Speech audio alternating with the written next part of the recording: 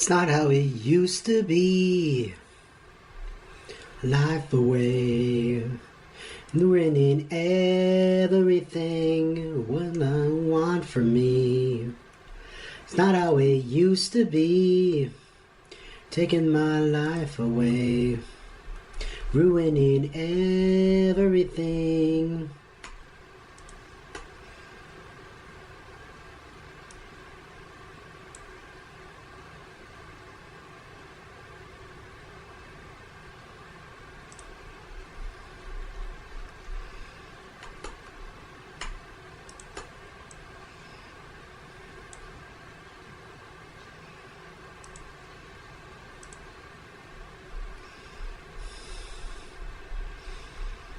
Taking my life away, ruining everything.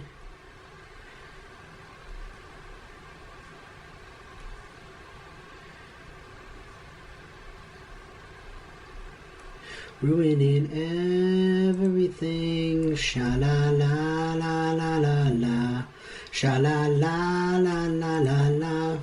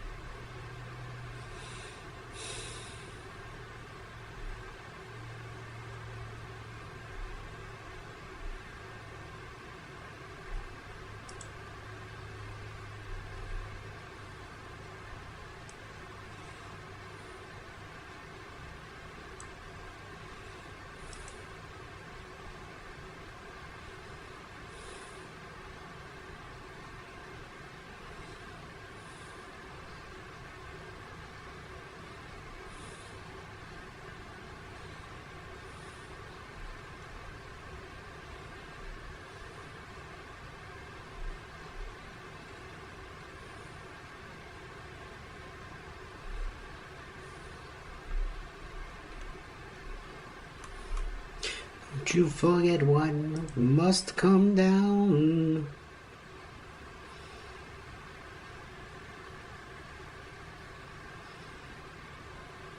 Call me when you're ready to be real. Black Madonna, hallelujah.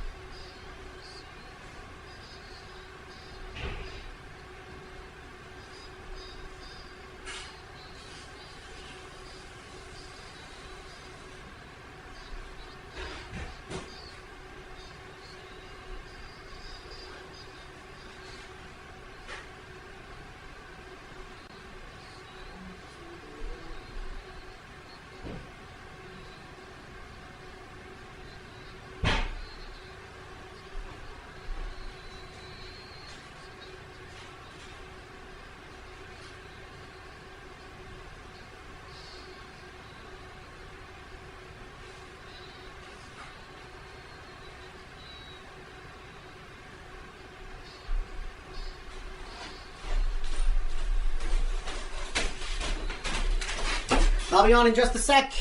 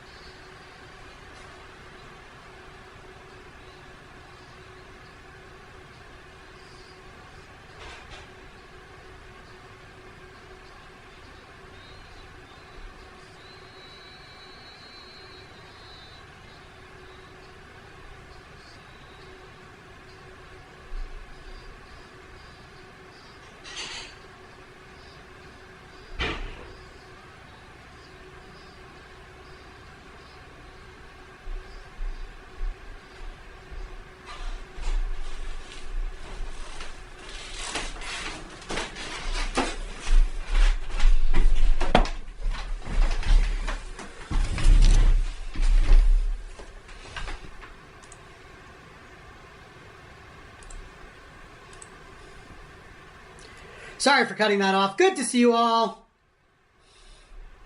It's me, the 𝔹𝕃ℂ𝔻. We got some stuff to talk about today. So, thing number one. Why the hell is that so big? Why the hell is that so small? That's just right. I have some things I want to talk about with reviews.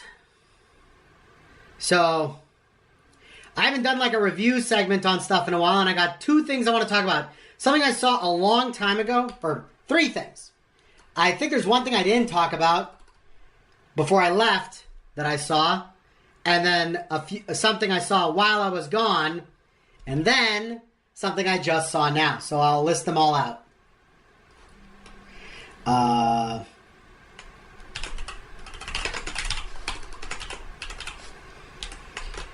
But we might do connections before that.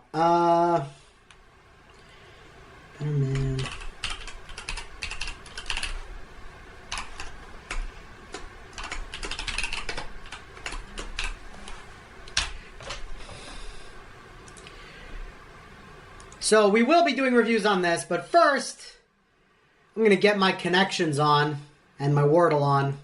You know me. I don't know why I started doing this, but I actually like it quite a bit.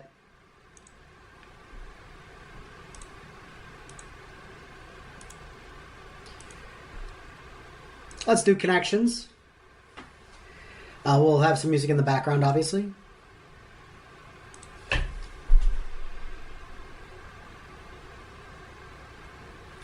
Met Jets. No.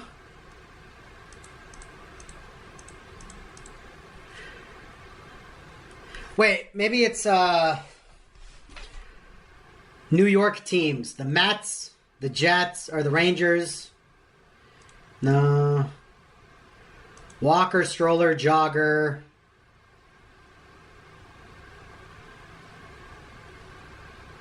Oh. Is it blocking the words? Damn, it is. My bad. Let me get rid of those.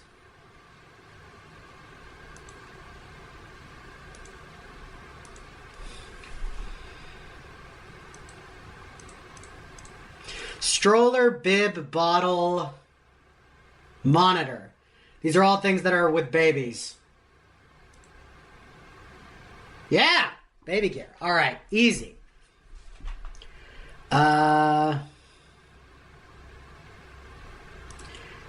Jogger, walker.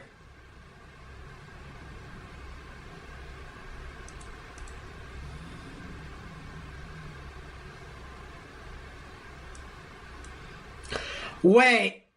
Oh, I think I might have guessed the purple one. Capri Sun, Jet Sun, Gay Sun. Yeah, they're just trying to fuck with you.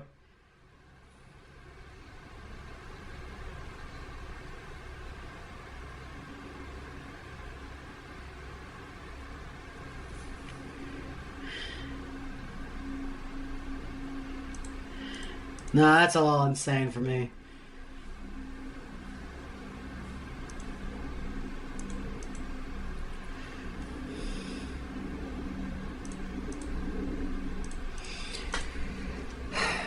I'm gonna go on a limb and Google something.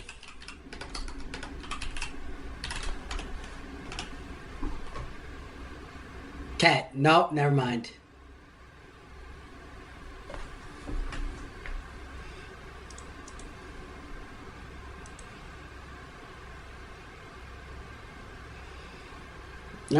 You know what? Why not? We haven't messed up yet. Nope, not even one away. So, absolutely not. Jogger, walker.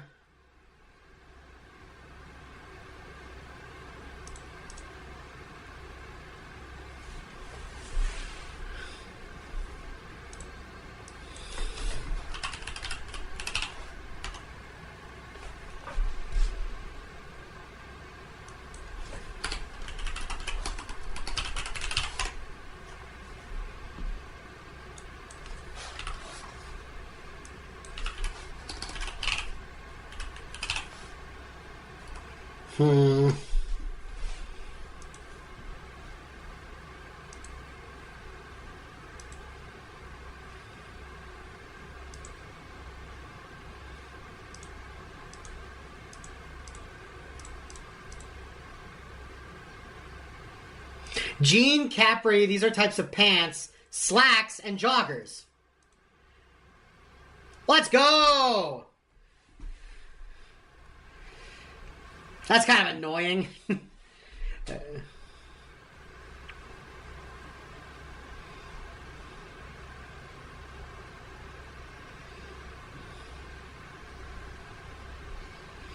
Other than what I've been trying to be, baby.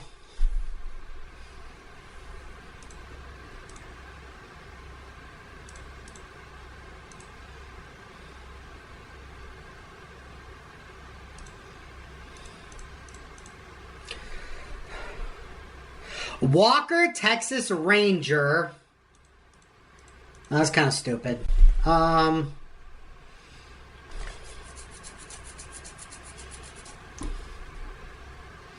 Gayson, Jetson. I'm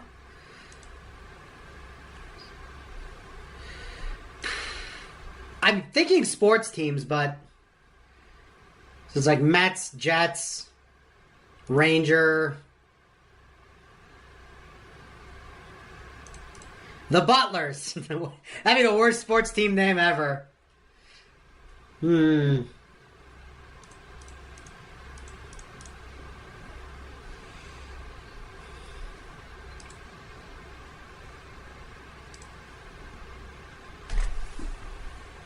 Oh, what I'm supposed to be.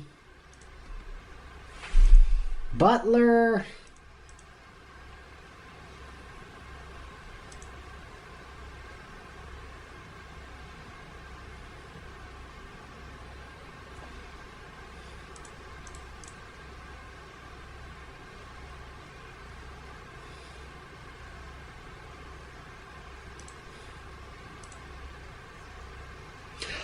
Oh, that's fucking evil.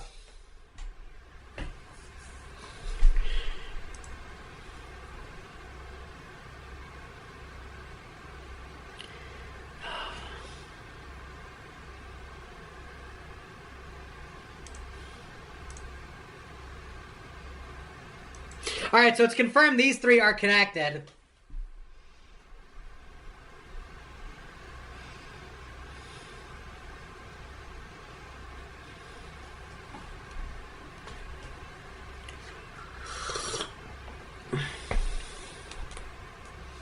So it's either Butler, Gay, or Ranger.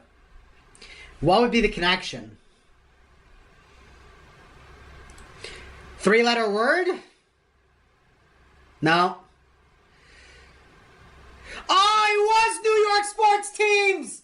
Oh, fuck!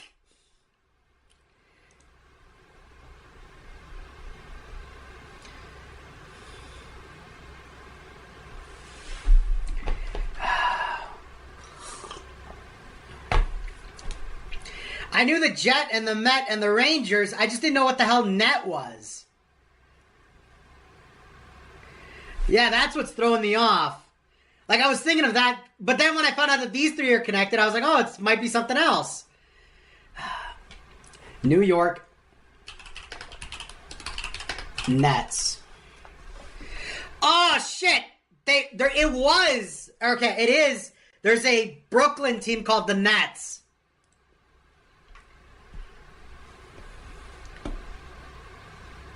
All right, let's go to Wordle.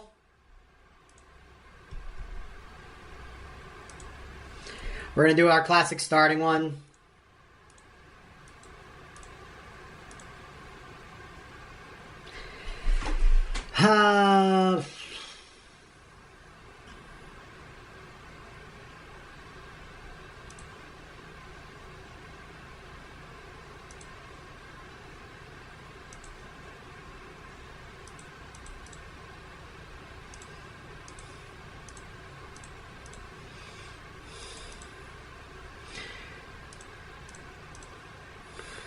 Well, this happens every time. Hey, look at that. Spuds was actually pretty good.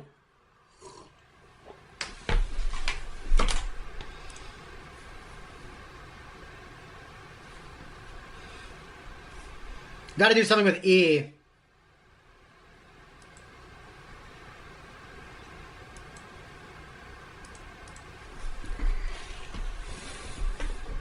Study? Sure, we'll try that. No, I can't be study. Yeah, and the U is in the wrong spot too.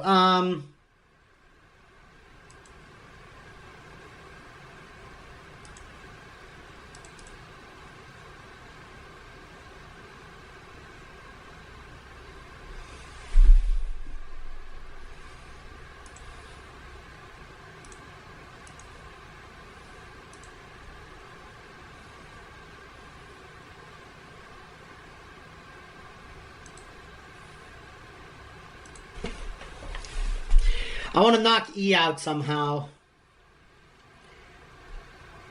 It's probably SU. SU. Swede. This could be it.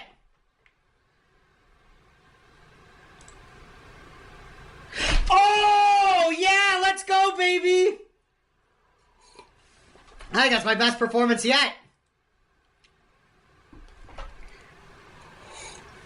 You see, I knew the U had to be here because nothing ends with U. And then I knew E had to be somewhere because E was the major vowel we didn't use yet. That's what I like about Daily is that it like knocks out like A-I and then also Y.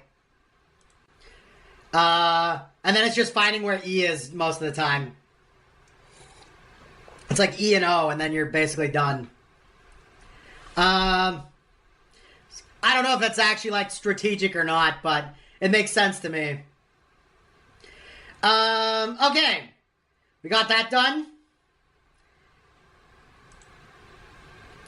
We had some things to talk about.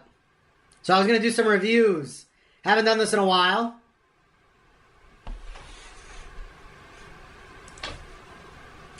Okay, this is a good song, but we will play it after. So first up, Better Man.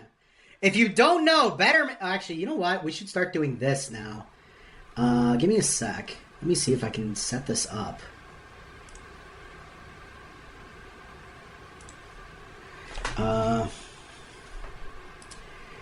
So, Better Man was probably like the most surprising movie I've ever seen. As in, it is way better than I thought it would be.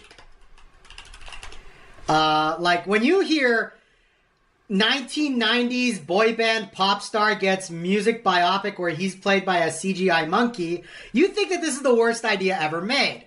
But when you actually see it, it's a real shock that it might be one of the best music biopics I've ever seen. It is just a purely entertaining movie. It kind of reminds me a lot of, what's it called?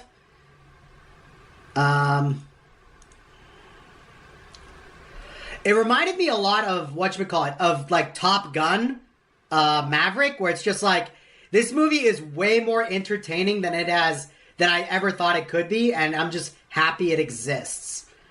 So that's like high praise. Sorry, give me a sec. I need to readjust this browser window. Yeah, the CGI monkey thing was interesting, but I was surprised how well it worked. Top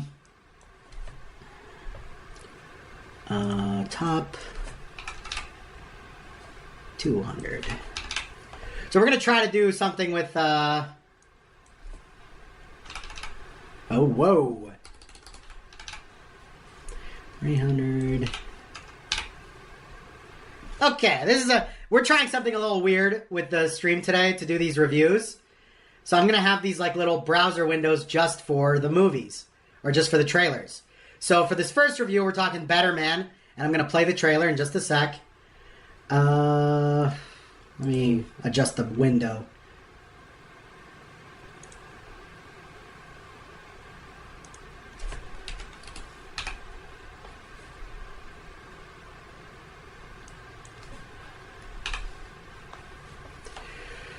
Okay.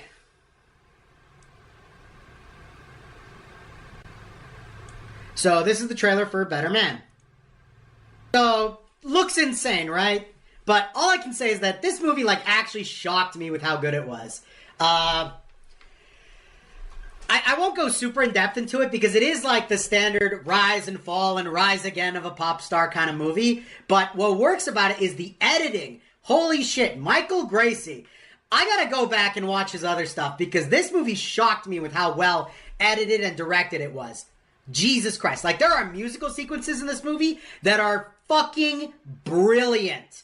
Like, the whole, I Don't Wanna Rock musical sequence is fucking genius. The moment where the song that was in the trailer, Angels, plays, hits like a fucking ton of bricks. Oh my god. Like, if you like... I don't even normally like these kind of like behind the pop star kind of movies, but I was just shocked at how good this one was. Like, this was the best one of these kind of movies I've ever seen. Even though narratively it wasn't like amazingly interesting, like it is basically the rise and fall and rise again of a pop star. What is interesting about it is just the way it's directed, the way the music is implemented. It's all really good stuff. Now, a lot of you guys are going to be like, who the fuck is Robbie Williams? Because, fun fact, if you didn't know this, he just did not have a hit in America. But if you live outside of America, this guy was fucking huge. This guy was like Justin Timberlake level big in the 90s and 2000s. Yeah. So if you talk to any European, they'll tell you who he is. If you talk to a lot of Canadians or like people from like the Commonwealth Islands or the Commonwealth places, they know who he is. So yeah, it was really shocking finding out that Americans just have no idea who the hell this guy is. But I'll tell you this movie deserved a lot better than it got. I would personally give it like 85% out of 100. Like, this is a very good movie. It's not the greatest movie I've ever seen, but it's in a genre I don't like. And it's a movie that I like from this genre. He was the EU Timberlake then. That's a good way of putting it, I think. Again, I don't, like, my brother, he's married to a girl from Poland. And when I was describing this movie, she was like, oh yeah, he was part of that band Take That in the 80s. And I'm like, yeah, okay, I have no idea who the fuck those are. But I heard like one or two of his songs when I was growing up.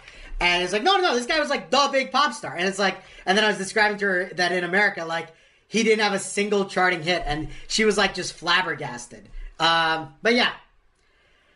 Very good movie. Pleasantly surprised how good of a movie it was. And it's a lot like Top Gun Maverick, where it's just a movie that's proud of being a movie.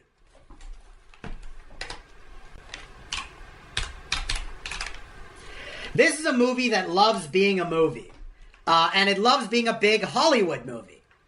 Now, next up, we're going to talk about a movie that is not a big Hollywood movie in a lot of ways. But is a very strange little movie, but I'm very glad it exists.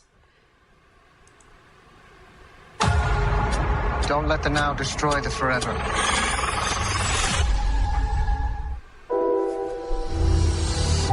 One filmmaker has always been ahead of his time.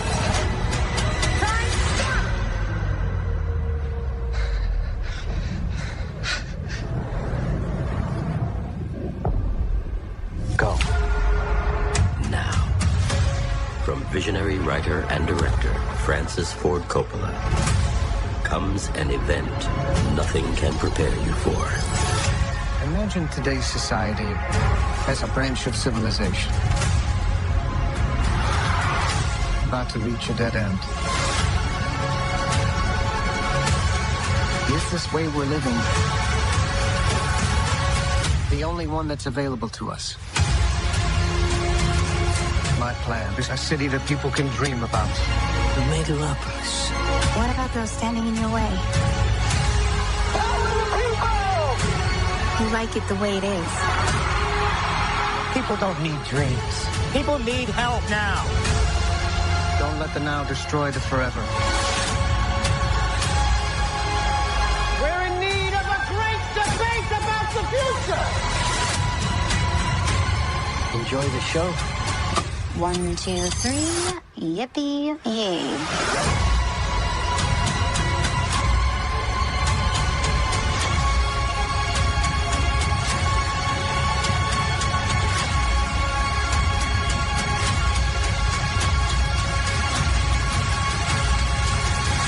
There's still so much to accomplish, but is there time?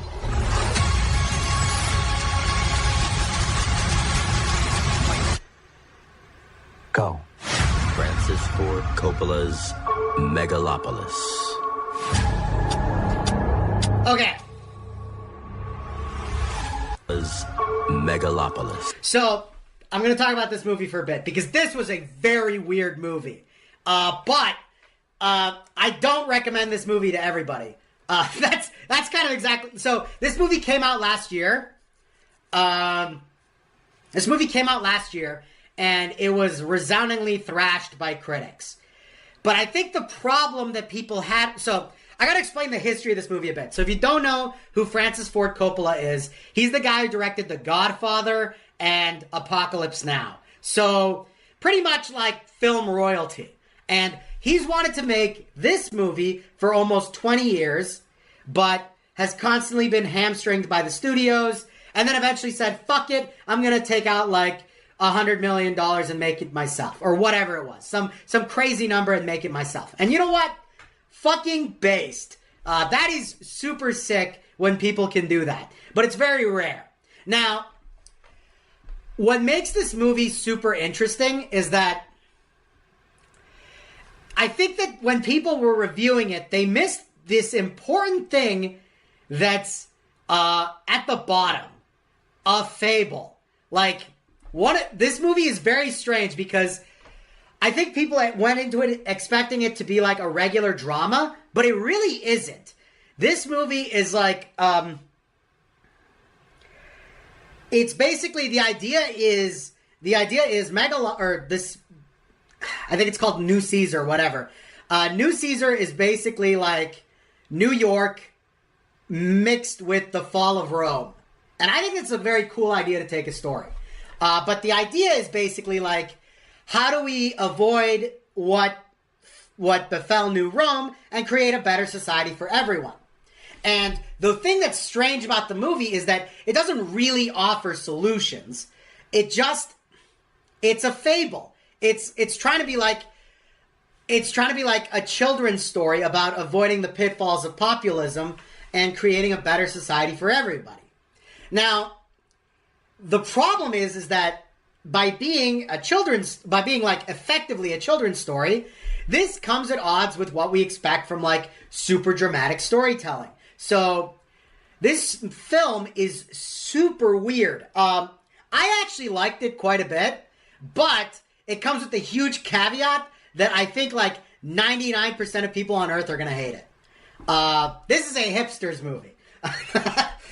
But, like, again, there are cool things in it, but I could totally see why people don't like it. Because, again, it's not like a regular dramatic story. It's not like The Godfather, for example. This is like this hyper-reality sort of like super optimistic view towards fixing the problems of today.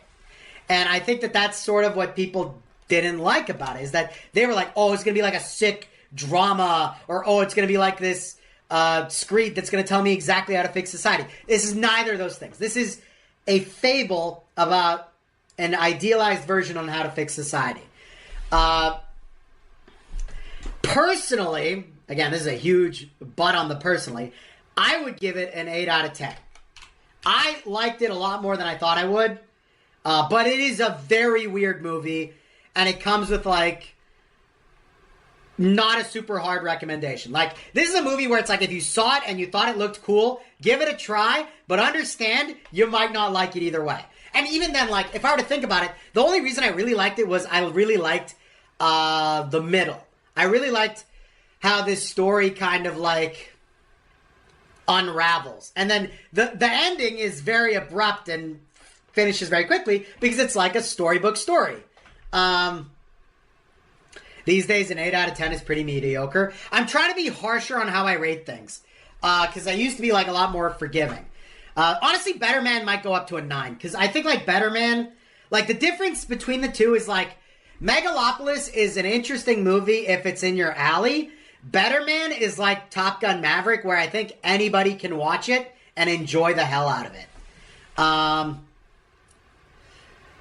Yeah, but I could totally get why people were, like, trashing the crap out of Megalopolis. It makes sense to me, but I really enjoyed it. And then last on the list is something I just finished, like, 2 or 3 days ago. Oh, no, yesterday.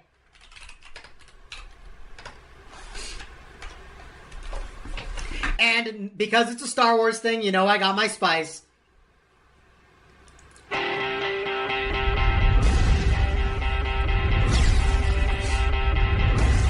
in a war. You want to fight?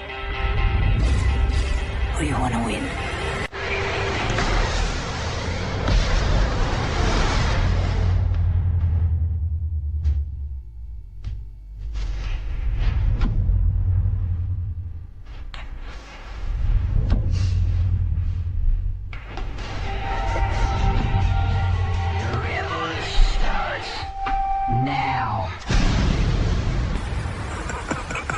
What a swell party this is.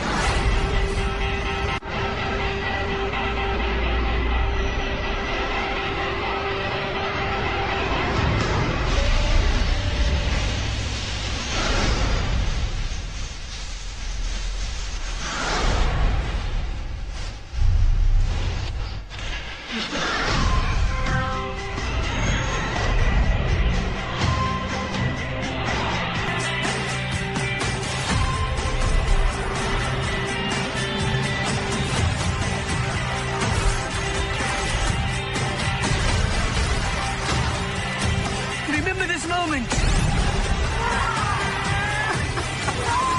You're here, you're right here, and you're ready to fight.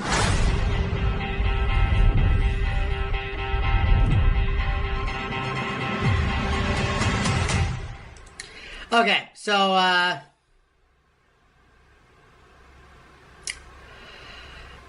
okay. So I'm probably going to be hitting spoilers because you know me, I'm a big Star Wars guy and I got to get into stuff. If I look at Andor as a whole, it's kind of a frustrating experience. Not because it's bad. It's all pretty good.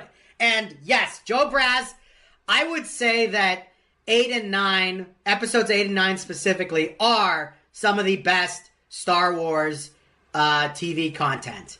Probably without a doubt. The problem is, especially with season 2, I really... Okay, so this is going to be like kind of weird, but Andor... Andor could have been 1 season long, but it could have been like 1 16-episode season of TV, or 20 episodes of TV. I think you can honestly have cut it to be that, and it would have helped a bit. or it would have helped a lot. Because my biggest problem is the same problem I had last season. And the fact that I found out that Andor Season 2 was supposed to be 5 seasons long is fucking insane to me. Thank God they got canceled on Season 2.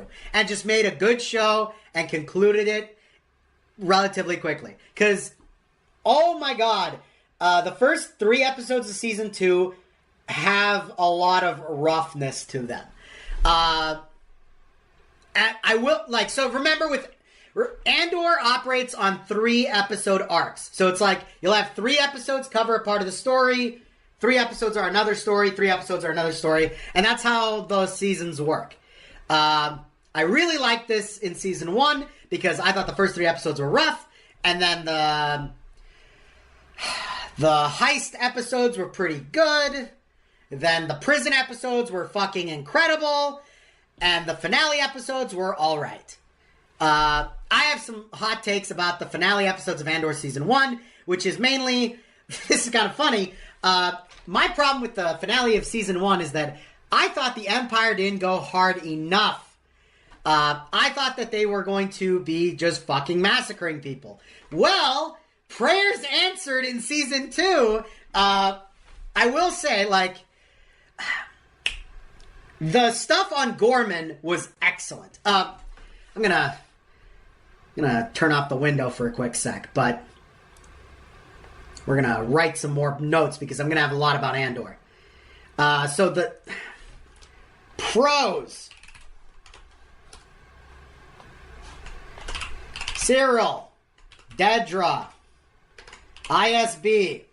The Cyril, Dedra, ISB stuff is fucking amazing in Season 2. Yeah, I'd say it ends up being amazing. It starts off a little rough, but then it ends up being amazing. Andor himself is better in Season 2 than in Season 1. Dedra, more like Survivedra. Technically, but if you see Season 2, you'll know that not so much. She's not exactly #winning.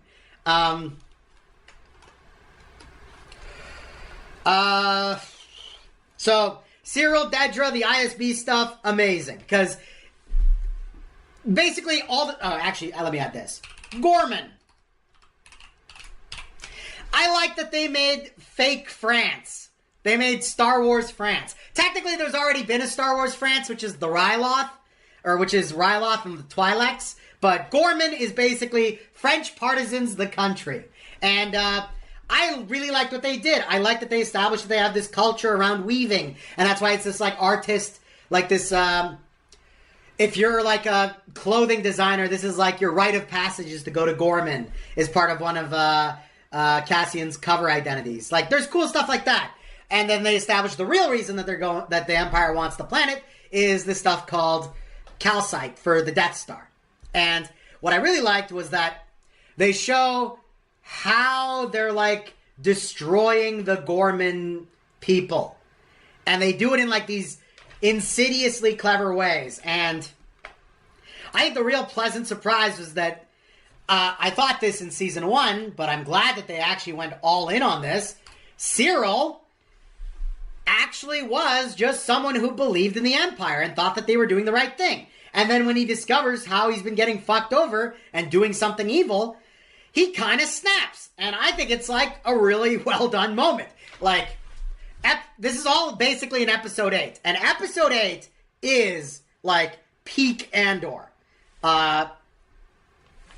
Something, rebellion is spontaneous. True. But despite all the praises I'm saying about this, there is stuff that I think was kind of a mess. Like, the first 3 episodes, really. Again, like, this is one of the things that's really weird to say, is, like, it really feels like Andor is a show that's planned to be shorter, but then artificially extended.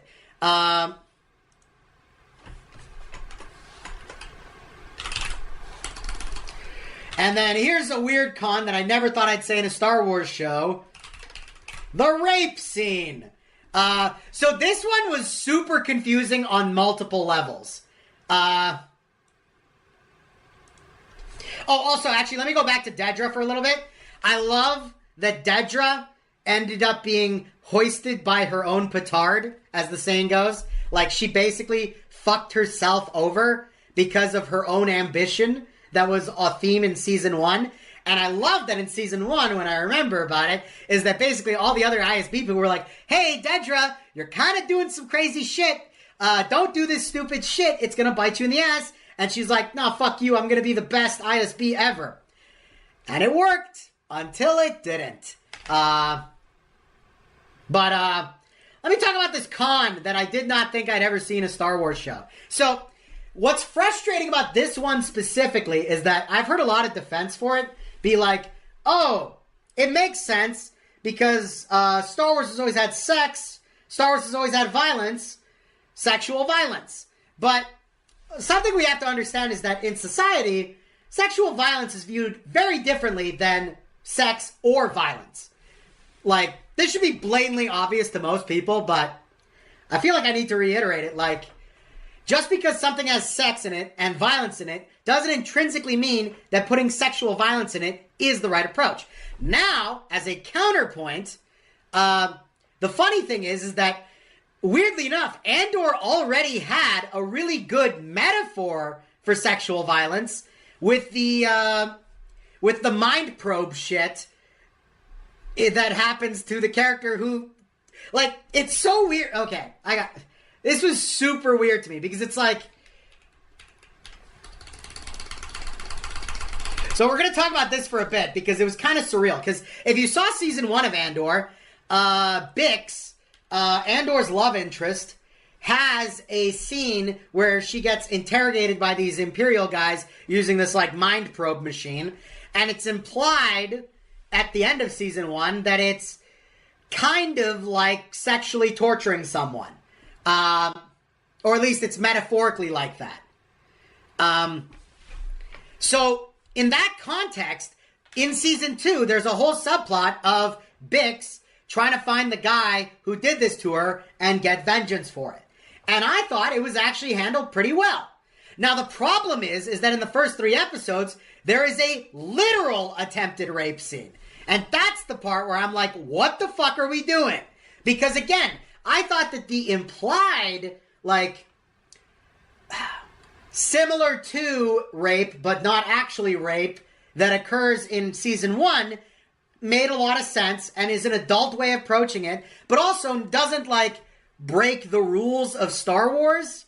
I know this is things that people always get into arguments about. So, and what's weird about this scene in the first 3 episodes is that it's basically an Imperial officer who tries to rape Bix, and then Bix fights back and kills him. But this is such a weird moment because it's like, it's never really brought back up again. Like, okay, it is because she's, like, traumatized by it. But she was also before traumatized by the mind rape thing. So it's like, why would you even do this again to this character? Like, that's kind of the weird fucked up part. Is like, Bix basically exists to get, like, in the last 3 episodes of season 1 and the first 3 episodes of season 2, Bix exists to get raped, basically. Which is pretty fucked up.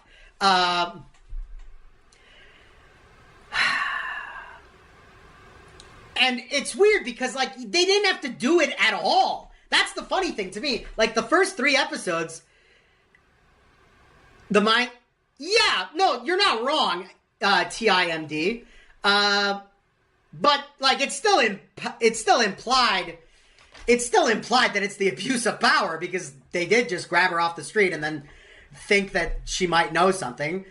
So again, it's like, you're not wrong that it's like a different application of power, but it's like, why even explore it? Like, I don't know. Maybe I'm wrong. But this is like more classic, it's like, this is the part that weirded me out. It's like, there is a reason to do it, and it makes sense why they did it. But it's also like, they've already implied the exact same thing before, and they've implied it in other subtler ways, like with how the prisoners are treated on Narkina in the first season, and then also, like, the way that they treat the farmers at the start of season 2 to begin with. So it's like, it's already implied they just decided to do it again, but more explicitly. It's like, hey, you didn't get the metaphor? We're beating you over the head with the metaphor. And that's also kind of the problem I have with the Gorman stuff. Because I think the Gorman stuff is actually handled really well, but it kind of hurts the Ferrick stuff from the first season. Because the first season Ferrick stuff, it really feels like completely pointless now, in my opinion. I honestly don't see... Nikarkos, there are arguments for why you'd introduce it and why you'd do it. But again, like, for me, it just feels like a weird thing to introduce to the Star Wars universe explicitly. Like, that's the thing is, like, T.I., I get that it's, like, exploring different dynamics of abusing power. But it just feels like a weird thing to introduce to Star Wars explicitly. You know what I mean? Because, like, again, I think the mind rape thing is actually a really clever way of, like, talking about it, but not actually showing it. Because that was the part that weirded me out. Because, like, I'm watching this season 2, and I'm like, whoa, this is kind of crazy. And then I thought about it, and then the next arc of the episode actually completely ignores the rape scene from the first 3 episodes, and then just talks exclusively about the mind rape stuff. So it's even dumber, in my opinion. Because it's like, oh, she had to get raped to remember that she got raped? Like, what the fuck are we doing here? Again, maybe I'm thinking about this wrong, but it also, like, yeah, I don't know. Like, this was my main big issue with the season, as well as just the first 3 episodes kind of feeling, like, a little aimless. Like, the main thing we got was, again, the first 3 episodes are kind of funny and, like, how inconsequential for the most part they feel. Like, most of Andor's subplot is, I stole a TIE fighter and I'm stuck on a moon and I'm fighting against these random people who are just fucking morons and I break out. And that's basically the whole subplot, his whole subplot. Dedra and Cyril's subplot is, we're dating and we're sick of Cyril's controlling mom. And that's his subplot. And that's their subplot. And then, like, the only consequential thing that feels like it happens in the first 3 episodes is, like, the rape scene, which feels superfluous entirely because they previously explored a very similar, like, version of that idea. And then also they introduce Gorman and why they want to mess with Gorman. So it's like, it felt like a waste of time, frankly, the first 3 episodes. That being said, the next 3 episodes are significant improvement, and then 7, 8, 9, or specifically 8 and 9, are like the best episodes possibly in the series, but definitely in the season. And then the last 3 episodes, I will say the last 3 episodes did do one thing that made me frustrated. The last 3 episodes have us be introduced to K2SO, and it's frustrating because the whole time I'm watching these last 3 episodes, I'm like, why the fuck have you not introduced this character earlier? Holy shit, he just makes everything more enjoyable. Like, the whole raid on the Coruscant apartment block to rescue Luthen's secretary, like, that is some fucking awesome TV. And it's mainly because K2SO is just, like, a fun character to watch. Fuck, I don't know. I will also say it's funny that, like, episode 9, which is the Mon Mothma escape episode, shares a lot of similar... Oh, I forgot also, the first 3 episodes have the wedding, which is, it's a wedding. Like, I get why they show it and what they're doing with it, but still, it feels like a lot of Andor is just, like... This is kind of a problem in Season 1, and it's a problem in Season 2. Like, it feels like a lot of Andor is just a lot of extra fluff, which can be good, but something I always like Star Wars, or something I've always liked in Star Wars, is how efficient the storytelling is. Andor's a good show, but I wouldn't say it's, like, storytelling efficient. It really feels like, straight up, this is going to sound insane, but if you made Cassian from Gorman, and then replaced Marva's death with, like, the Gorman riot and just, like, moved everything back a bit, the whole show could have been done in, like, 16 episodes. I will also say, like, I really like that they brought back the guy from the prison. He was from the prison, right? Yeah, I like that they brought back the guy from the prison. That was an awesome little subplot. What the fuck are we doing with Saw Gerrera? Okay, let's do another con.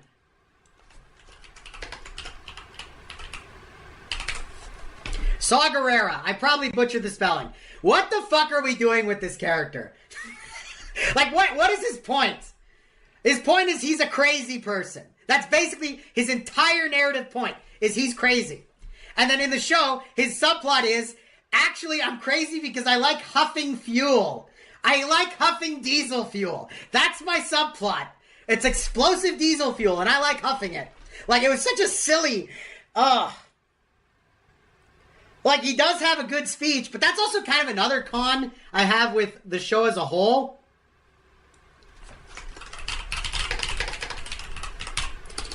Everything is a speech. Now, that's not intrinsically a bad thing, but it gets kind of annoying, where it's like, everything builds up to a speech. The only time I felt that this was justified was the Mon Mothma speech. And it's a great moment. Also, her breaking out is just a fucking awesome sequence. But it is kind of frustrating where it's like, everything builds up to character X explaining why you should morally believe Y. I'll actually say another pro. And this I'm actually glad they saved for season 2.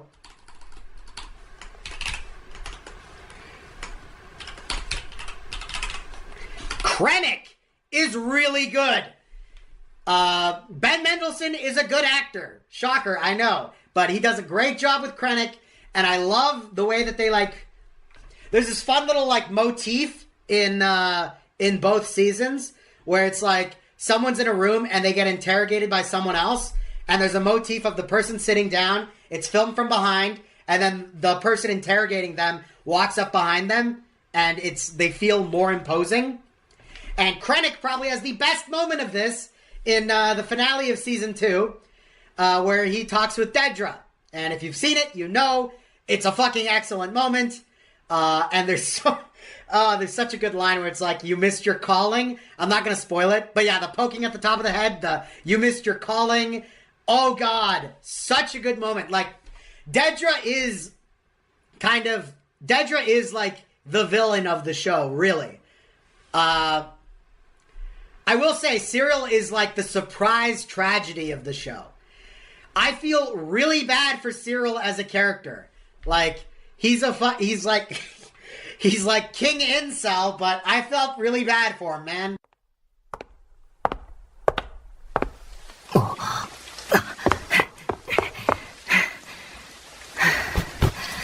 Fuck.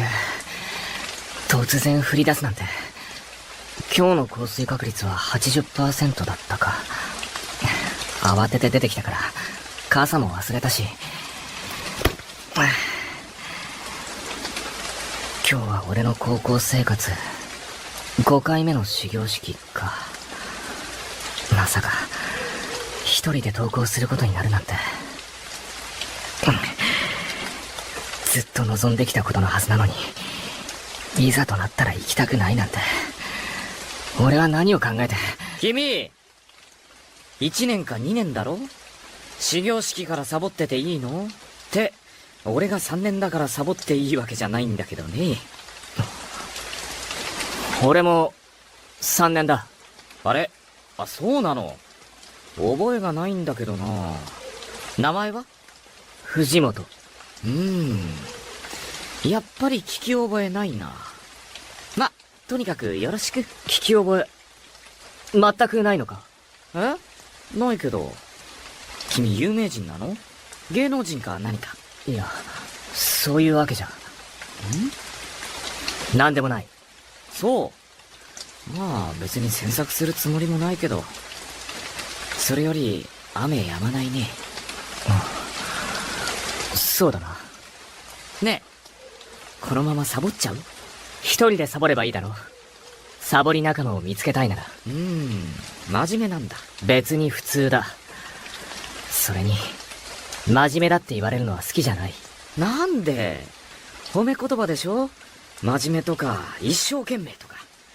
そういうのって、くだらないって思うタイプ？違う。バカにされてる気がするから嫌なだけだ。真面目なんだね。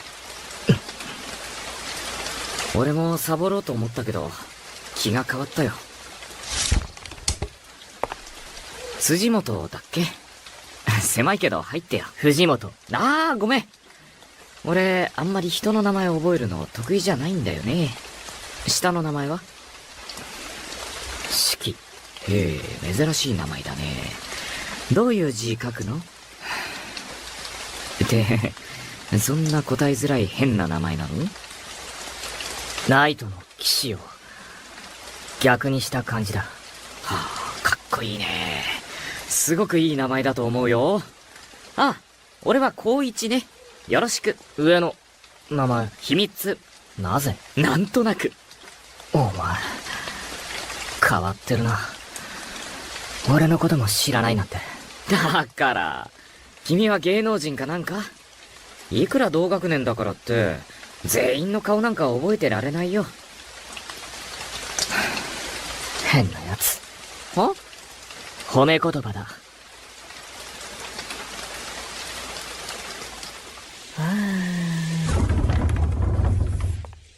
あれ？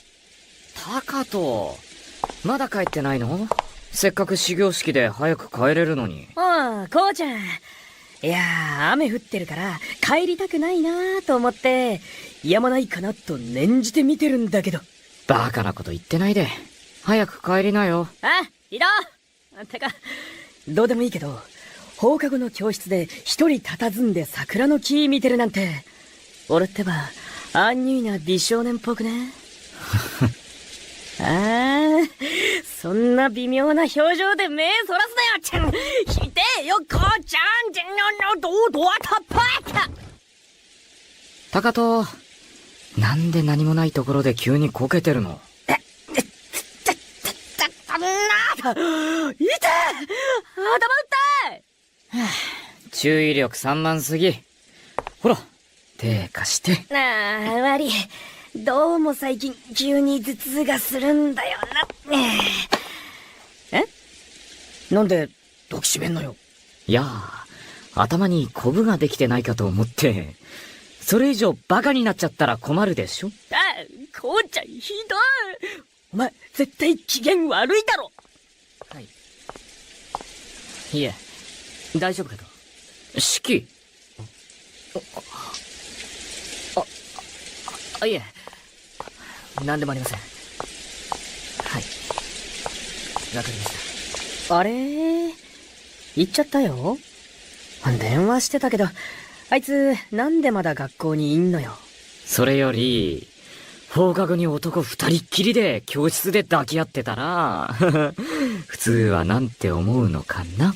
普通はってお前、普通は俺誤解すんだろって、ちょっと待って、ナイトちゃん誤解だからもういないから。ナイトちゃん？式じゃなくて？話せっ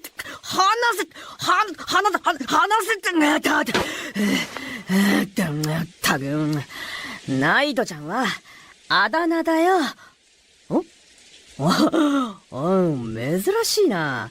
噂嫌いのお前も、さすがにナイトちゃんのことは知ってるのか。いや、全然。朝たまたま会っただけだよ。そういえば、変な反応してたな。有名人なの？こいち、少しは周りの噂とかにも気を配ってた方がいいと思うよ。って言っても、俺も詳しい話は知らないんだけどさ。あいつ、もう2回だか3回だか留年してんのよ。なんつったって、自分のいとこが登校する日しか学校に出てこないんだから、当然じゃあ当然なんだけど。よく話が理解できないんだけど。いやね、あいつにはいとこの女の子がいるんだけど、どうも体が弱いらしくて、あんまり登校してないのよ。で、なぜかナイトちゃんも、そのいとこが登校する日にしか学校に来ないって噂。てか、本当の話らしいけど。どうして？そんなの知るかよ。噂によると、あいつ両親がいなくて、いとこのおじさんに引き取られたらしいから、何か弱みでも握られてんじゃないのっていう話。そのおじとやらがすっごい娘に過保護なんだと。おい、こうちゃんどこ行くのよ？部活。音楽室でピアノ弾いてくる。自分から聞いてきたくせに、思いっきり地雷でやんの。あいつ、本当に噂話嫌いだよな。まあ、無理もないか。辛い目に遭ってきたもんな。さーて、俺はカイトのお見舞いでも行っちゃいますかね。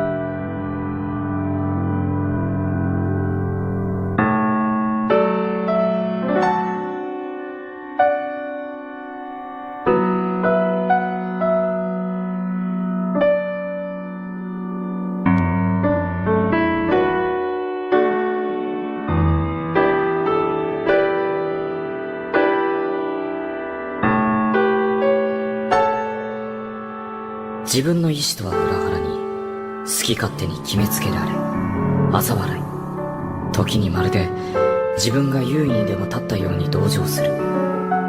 実にくだらない。本当は分かってる。この行動に何の意味もありはしないこと。それでも俺は雨の日にピアノを弾かずにはいられなかった。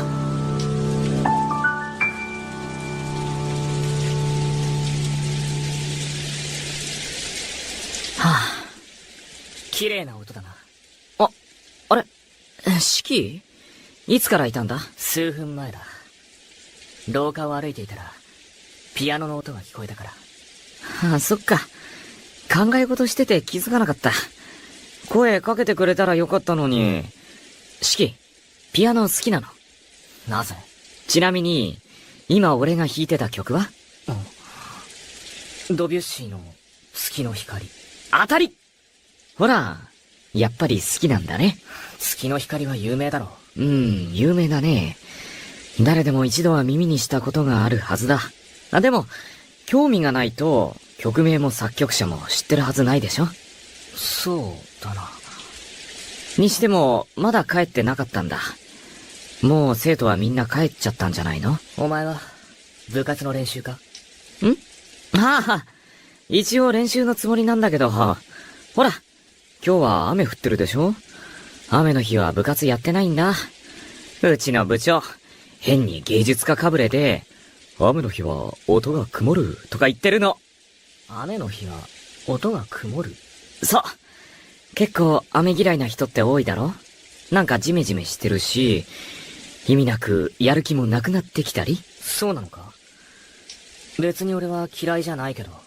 珍しい。でも、俺も実は雨の日に弾くのが一番好きだったりするんだけどね。ああ、それは、なんとなくわかった。お前のピアノの音は、とても澄んでいたから。君もピアノやってるの？昔な。今はもう弾いてない。好きなのに？好きだという思いだけじゃ、続けられないこともある。なんかそれって恋愛みたいだな。確かに。恋焦がれるという意味では、似ているのかもしれない。随分詩的な表現するね。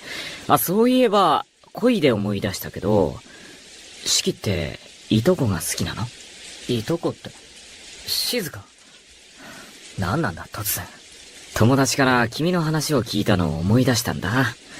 四季、随分と有名人だったみたいだね。今年は無事に卒業できるといいね。え？始業式の朝に会ったのも何かの縁でしょう。せっかくだから、一緒に卒業しようよ。卒業？どうしたの？卒業なんて、考えたこともなかった。何のために学校来てるの？さてと、俺もそろそろ帰ろうかな。俺も帰る。邪魔して悪かったな。四季！よかったらまた来てよ。雨の日は必ず一人で弾いてるから。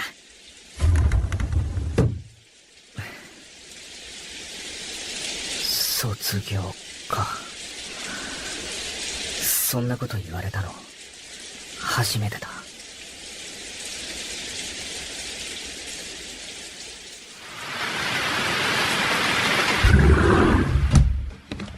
戸締まり完了と。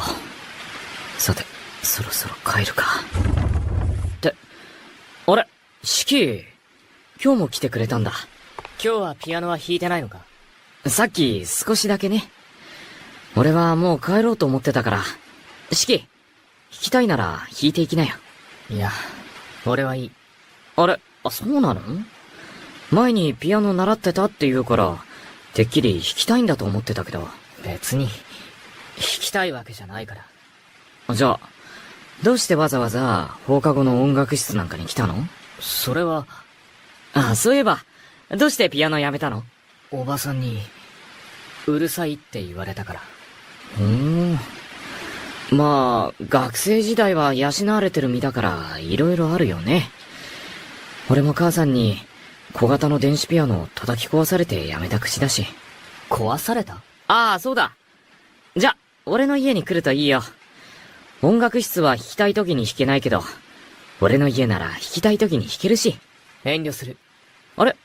もしかして門限とかある？別にない。けど。そんな、困った顔されても俺も困るんですけど、別に嫌って言うなら無理には。別に、嫌なわけじゃ。遠慮してるの？俺、一人暮らしだから気にしなくていいよ。そうじゃない。ただ、一度弾いてしまったら、また弾きたくなるだろう。そうしたら俺はどうすればいいんだ。せっかく我慢して弾かなかったのに、すべて無駄になるじゃないか。何大人みたいなこと言ってるの？大人になれば嫌でもいろいろ我慢しないといけないんだから、子供のうちにやれることはやっとかないと後悔するかもしれないよ。ね。本当は弾きたいんでしょ？ほらほら。言ってしまえば楽になるよ。弾きたい。そう。じゃあ行こうよ。ちょっと待ってて。俺、教室にカバン取ってくるから。あいつ、強引だな。確かに俺も弾きたかったけど。静かに電話するか。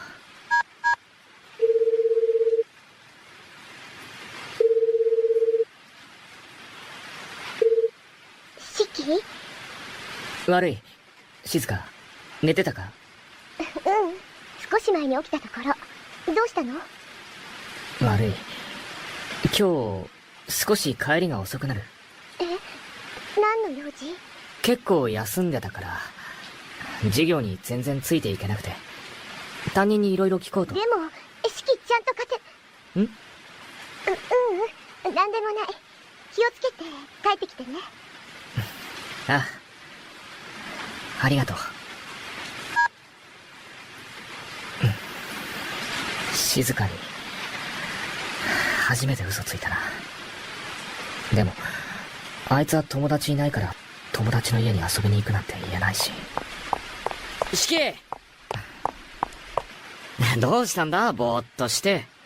ほら、カバン取ってきたから、一緒に帰ろう。ああ。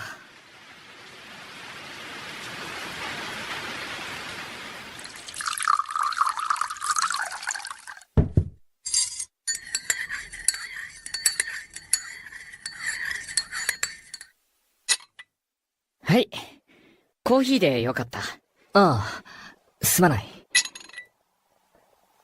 悪かったな。俺、下手だから、うるさかっただろう。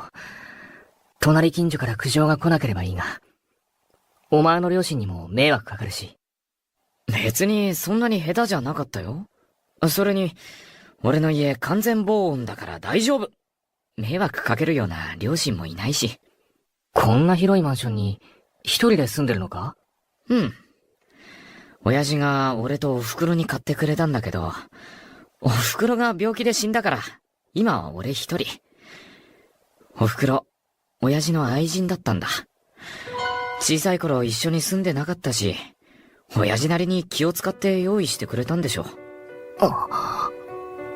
お袋が死んで、一度親父の家に引き取られたけど、親父の奥さんと折り合いが悪くてね。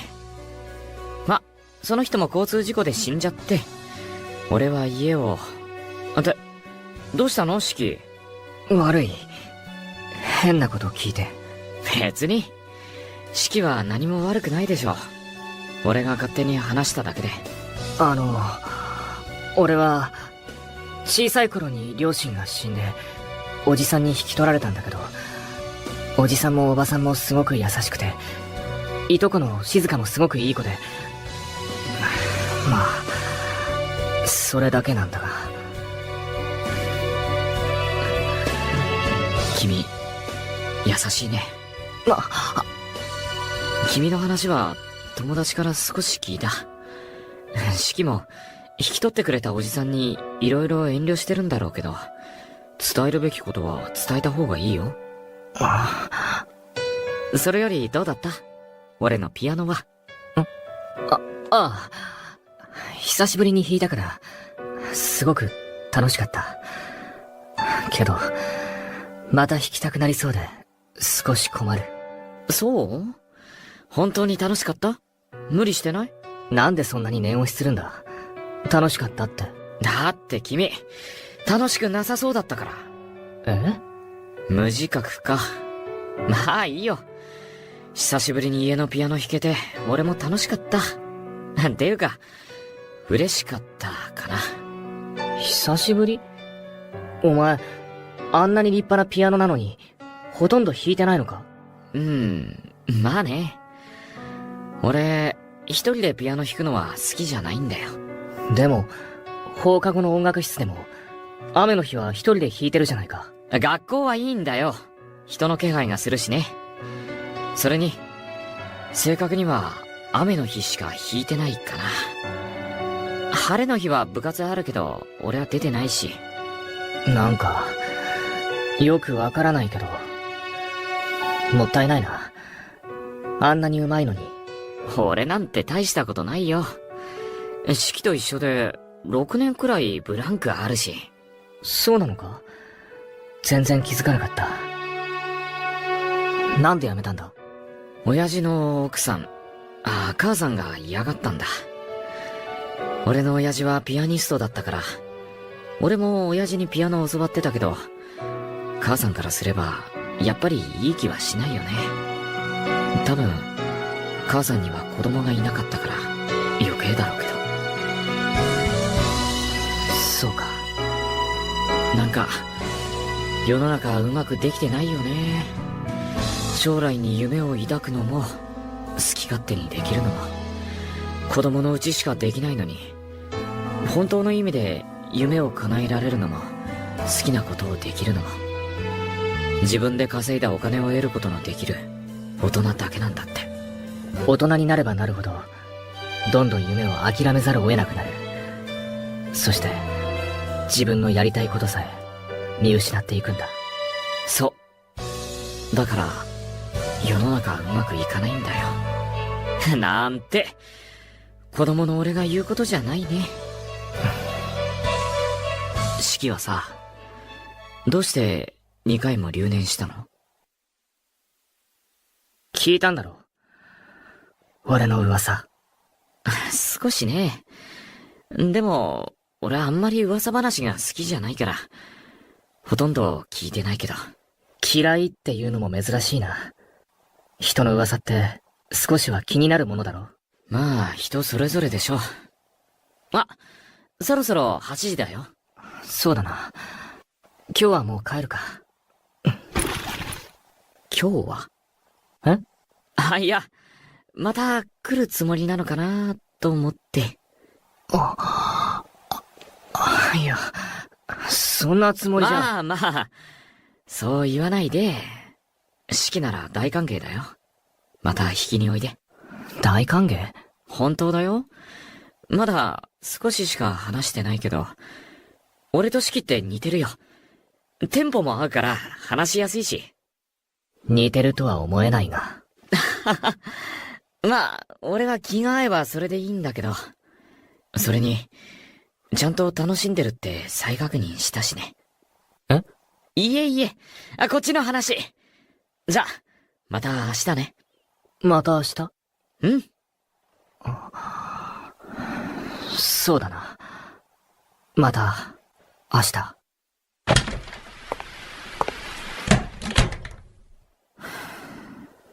普通、楽しいと笑うもんなんだけどね。式自分が全然笑ってないの。気づいてないのか。お母さん、やめてよ。僕のピアノ壊さないで。お母さん！ほんと、昔の俺にそっくりだよ。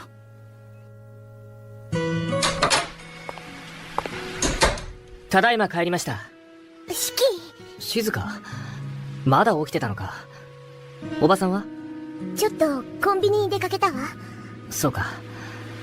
お前、おばさんがいないからって、いつまでも起きてないで、早く寝ろ。また体調崩すぞ。まだ9時じゃない。式までそんな、お父さんやお母さんみたいなこと言うの？それは、みんなお前の体のことを心配して。式だって、今帰ってきたばかりなのに、ずるいわ。ごめん。やっぱり、学校の授業は大変？え？だって、授業のことで先生に相談したんでしょ？ああ。ごめん。俺予習しないと。静かも早く寝るといい。うん。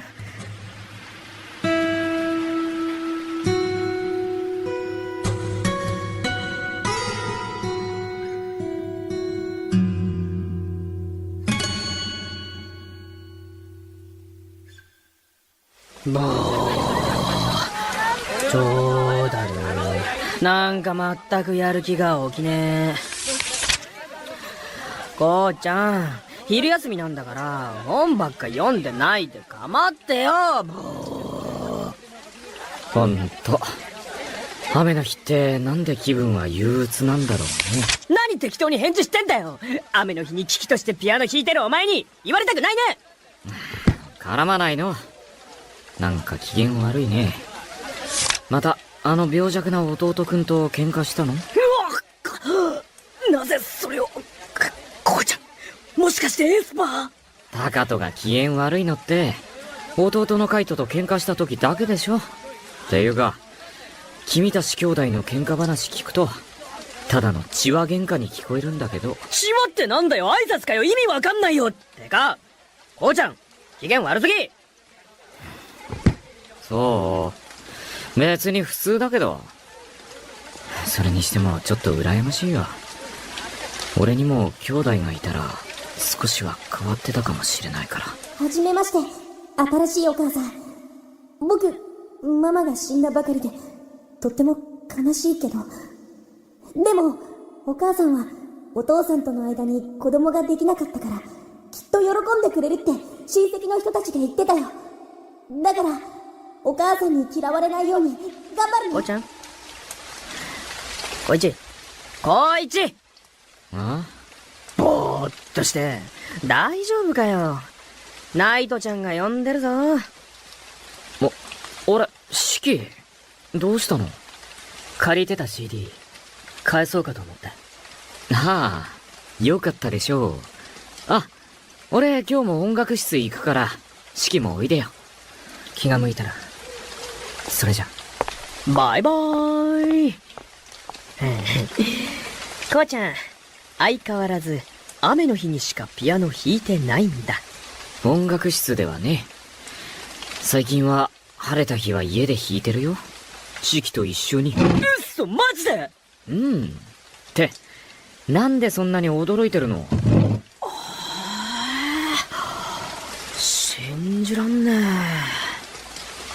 ずいぶん嫌そうだね。いやいや、嫌なんじゃなくて、びっくりしてんだよ。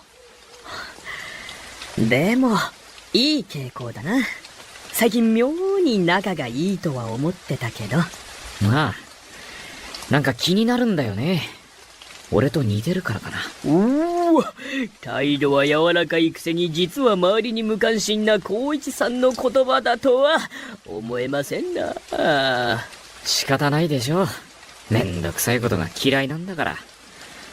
まあ、あとは笑ってくれると嬉しいんだけどね。俺はいつもこれでもかってくらいに笑顔だろ。うざ。誰が君の話したよ。四季だよ、四季。不愛想だけど基本的に素直だから、思ったことは口にしてくれるくせに、すごく楽しい。てか無表情で言うの。楽しいんなら笑えばいいのに。確かに変だな。でしょ？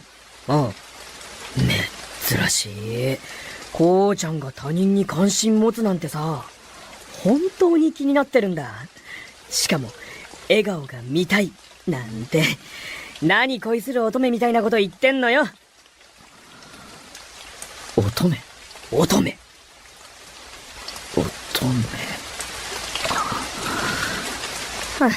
てか、なんか頭痛が痛い。ダメだこりゃ。保健室行ってくる。なに飲みすぎ？添い寝してあげようか。いらんねえよ。恋する乙女か。くだらない。僕のママは愛人で泥棒猫なんだって親戚の人が言ってた。お母さんは正妻なのにお父さんに裏切られたから寂しくてかわいそうなんだって。でも大丈夫だよ。僕が新しいお母さんが寂しくないようにお父さんに教えてもらったピアノをたくさん弾いてあげる。お母さんどうしたの？なんでそんな怖い顔してるの？恋愛なんて疲れるだけなのに。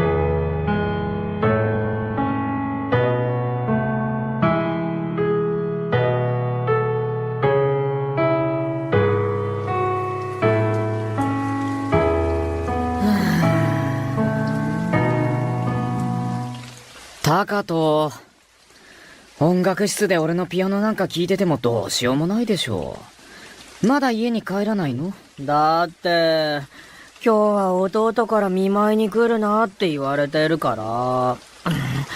暇なんだよ。そんなに冷たくしなくていいじゃん。いつもは授業が終われば真っ先に弟くんのお見舞いに行くのにね。暇な時にだけ来られてもいい迷惑なんだけど。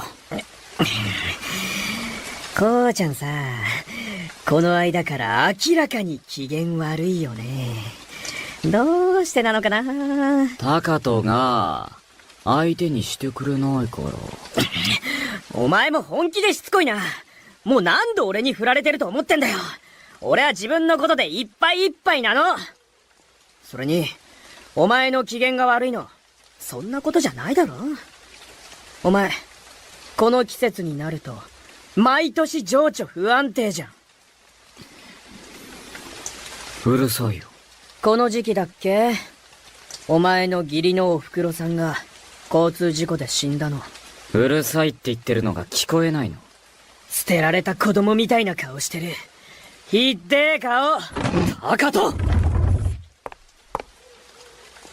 どうしたんだ？一体。別に、なんでもないよ。ほんじゃ、俺もう帰るから、ナイトちゃんは、ゆっくりピアノ弾きなよね。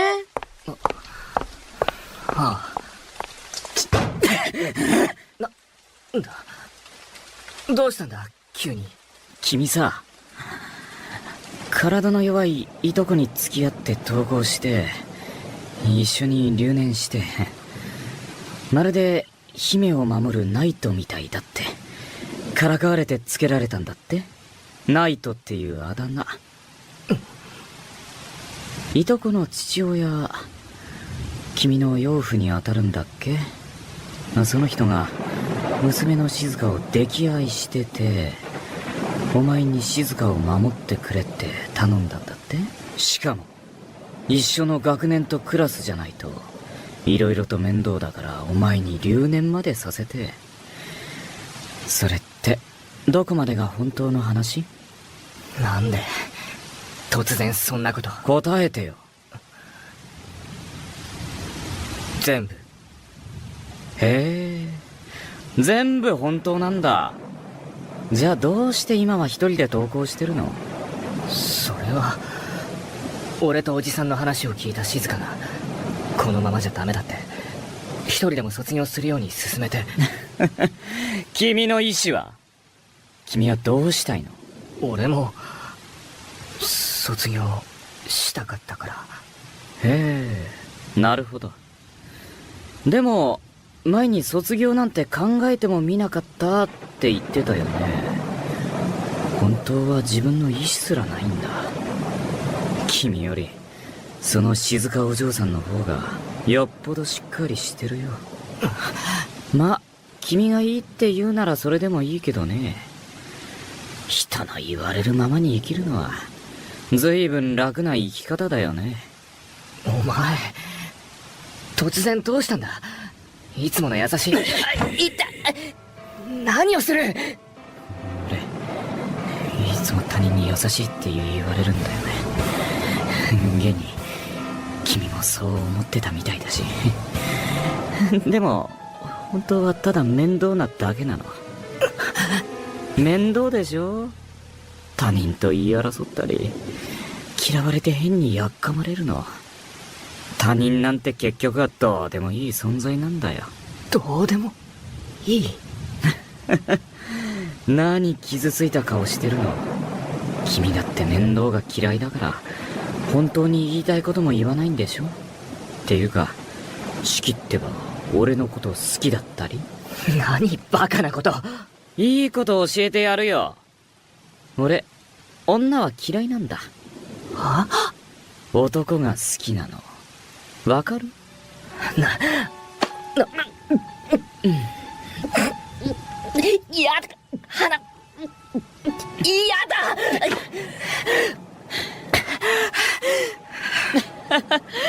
キスすら初めて？呼吸の仕方もわからないんだ。そうやって嫌なことは嫌だって言えばいいんだ。簡単でしょ。何なんだあいつ。信じられない。あんな。俺はただ静香とおじさんとの今の関係を壊したくなかっただけなのに、俺にどうしろって言うんだ。ね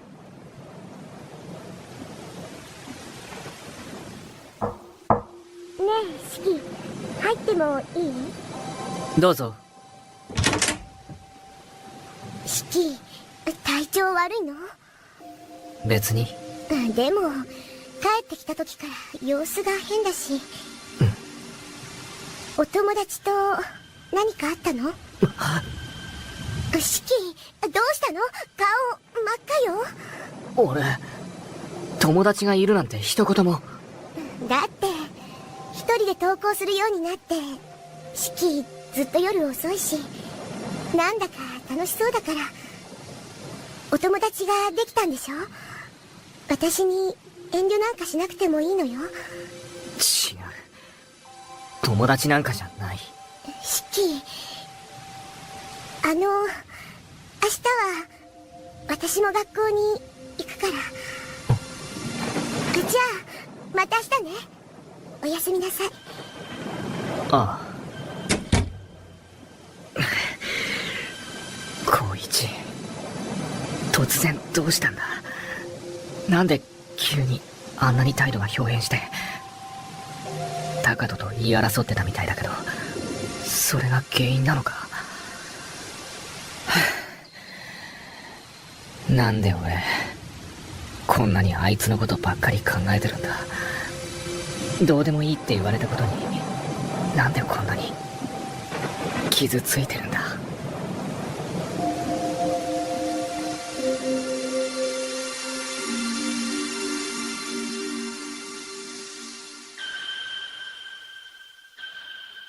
俺って最低。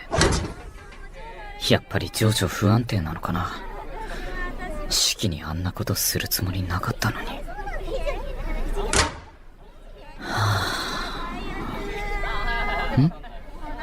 今門をくぐったのは式。それに隣にいるのは藤本静香。式のいとこか。投稿したんだ。そうなの。先生っていつも面白いことをおっしゃるのよ。そういうのは面白いんじゃなくて下世話なだけだ。お前は少し鈍い。式、どうしたの？あら、もしかしてあなたが式のお友達？友達？式がそう言ったの？式不愛想でちょっと誤解されやすいから、お友達ができて本当によかった。仲良くしてくれてありがとう。いえいえ。あ、俺は𝔹𝕃光一です。こちらこそ式くんにはすごくお世話になってますよ。式、どうかした？なんでもない。そう？じゃあ私はちょっと職員室に行ってくるわね。ああ、俺も一緒に。もう一人でも大丈夫よ。お友達でしょ。二人で先に行ってて。ああ。静か。前見て歩かないと人にぶつかる。ごめんなさい。きちんと前見て歩かないからだ。式ったら笑わなくてもいいのに。あいつフラフラしてるけど大丈夫か？初めて笑った。何か言ったか？初めて笑っている式を見て、いとこの前だと笑うんだななんて考えると、なんだか無性に腹が立った。ああ、待って。何？なんでもない。校庭、場所取れてよかったわね。はい式、お弁当。わざわざ静香が作ってくれなくてもよかったのに。もうこういう時は遠慮したら女の子に失礼でしょ。悪い。あ、そうだ。そういえばさっき会った式のお友達、どうやって知り合ったの？式、学校の人たちあんまり好きじゃなかったのに。ああ、あいつがピアノを弾いてる時にたまたま通りかかって。ピアノ？そういえば式ってずいぶん昔にピアノを弾いていたわよね。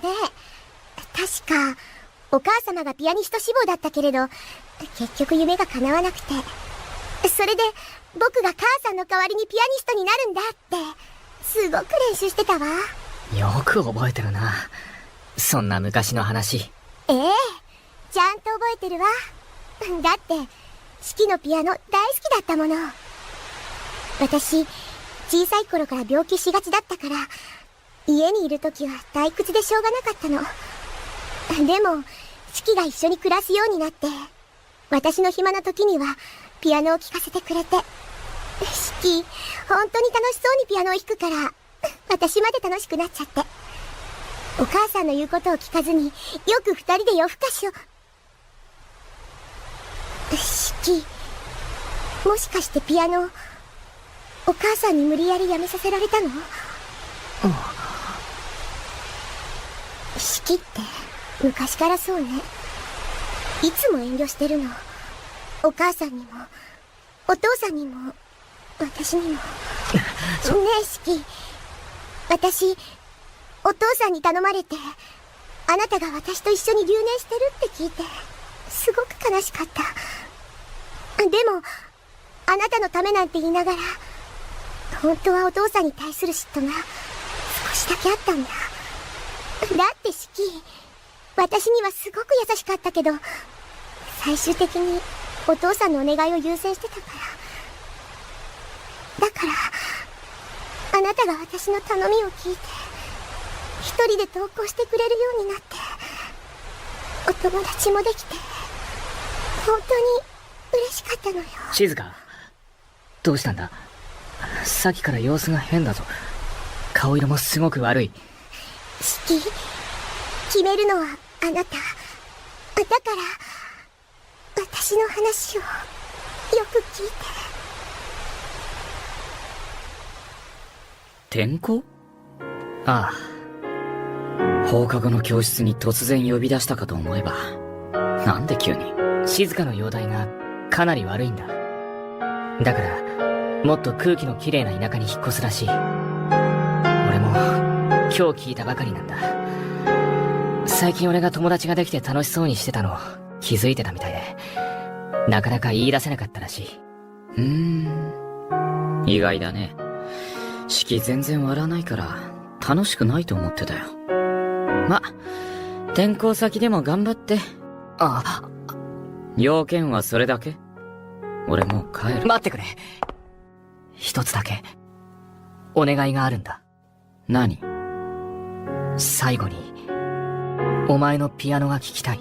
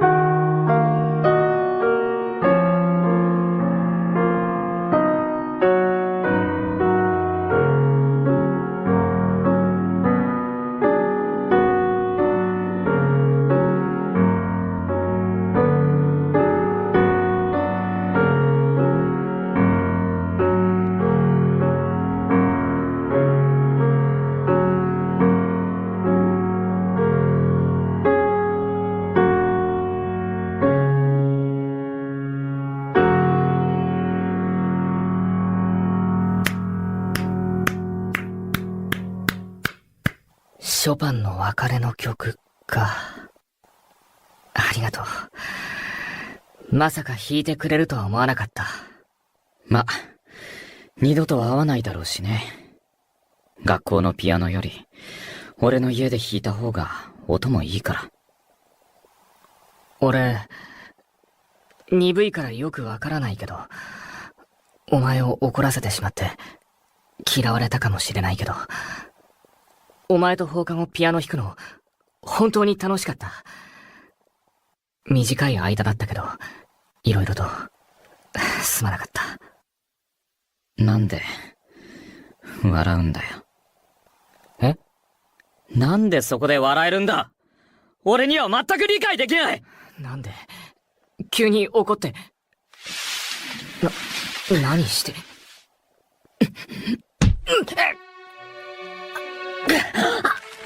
何ごめんね。君を見てると、なぜだかすごくムカつくんだ。やだ、話。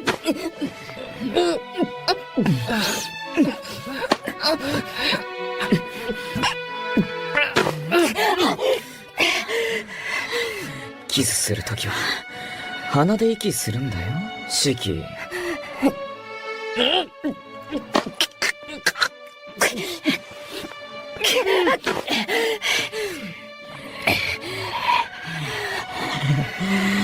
え、まさか舌噛まれるとは思わなかったよ。なかなかやるね、シキ。でも、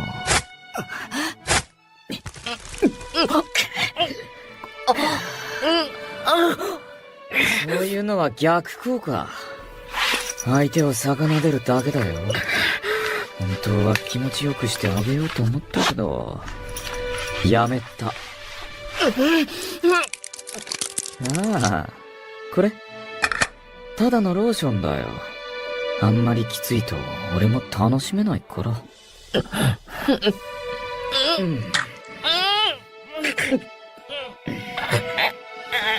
はいはい、まずは2本ね。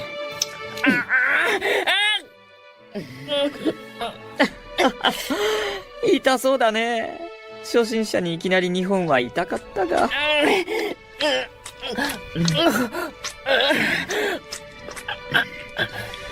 でもごめんね。君を楽しませるつもりはないんだ。痛い。やめろ。ああ、ティッシュ吐き出しちゃった。そんなに痛い？決まってる。まあ血も出ちゃってるしね。本当に。やめ。あ、今いい声だった。いいとこに当たっちゃった？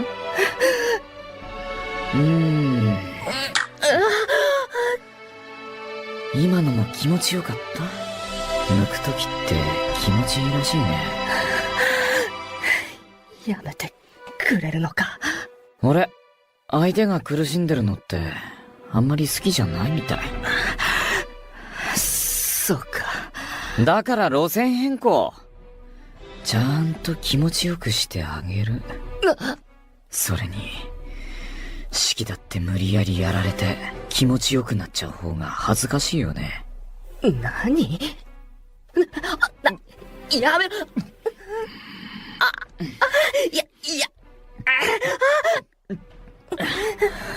さっき中途半端にいじったから敏感になってる。気持ちいいでしょ？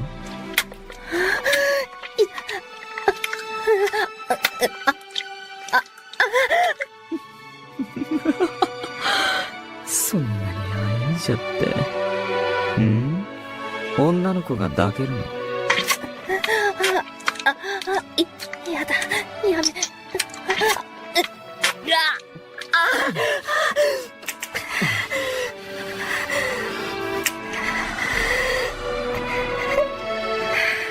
わあ、ずいぶん早いね、シキ。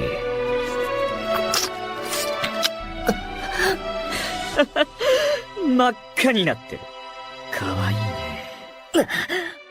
俺、感度のいい子は好きだよ。やめ。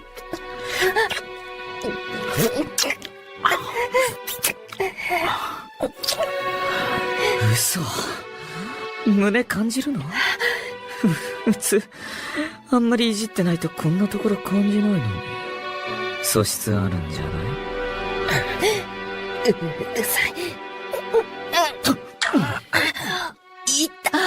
やめ。やっぱり指はまだ辛いか。きついね。でも、痛いだけじゃないでしょ。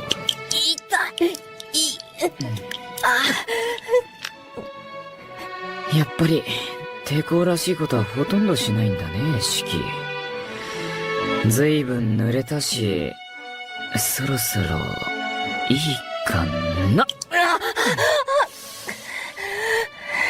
入れるよ、シキ。力抜いて。そんなに俺が気に入らないのか。他人の言う通りにして楽に生きてるのって。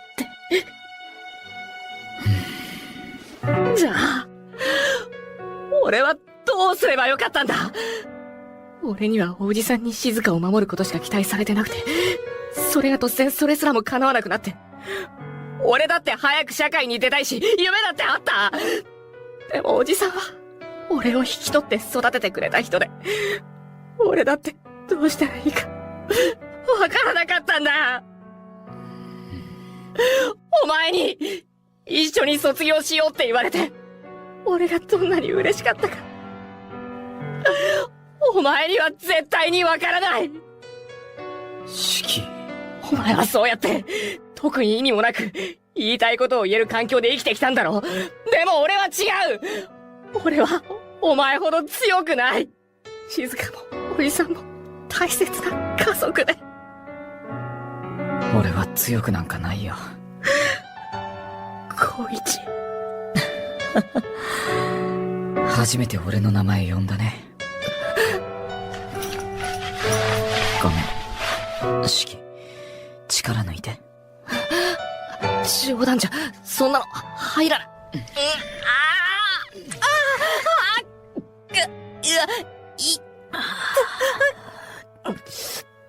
きつい。シキ、力抜いて。そんなの、無理。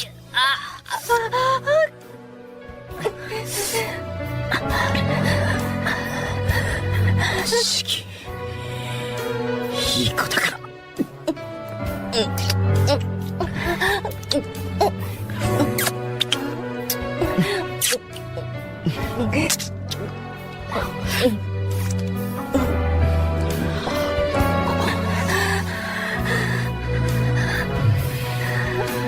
落ち着いた。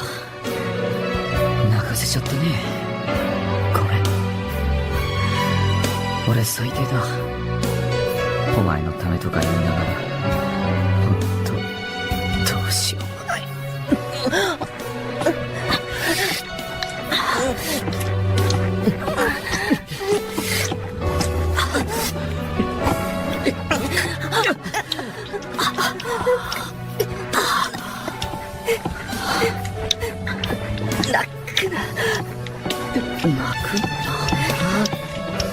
泣いてるのはシキでしょ。お前は気細見えて不器用。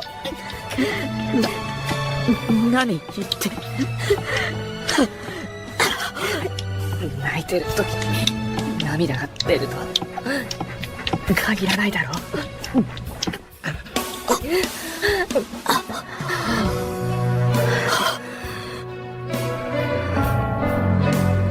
心配してくれてるの？バカだね、シキ。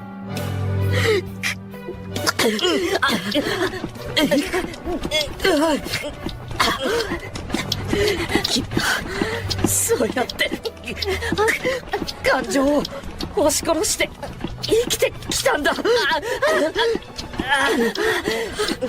でも俺は涙を流して泣くほど強くないんだ。君は俺なんかよりずっと強く。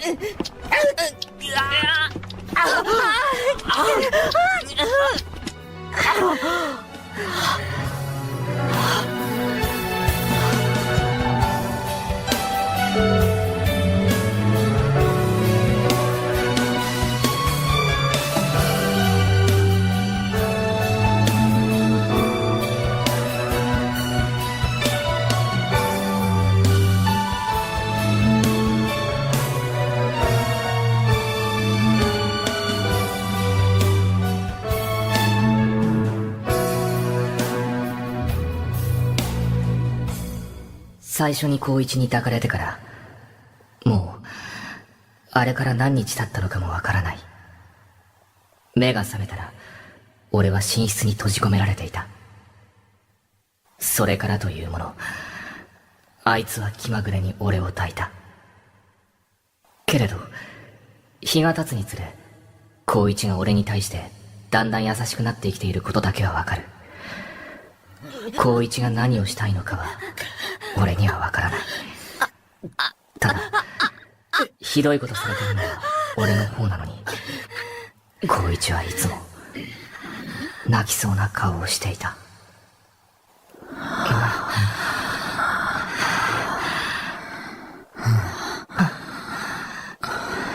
四季、大丈夫？辛くない？なんでそんなに優しくするんだ。四季、お前が何を考えているかさっぱりわからない。優しかったと思えば突然冷たくなって、かと思えばこんなこと。なのにお前はまた優しい素振りをする。お前の気持ちも意図も全くわからない。四季、ありがとう。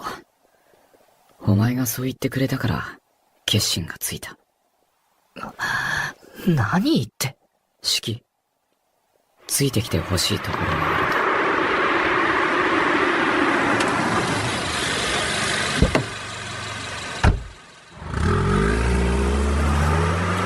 ここは上の方に俺の母さんの墓があるんだよ。母さんって言っても親父の奥さんの方なんだけど、今日が命日なんだ。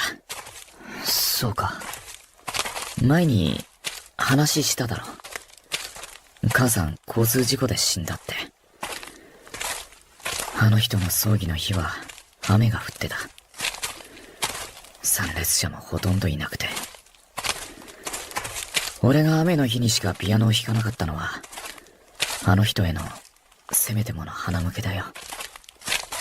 あの人は親父に教わった俺のピアノは嫌いだったけど、親父のピアノは好きだったから、それくらいはしないと。あの人は俺が殺したようなものだから。俺は小さかったから、正直愛人がどうとか制裁がどうとかよく分かってなかった。だから子供ゆえの残酷さであの人をたくさん傷つけて、心の弱い人だったから勝手に自己完結して、俺の見ているところで自分から車の前に飛び出したんだ。ほんとこの時期はダメだな。母さんの命日が近づくにつれ、俺は毎年情緒不安定になる。光一、お前。高人から少しひどいこと言われたんだ。あいつなりに喝を入れてくれたつもりだったみたいだけど、それが決定打だったかな。あいつもお前に謝ってたよ。許してほしいなんて言わない。二度と俺の前に姿を見せなくていい。ひどいことしてごめん。なんでそんな勝手なことを言ってるんだ。謝れば済むとでも思ってるのか。冗談じゃない。俺がどんな思いで。ごめんね、好きになって。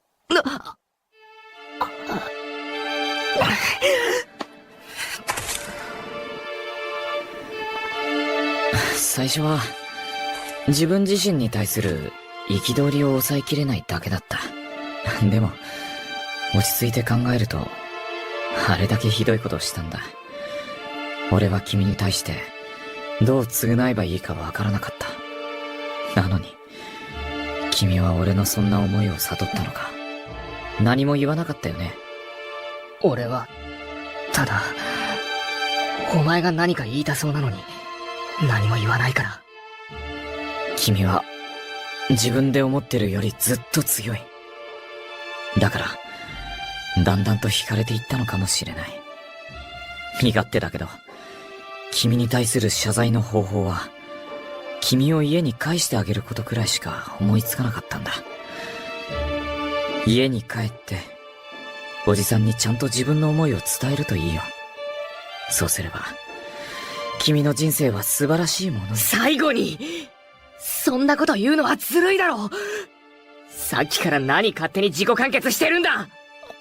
シキ、ごめん。俺はお前のそばにいる。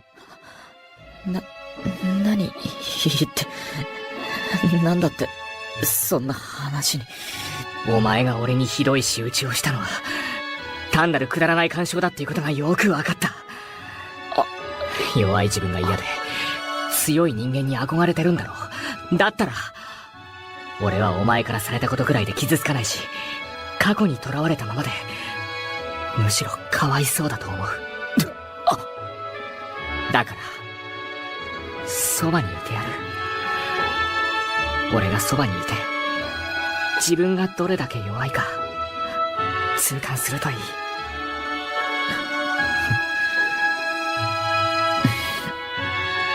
シキ、なんでこんな時に笑うの？なんでそんなこと言うんだ？君は勘違いしてるんだよ。いつか絶対後悔する。それは、俺が決めることだ。君は本当に強いね。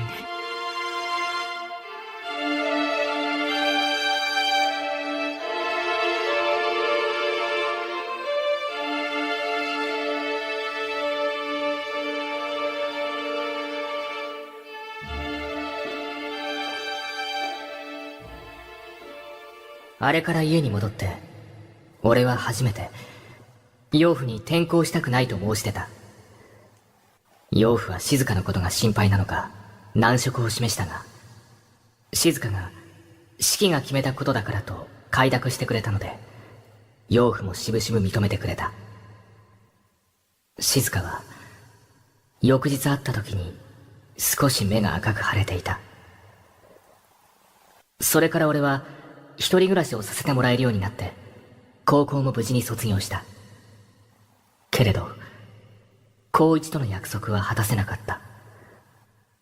なぜなら、最後に会った日から、高一は忽然と姿を消した。家はもぬけの殻になっていて、担任も行方を知らされていないそうだ。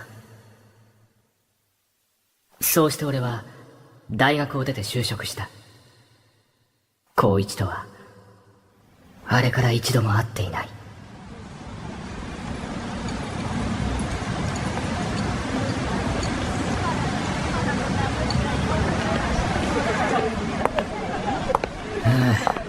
まさか俺が普通に就職するとは思わなかった。明日から研修か。だるそう。ブーってたかとじゃあるまいし。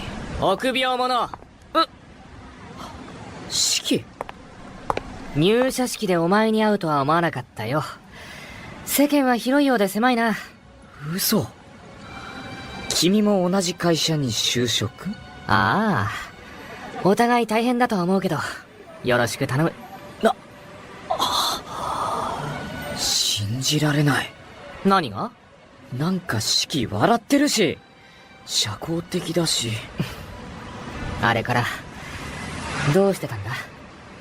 思い切って渡米してみたんだ。楽しかったよ、すごくね。いい勉強になったし。はあ、お前は気楽でいいな。俺なんか色々大変だったっていうのに。なんか、ずいぶん性格が変わっちゃったみたいだね。お前は好きだって言うから。ん？あれから強くなろうと思って、そうなりたいって思ってたら、いつの間にかこんな風になってたんだよ。はい？ああ、もう、ムカつく。なんなんだよ、お前。ああ、ごめん。まあ、過去はどうでもいいけど、今の性格になって、人付き合いもしやすくなったし、いろいろと楽だ。そうなんだ。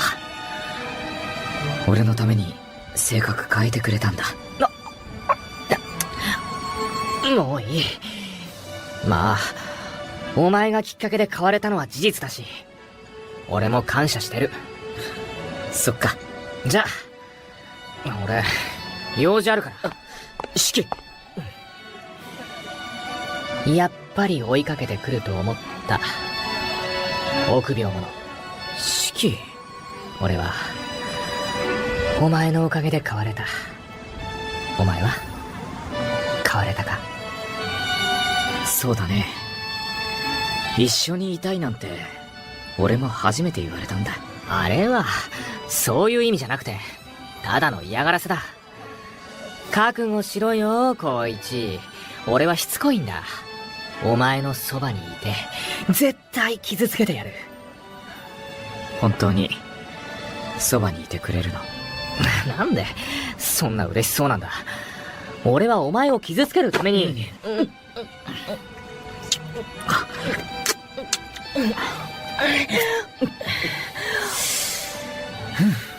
俺も、指揮を見習って強くなるよ。お前、街中でキスするなんて、信じられない。こういうのは強いんじゃなくて、神経がずぶといって言うんだよ。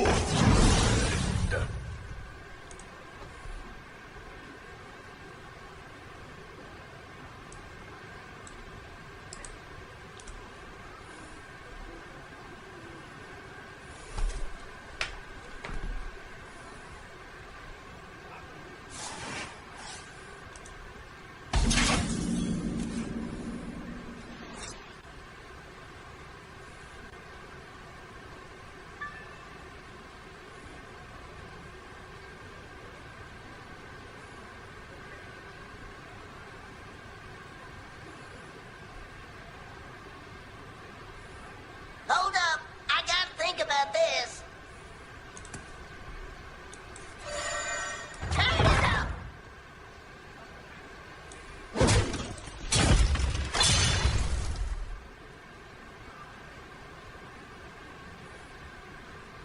Weld it down, lock it up.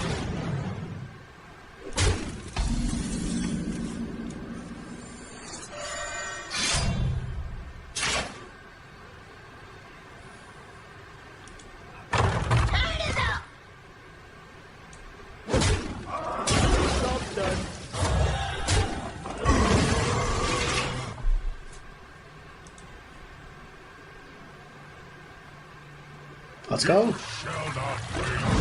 What are we cooking here? So what's nice is that I don't really care about my hero power that much. Like, even less than I normally would.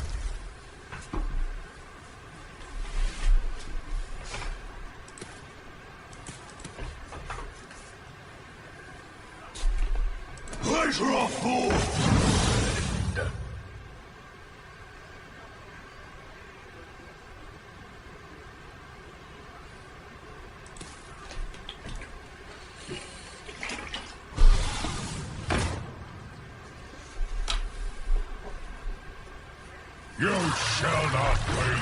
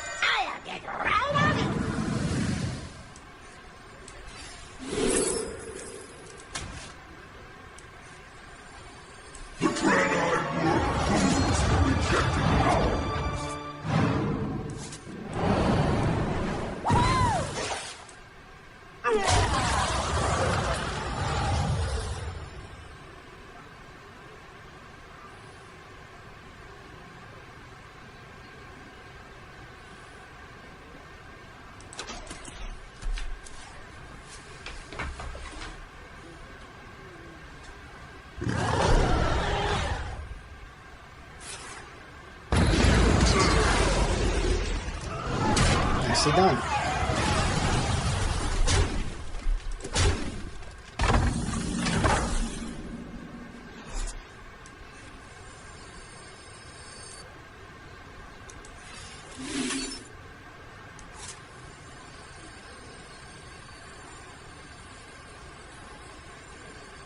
I never make two trips.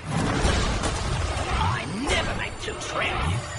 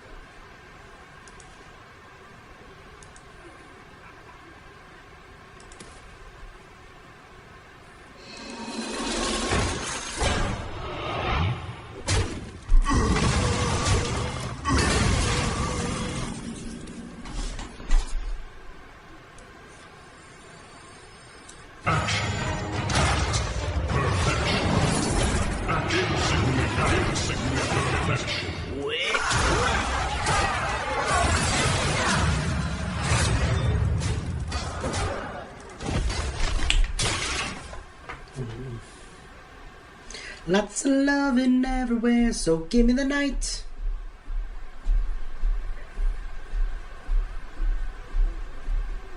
Yeah, yeah, yeah. It's time to do.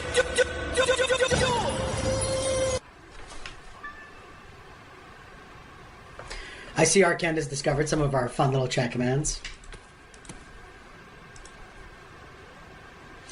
Why are the lyrics not scrolling off the time?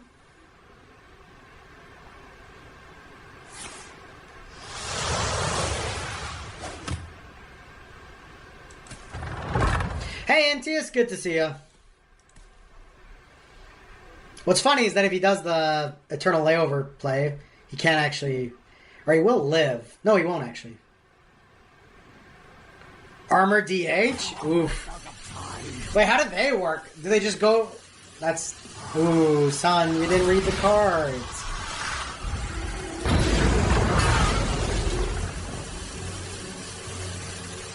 You win this time.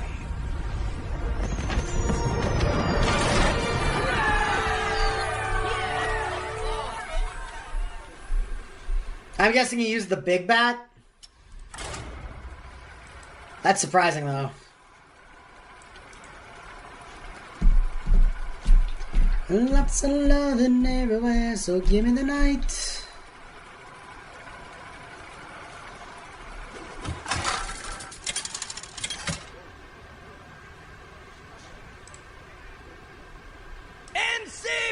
𝔹𝕃ℂ𝔻 versus the Thunder King. I am the slayer of kings and gods. MC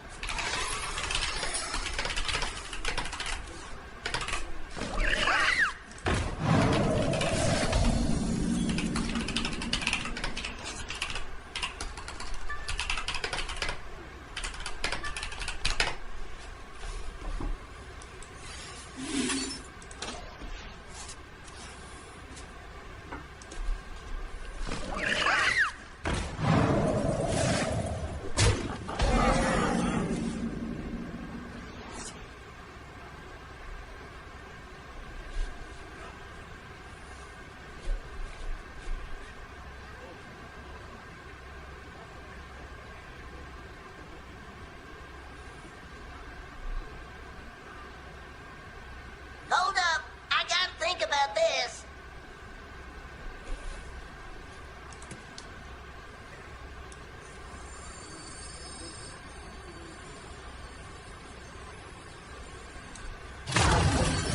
Sail for sail!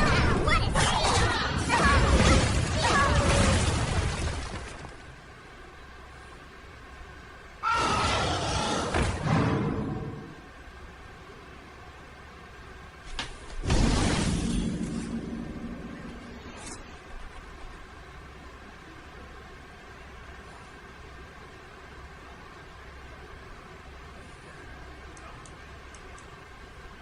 You son of a bitch.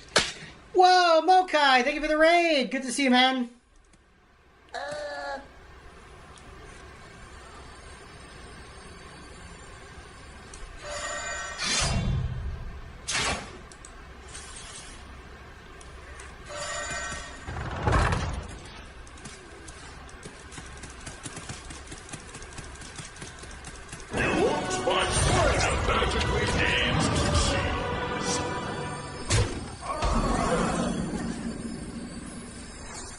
Nightmares are never forgotten.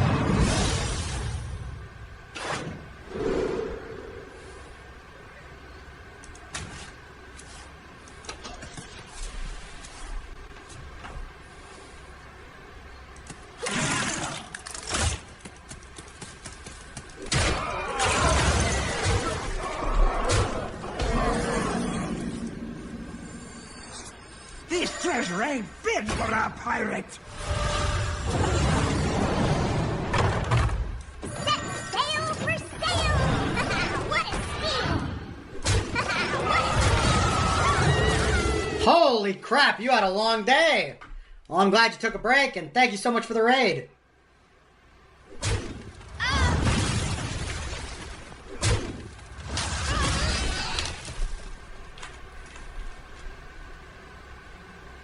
My vision says, turn right now!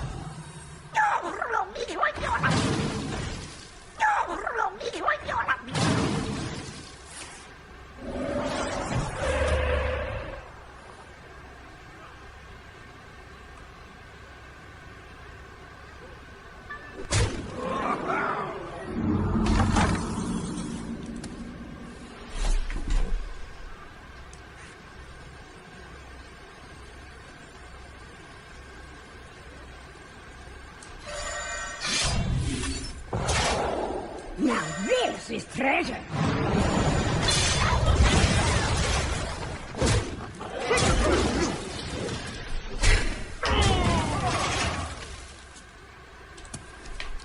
Same as it ever was. No matter where we are, life can flourish.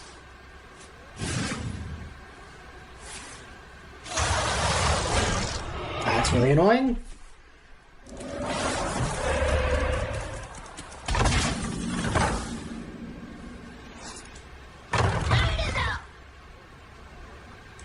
Take up her loot!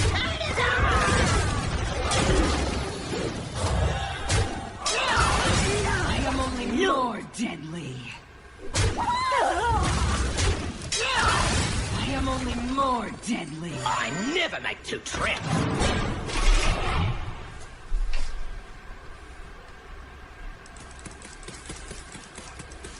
Follow the flutter wing!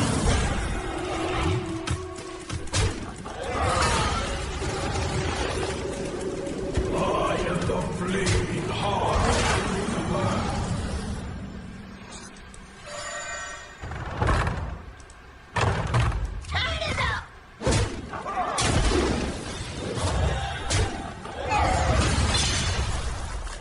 Oh, we're dead.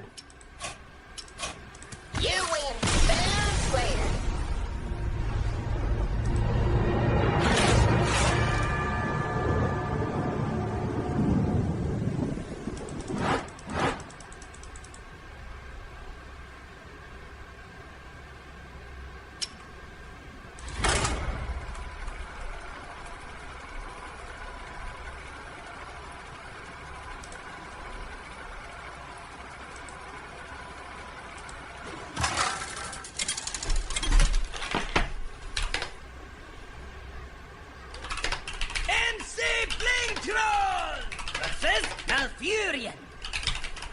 Cenarius, guide me to victory. MC Blaytron in the house!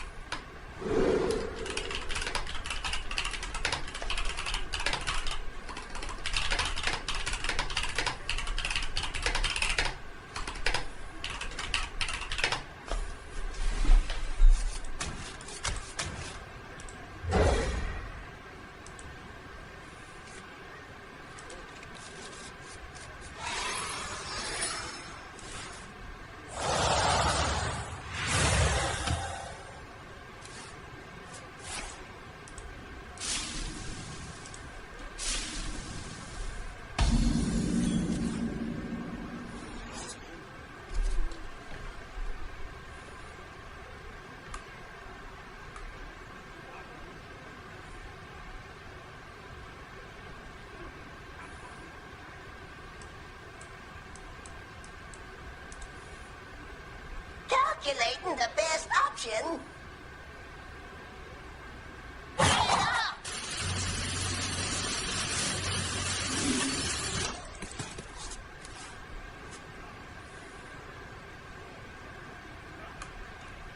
By petal and sword!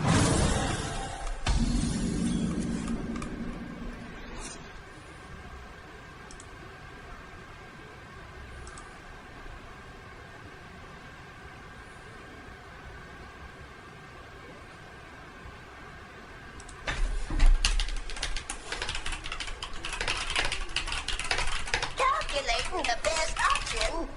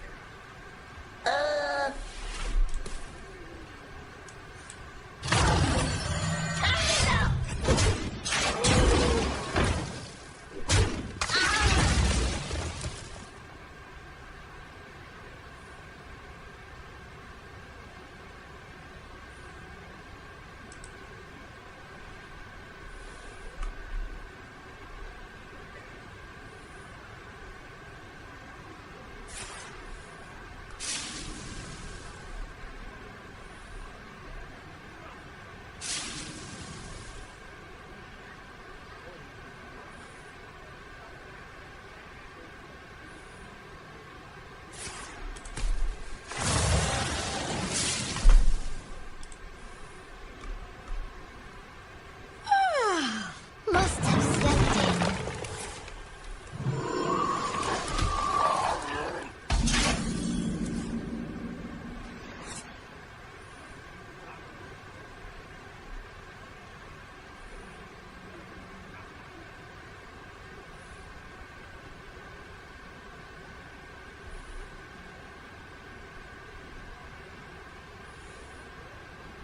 Calculating the best option.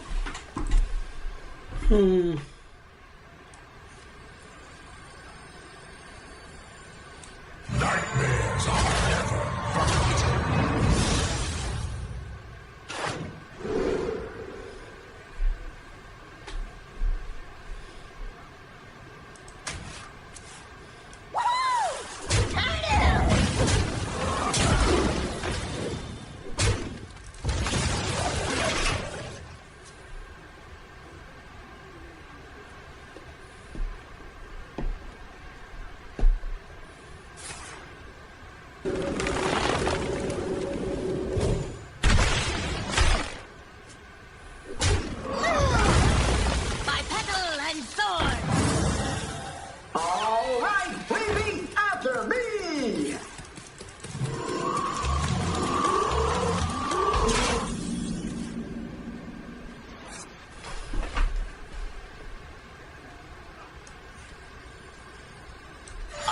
never make two trips.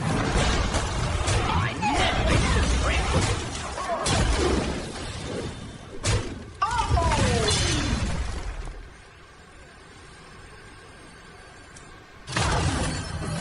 Sail for sail! What a steal!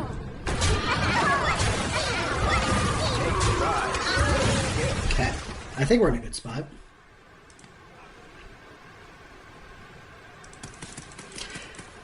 Oh, well, Mokai, if you're still here, you missed some crazy bad RNG earlier today.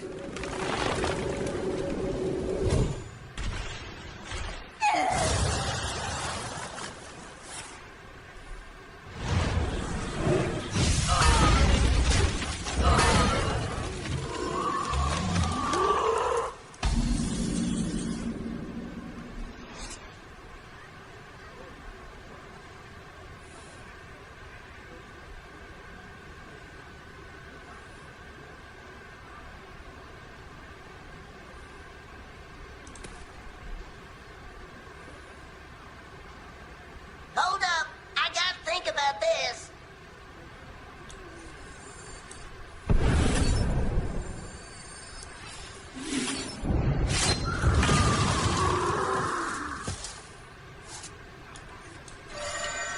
Oh, unfortunately. Ow.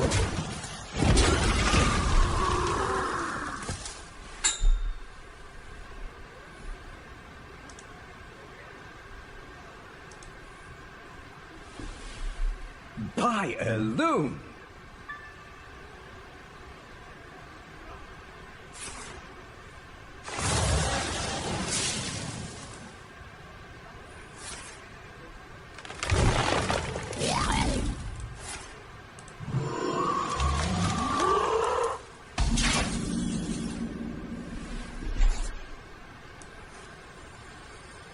This party is to die.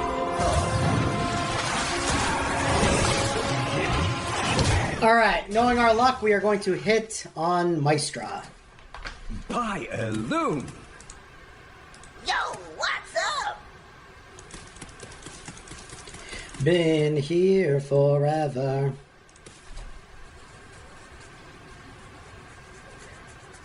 Don't fear the sun. You get to know. Oh, thank God, finally. Don't fear the sun. Been here forever.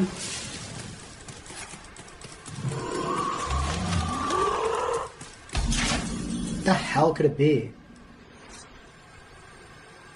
Let's put a smile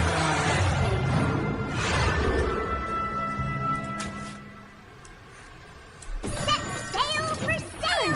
Aren't we having fun?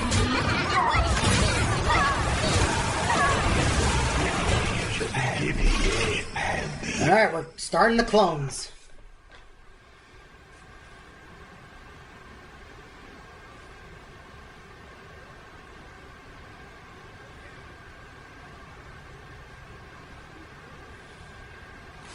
We do kill him if he can't clear this.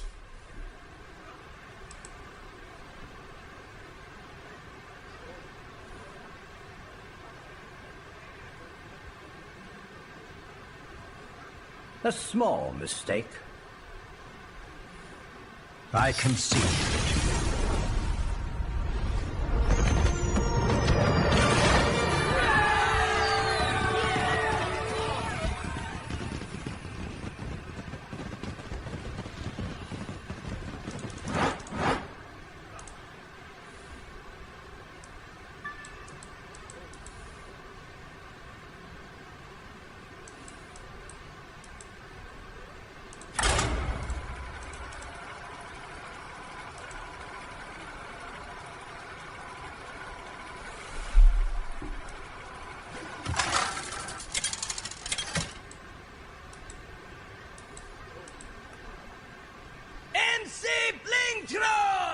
Versus Rexa. Let the hunt begin. MC Blinktron in the house!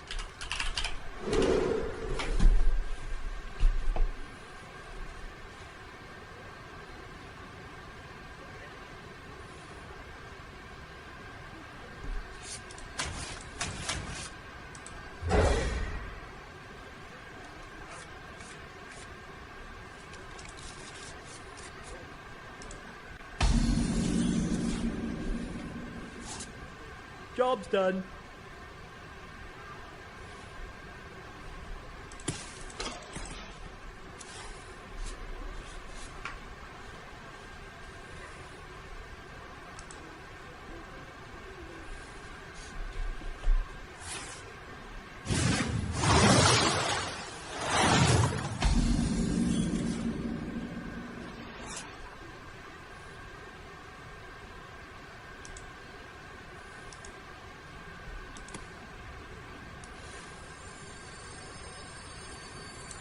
Oh god, he's hand buff.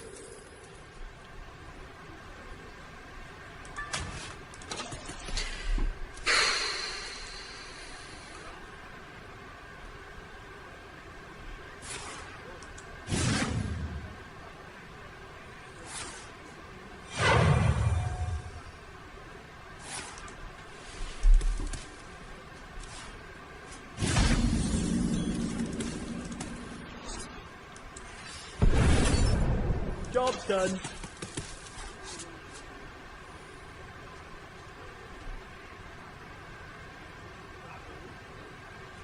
I never make two trips. I never make two trips.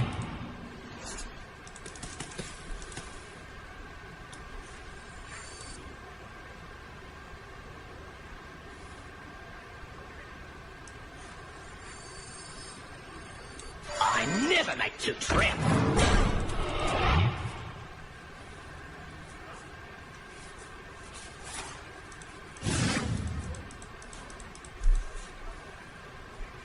I never make two trips. I never make two trips.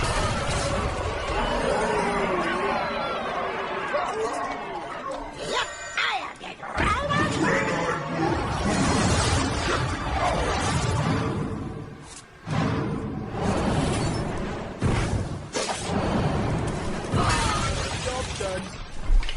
Alright, well, we're not dead. We're just really goddamn close to dying. It's not Hong Kong, not Tokyo. If you... I'll take you back one day. Okay, we're dead. How far is game? You win fair and square.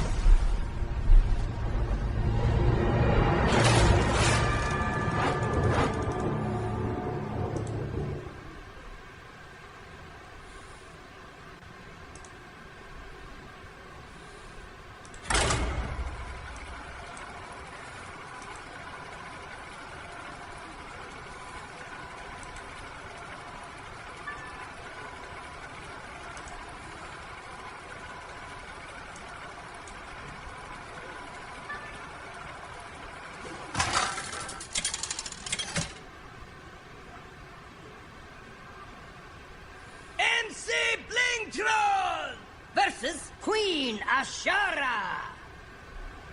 The Wisps serve my cause. MC Blinktron in the house!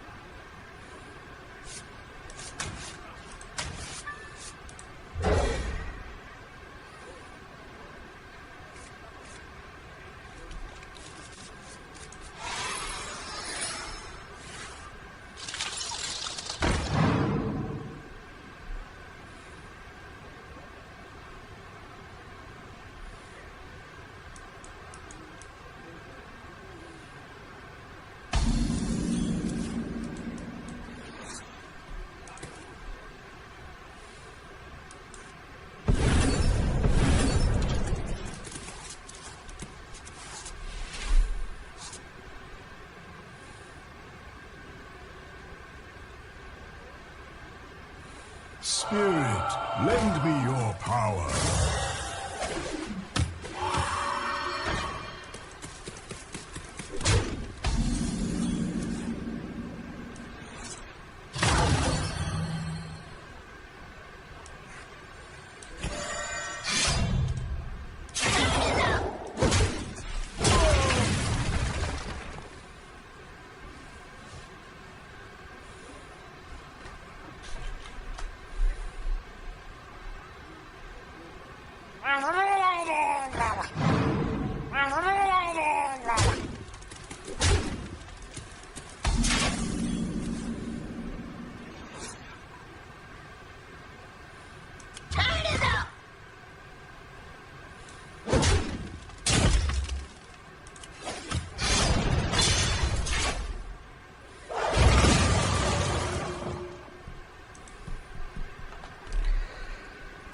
All right.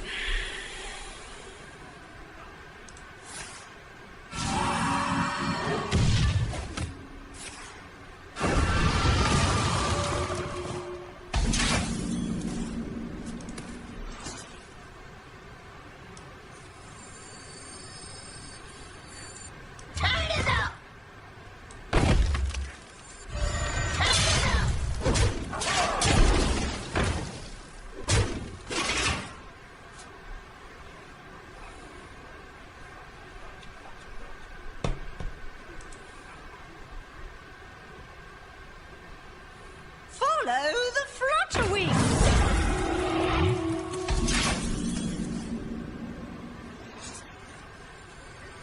This treasure ain't fit for a pirate. I never like to trap. 50-50. Nice.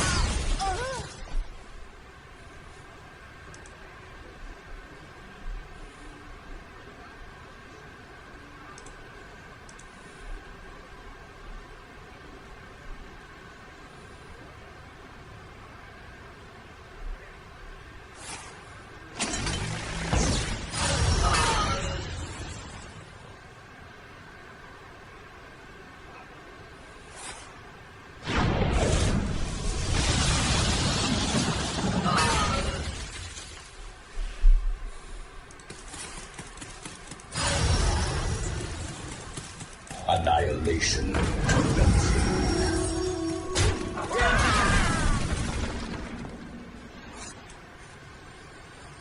Now this is treasure!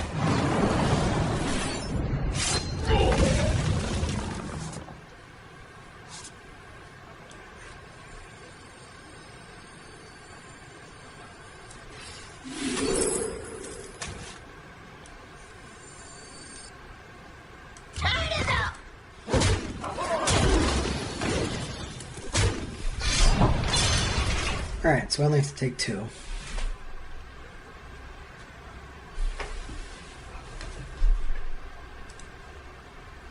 Whoa there, Wispy!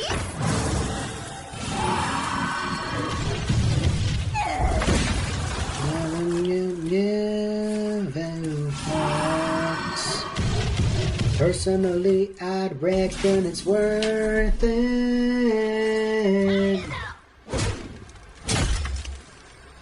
This party is to die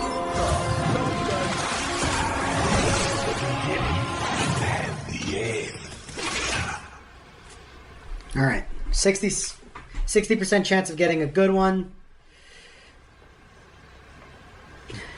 40% chance of whiffing.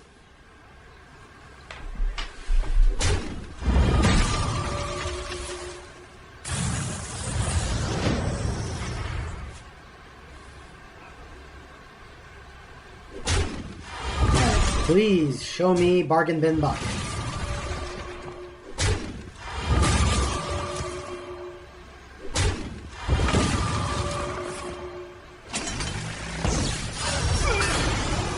Perfect.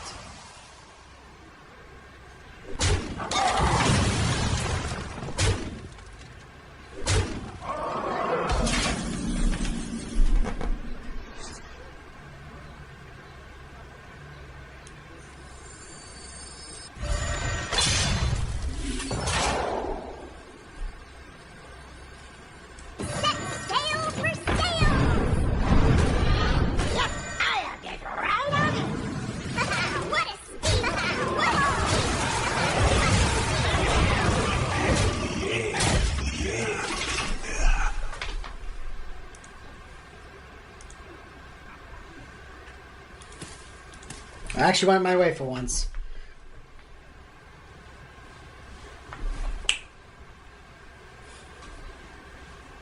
Don't use your head. Mine.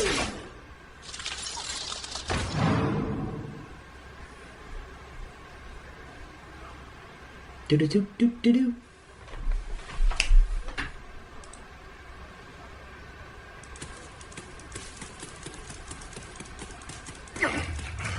I have more left in me.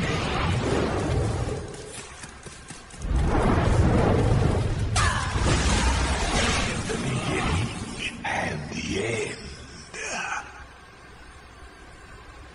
Yep, I'll get right on it.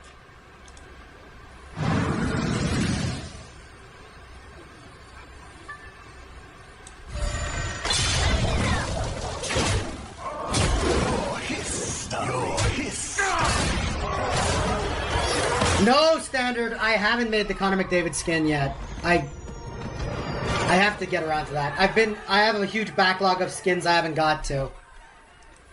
That I was just like, oh, I'll get to them once I get back from Japan, and then I've just forgot about them basically. So let me pull up. I should still have the list.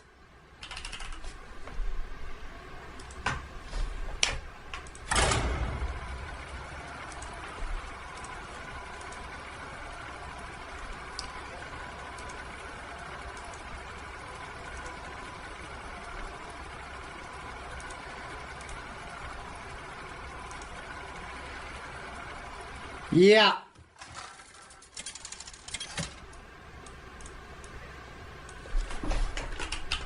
𝔹𝕃ℂ𝔻 versus Uther. Forged in crystal, tempered in light. 𝔹𝕃ℂ𝔻 in the house.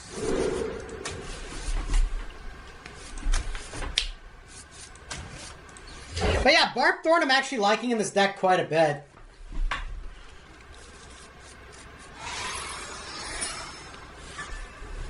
The light dim. Greetings, But soldier. we fight.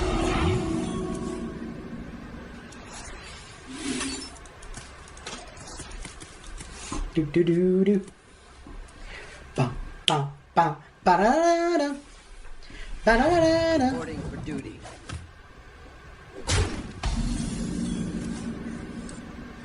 No can do. Turn it up.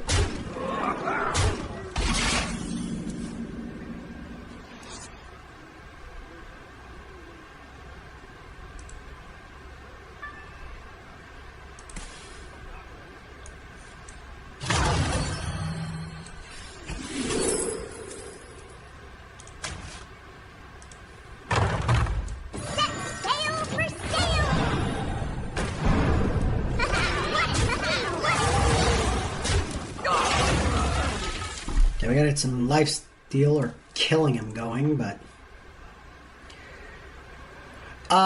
yeah, it clears boards. It lets me get additional hits with for Vona. It's actually been just pretty good. Oh, look at that! It's gonna shave off 2 Divine Shields.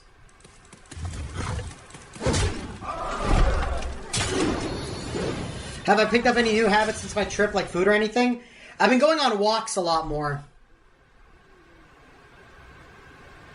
Turn it up.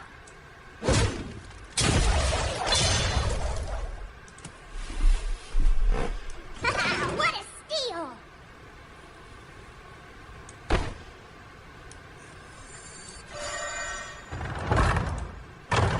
They haven't raised the money.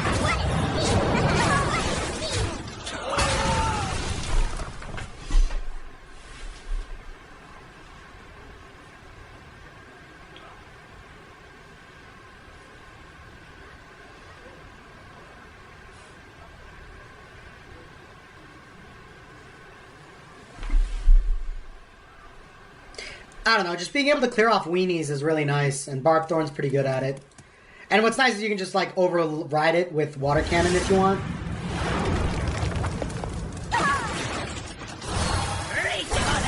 Take my time, it's alright, been love without you by my side. When a dog needs dog, it's a serious thing. This treasure ain't fit for a pirate. Oh, we shouldn't have done this. Oh well.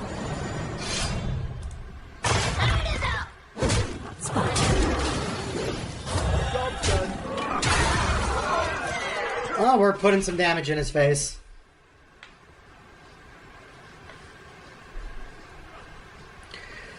If we didn't play this, we could have had this with stealth, but oh, never mind. We made the right call.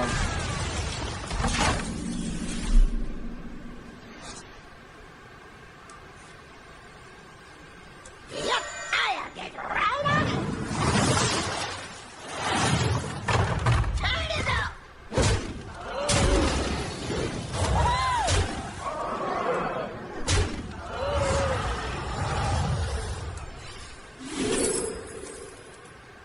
Normally I'd go SI7, but actually SI7 does let us set up lethal next turn with the weapon.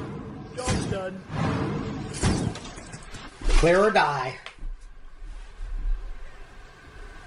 It also protects our board from Renewing Flames number 2.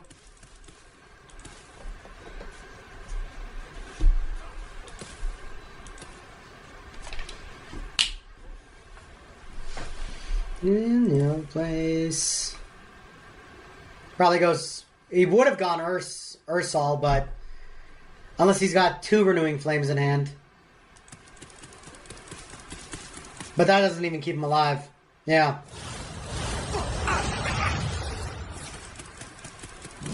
He's hoping to rip a Taunt Dragon. I don't think there is one for 3. Good game. The victory is yours. For me, for me.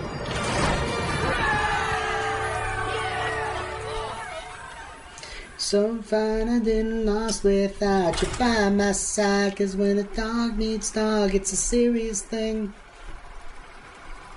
There you swing.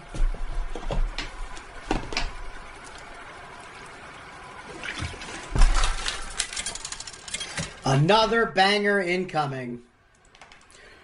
Certified Hood Classic. Okay, not Hood Classic, but good song. Oh, it's Enzo. Cosmodon! MC Blingtron in the house. No, no, no, no, no, no, no, no, no, no.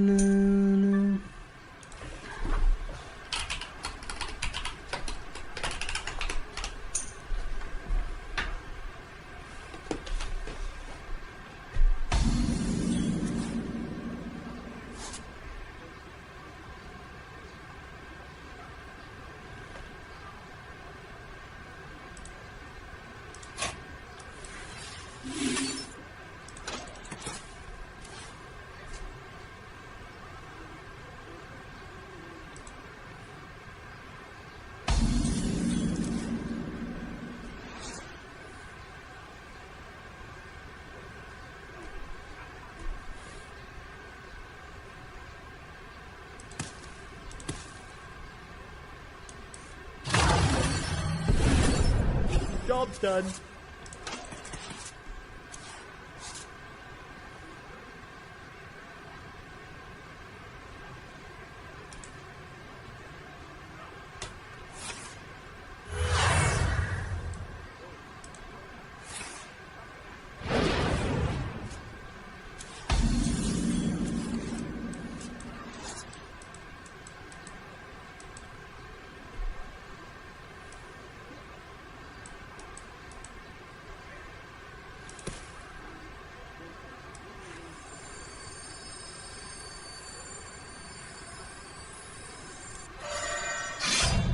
No, we need to save this.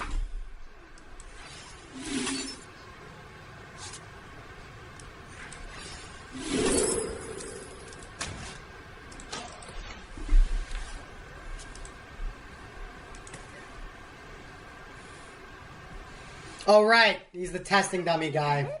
Oh, interesting. No rush minion, whatever it is.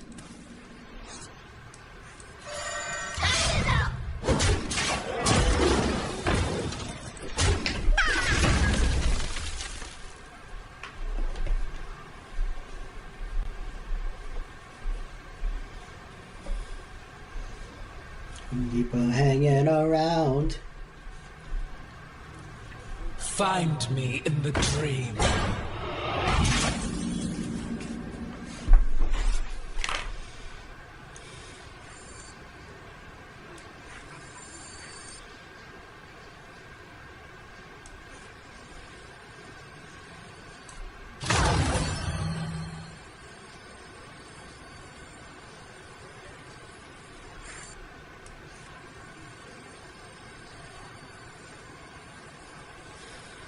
This treasure ain't fit for us.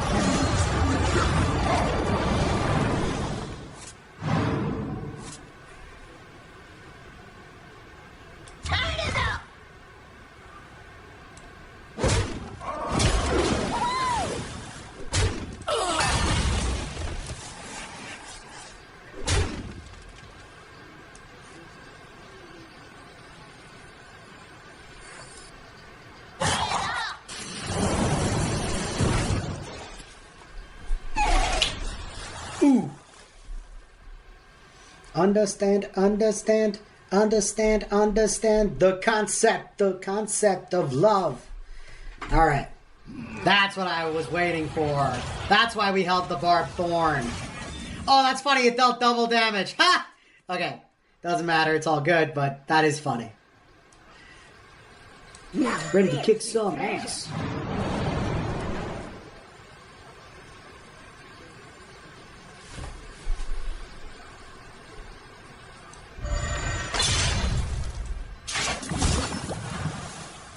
Nightmares are never forgotten.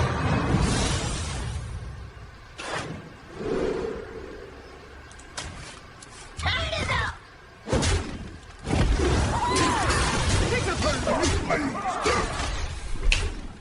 Ooh. Understand the concept of love.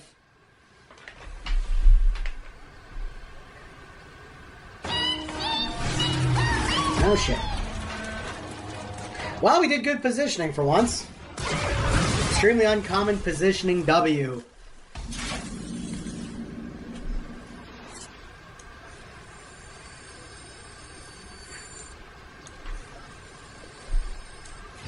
Let's put a smile on.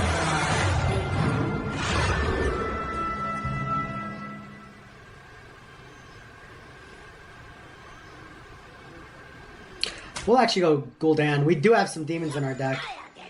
They aren't super good, but they are demons.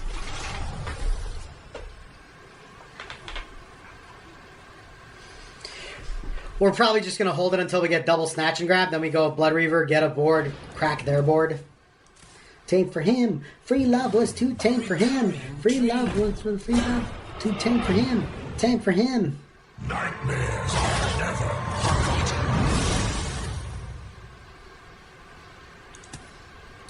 Understand the concept of understand the concept of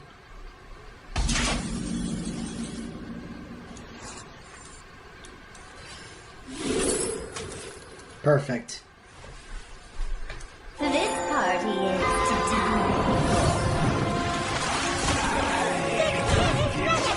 Hail devastation!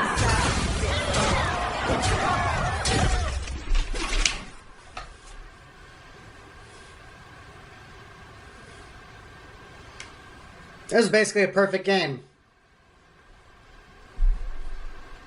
of love. Tame for him.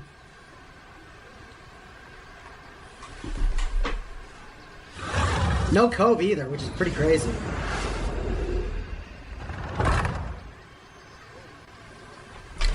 Oh, we got him, boys.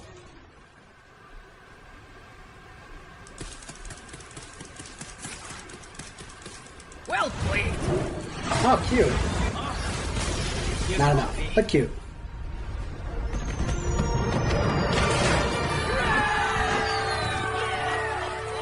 Also, it's been a while. I updated the stream playlist with all my current songs. Plus some extras, but yeah. If you guys like the music, there's my public playlist.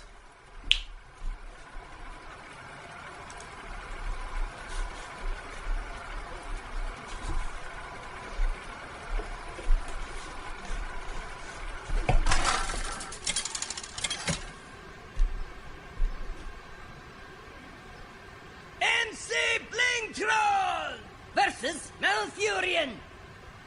I must protect the wild.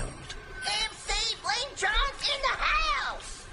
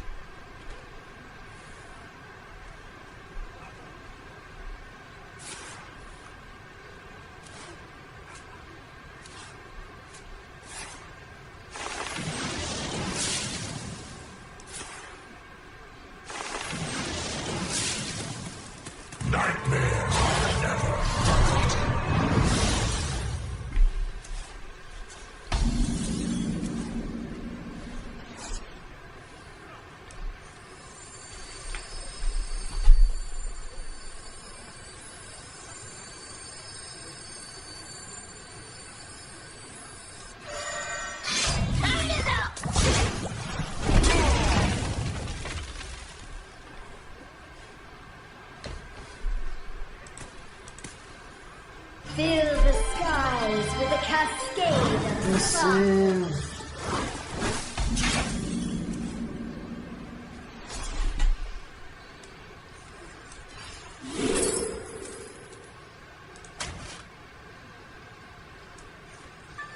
I never make two trips. I never make two trips.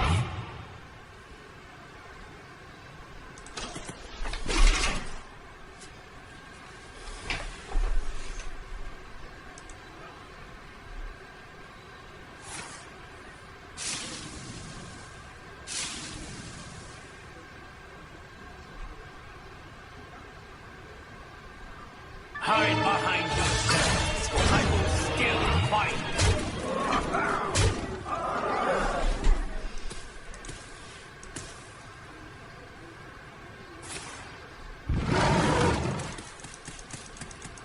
Alright, best draw on the deck would be Crystal Cove.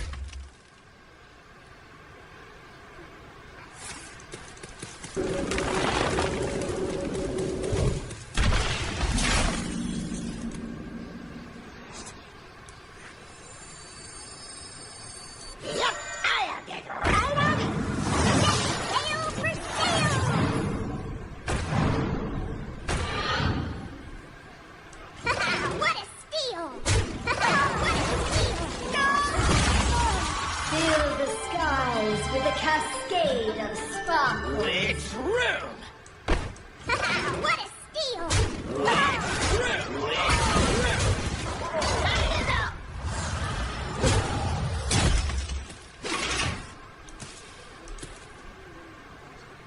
That I'm kissing the lips I am missing.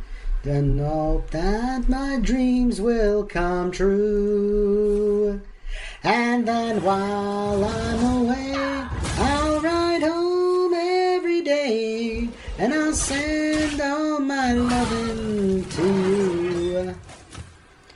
All my loving I will send to you.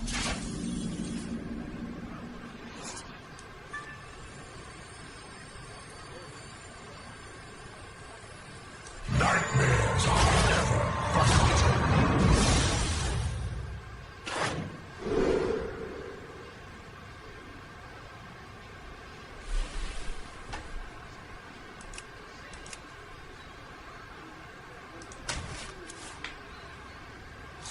This treasure ain't fit for a pirate.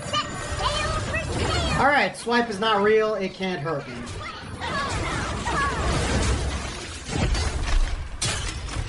All my loving to you. That can kill me though. You win fair and square.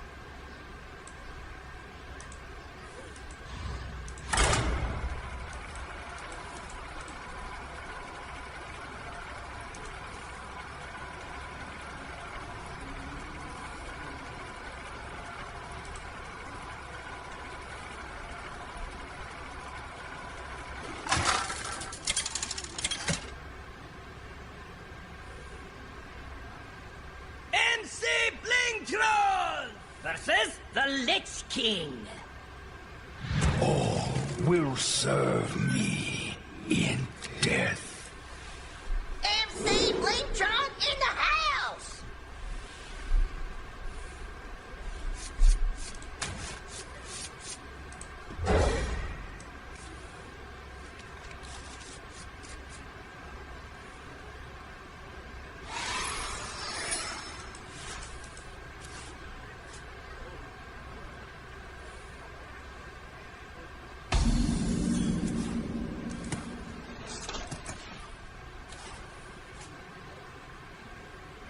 Nothing that hurts my hounds.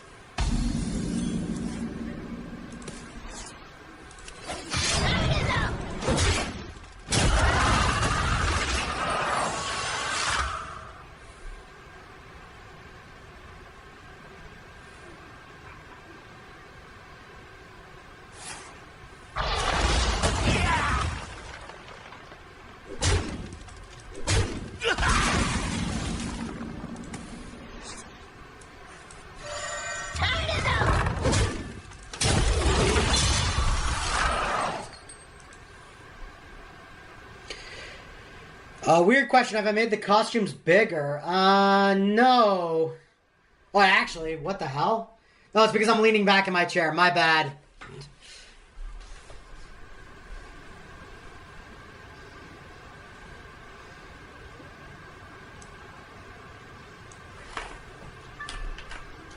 The citadel stands strong.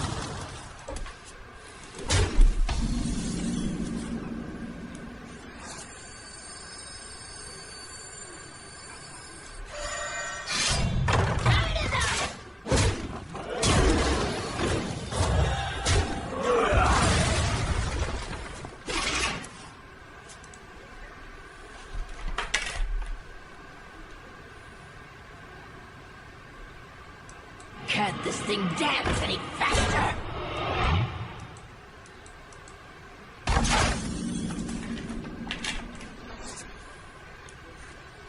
This treasure ain't fit for a pirate.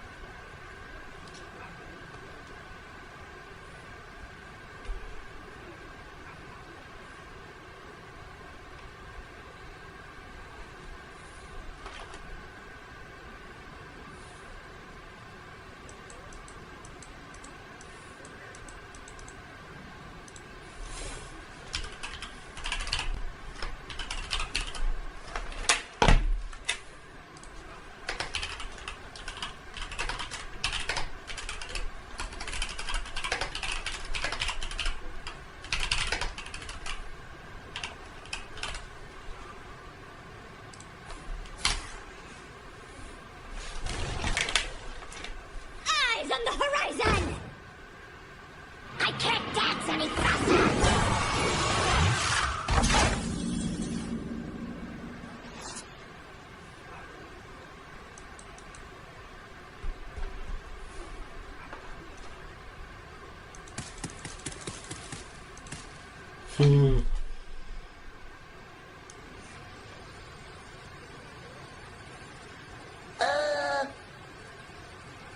Now this is treasure.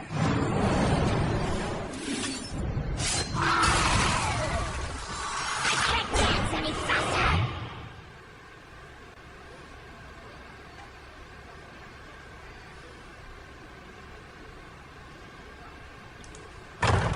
Turn it up!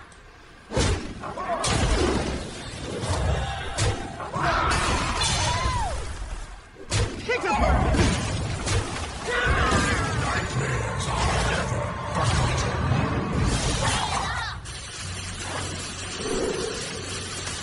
Holy shit. Incredible. As long as he doesn't have the poison hog.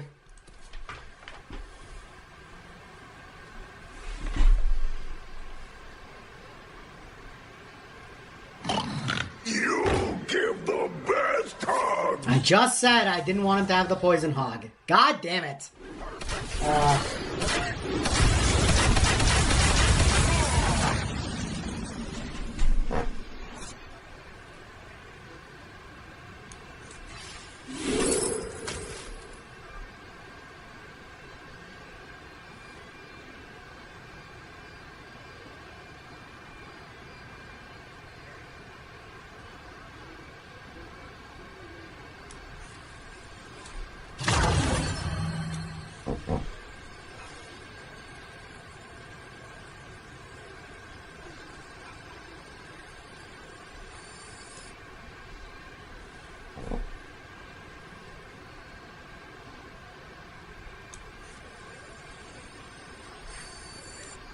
Calculating the best options. Set sail for scale!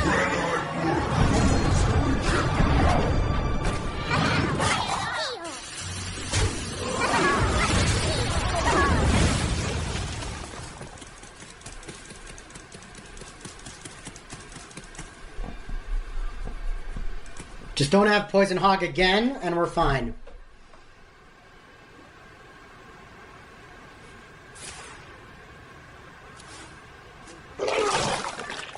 I heard you say.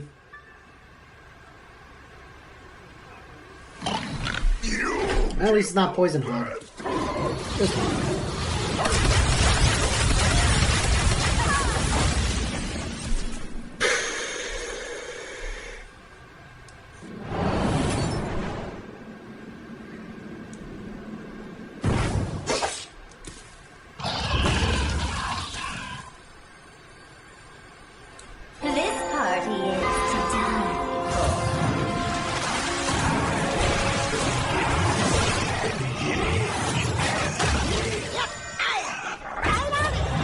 Alright, poison card does not exist. Dla mamony.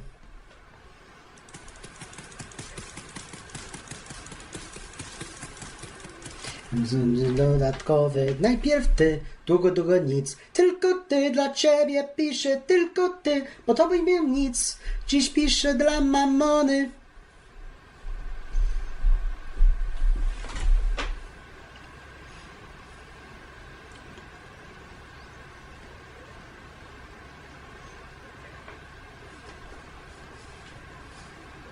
Więc cię dole.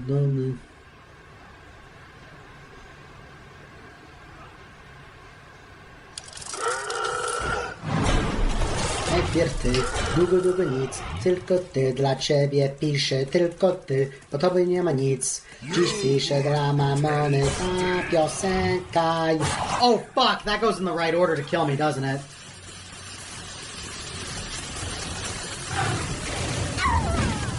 Oh, okay, never mind. We should be fine.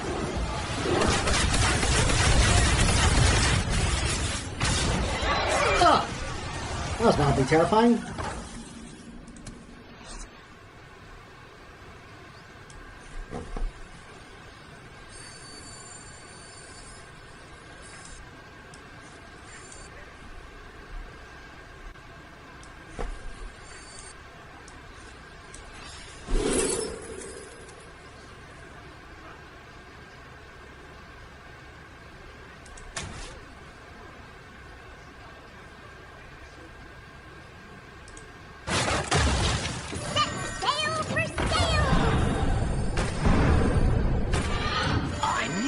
Two trips.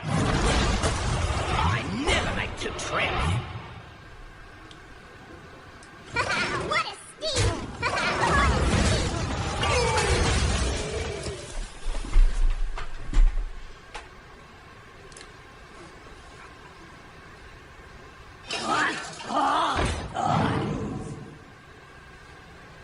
Dziś piszę dla mamony.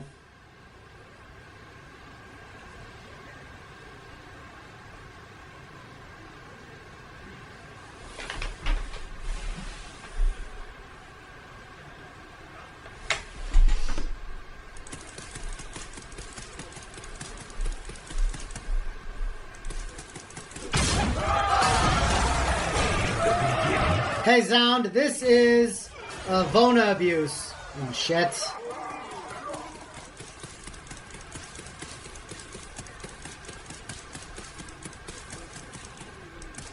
The citadel stands strong. I have but little time.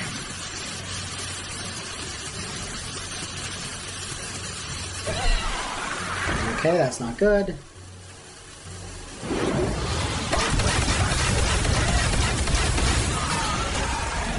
The beginning and the end. Yep, I'll get right on it.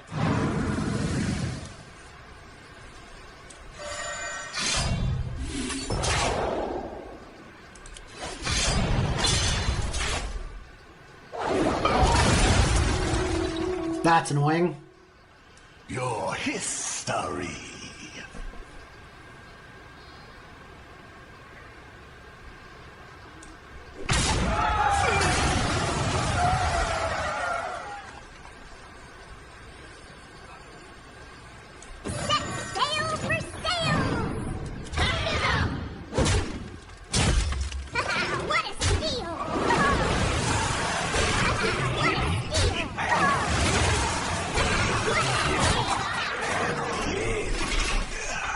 Alright, unfortunately this means our Maestro will be super buffed, which is funny, but not good.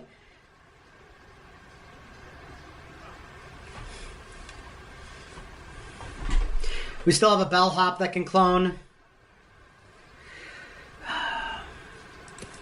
We just need him to not be able to handle this board this turn. He's got one super buffed minion left and we don't know what it is, so that's kind of scary. This has two, which is crazy. Yeah.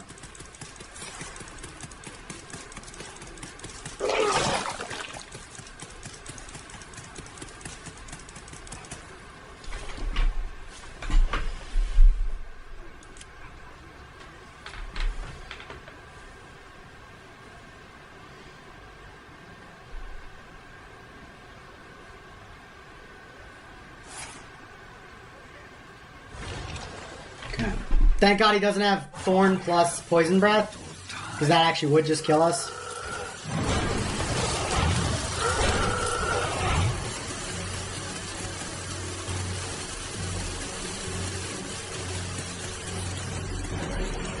Unfortunate. Thank you.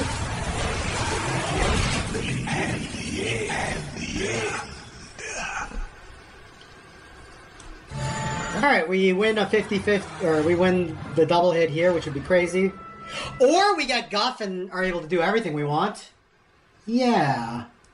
If we get really lucky, we draw Snatch and Grab number 2. And that way we just win. Damn, that would have been sick. Oh, I am the greatest Hearthstone player to ever live! Holy! Look at that! Oh, baby!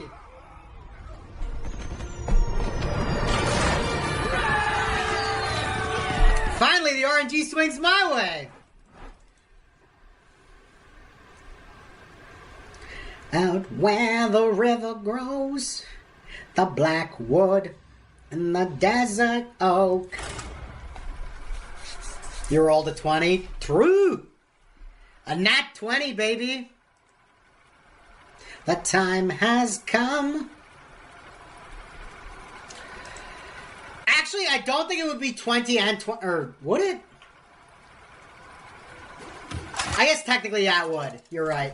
I was just thinking, like, because they happen instantaneously, would it still count as choosing one and choosing the other? And you are technically correct, it would. Yeah. I fight in the name of honor. Yeah, you're right on the math. Back. Bow, bow, bow. How can we dance when our earth is turning? Do, do, do. How do we sleep while our beds are burning? Yeah. Yeah, you're right. Ketna's right. Look at that. My initial math instinct was correct, even if I did the math wrong. I gotta learn to trust myself more. And trust that Nikarkos is wrong more. No kidding. Good to see you, Ketna. Fair's fair. So this looks insane, but the logic is against Paladin, and I actually really want Barbed Thorn.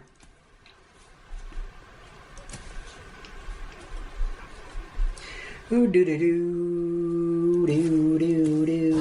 The fall will scare the cockatoos from Kinta East to Younger Moon. Lives and breathes at 45 degrees.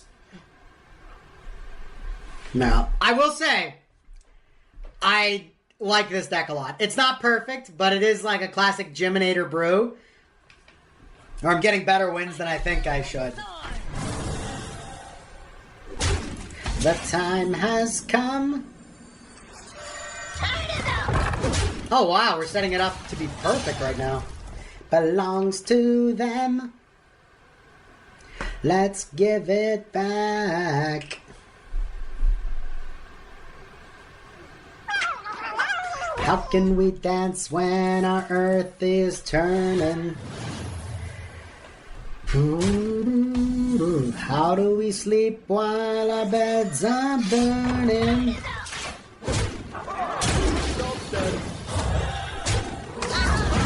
Alright, he's probably gonna just summon the 4-drop idiot. Bow-doo-doo.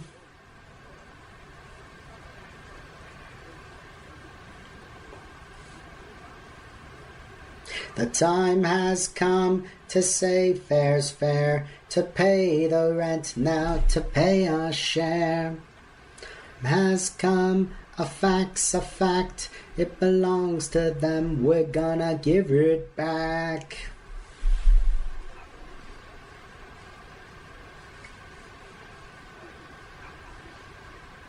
Another realm. What are they at, 2? Yeah. Okay. Alright, here's the play. Damn.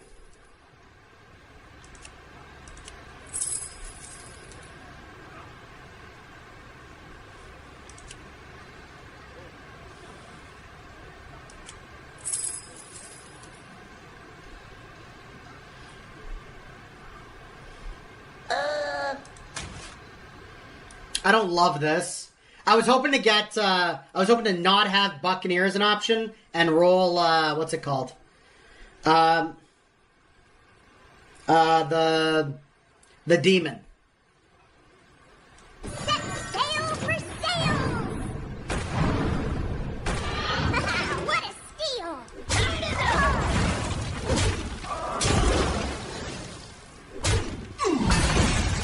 What a steal!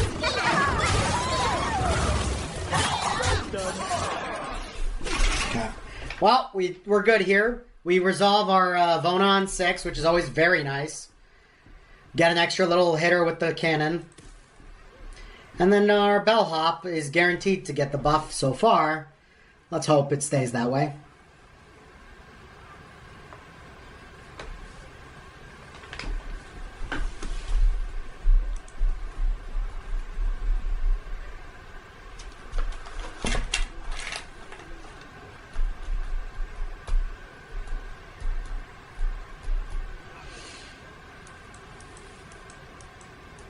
Follow the flutterwing.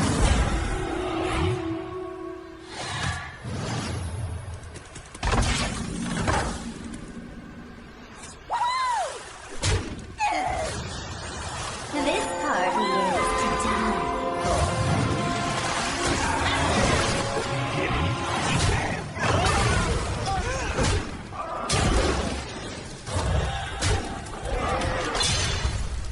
Alright. Either way, it's going to clone as long as it dies. Keyword is, as long as it dies.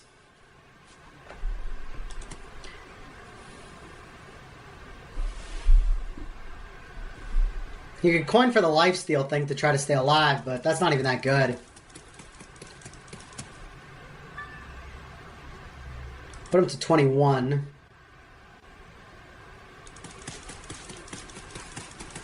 It would keep him alive.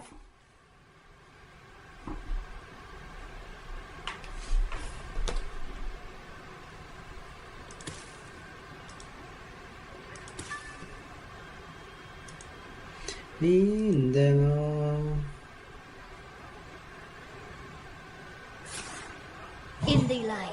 We are one. The roots lend their strength. We still need to do more. You did.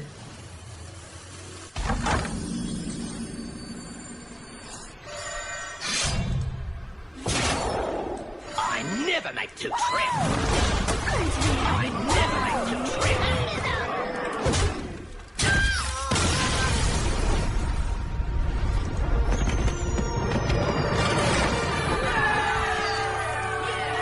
Alright, now we're winning some games.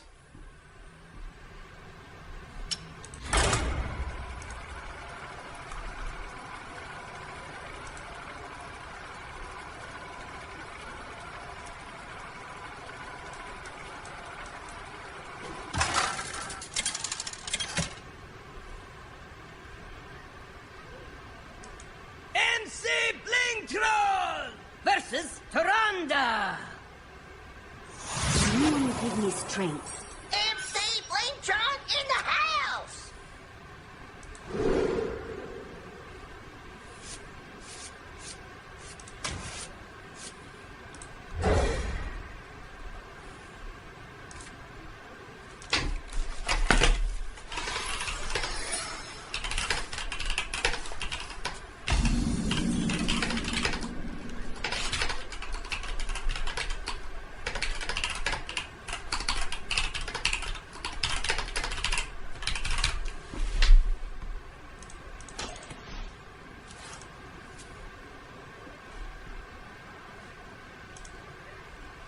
Just the other side of the Blink border. together in a heartbeat. Oh, he's on this stuff.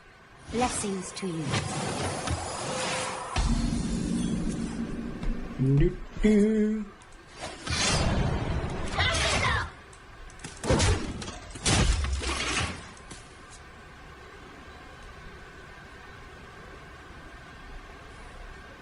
Elune, bring guidance.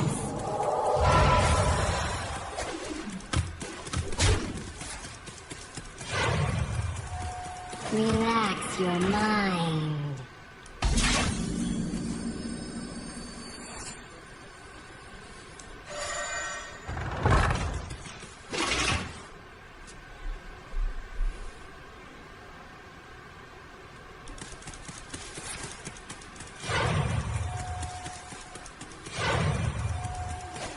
Then for which piece where no?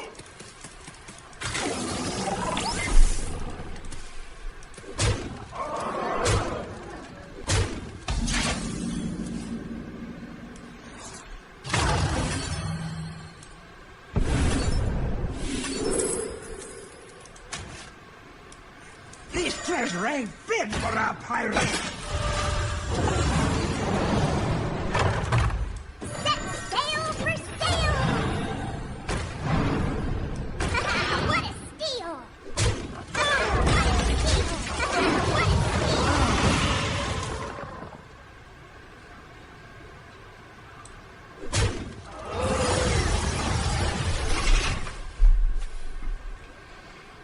Technically, I fucked up. I should have gone Sentry first, but whatever.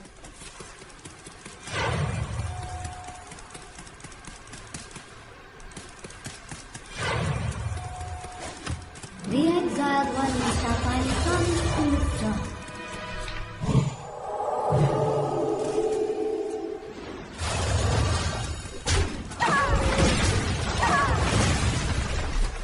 Oh shit. Oh, they're not hell. Oh, thank God. Oh. Oh, thank God he didn't do anything.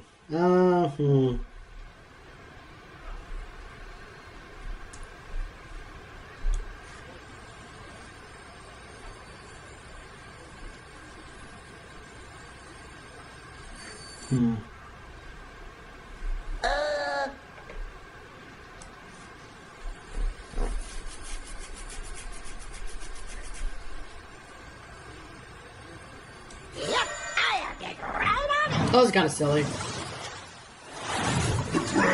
Check this out.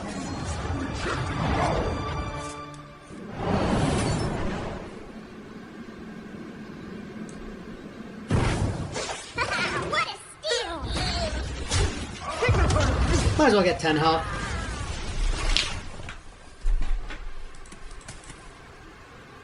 Linked together in harmony. Uh-oh.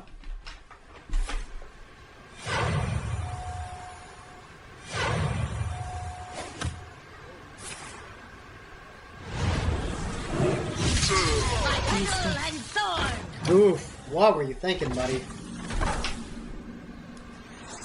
Now this is treasure.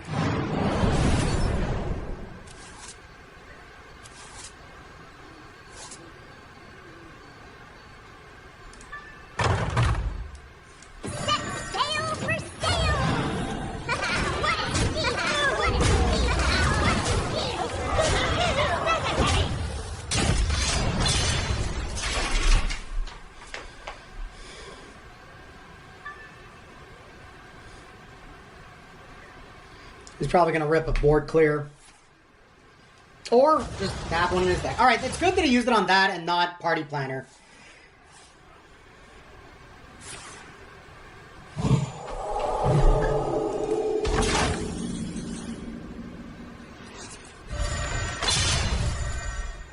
Oh, this is going to be a gross few turns. Water cannon value, baby.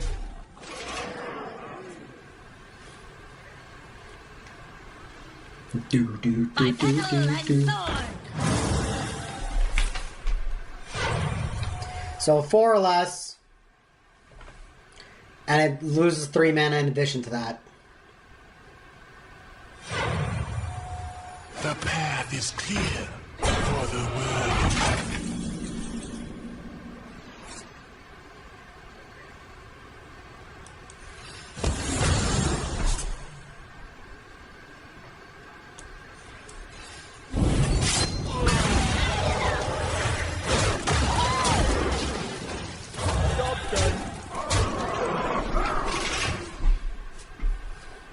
Yeah, no, I know it counts as a priest card, which is why I did that so I could do the snatch and grab too.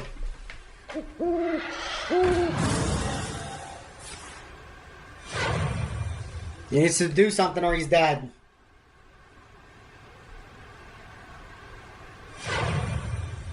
Military machine. They will free you all. The military. The military. Freedom is Alright, we win. your will is my will. It is finished. You win. Living in the world of ecstasy, there we go.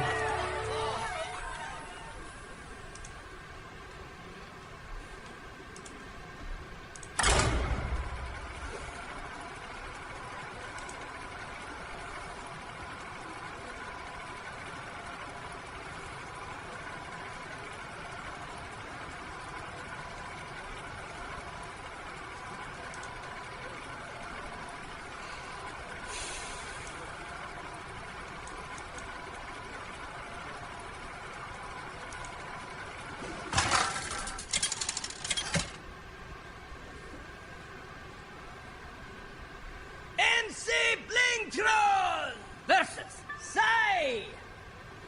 I'm cold as ice. 𝔹𝕃ℂ𝔻 in the house!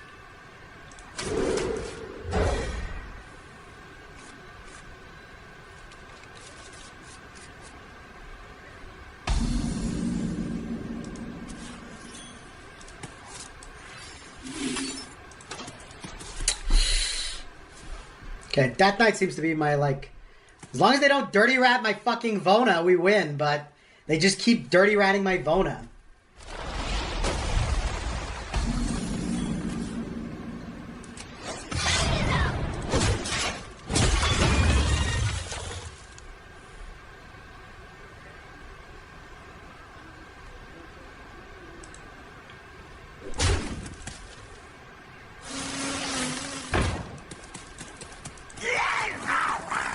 What are we supposed to do after all that we've been through? When everything that felt so right is wrong, now that the love is gone, there is nothing left to prove. No use to deny this simple truth.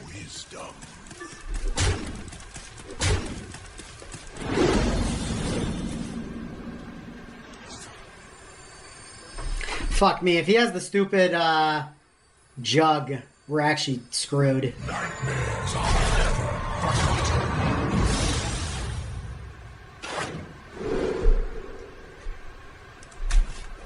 That's a really good comeback tool.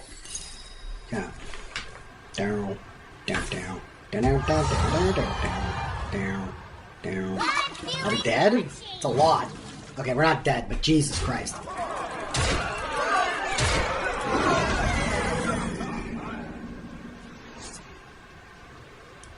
This treasure ain't fit for a pirate. What a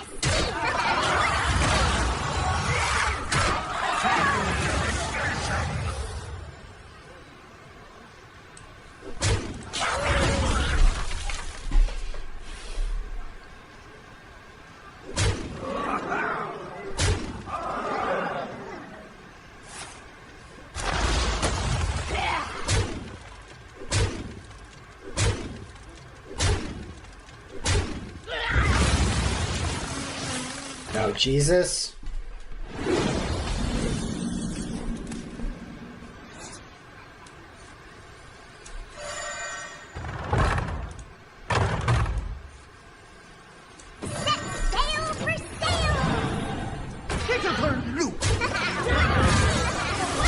Alright, we beat the mosquitoes.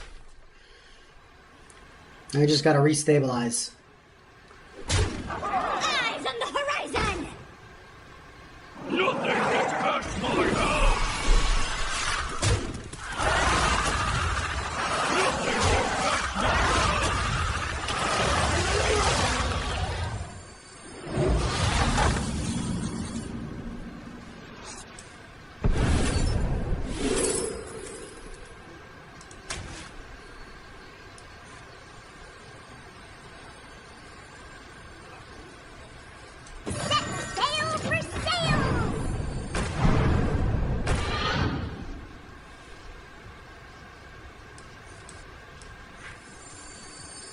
Now this is treasure. Yep, I'll get right on it. What a steal! What a steal! I never make two trips. I never make two trips. Okay.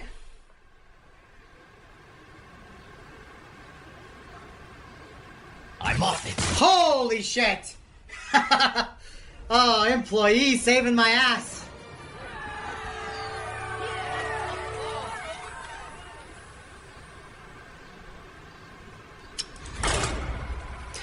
I would have waited to see if you ate the guy with the 1 health, with the lifesteal. Because if you did that, you actually still had a chance to win. But, yeah, if you missed that, you were definitely dead.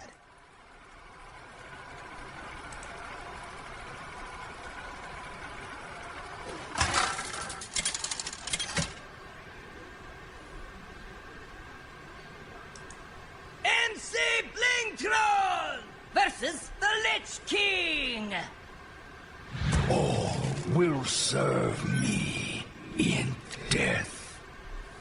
𝔹𝕃ℂ𝔻 in the house!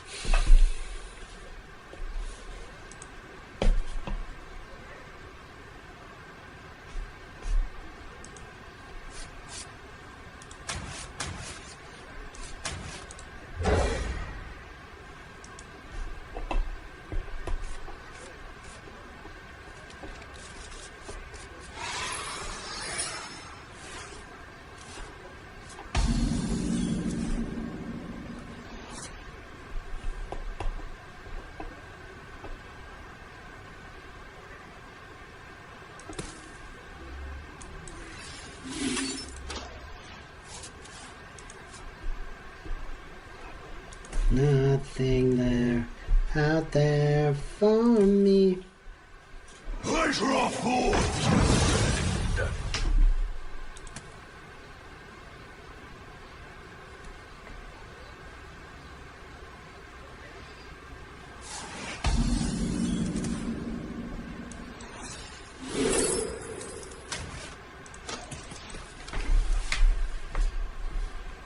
Oh shit, whatever he got was supercharged. Mysterious. That's a pretty goddamn annoying one to get. Your wisdom.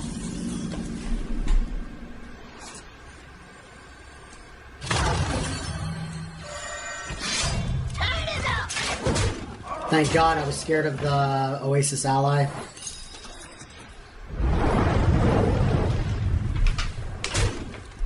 Oh, it still deals the damage. That's cute. That's actually kind of surprising.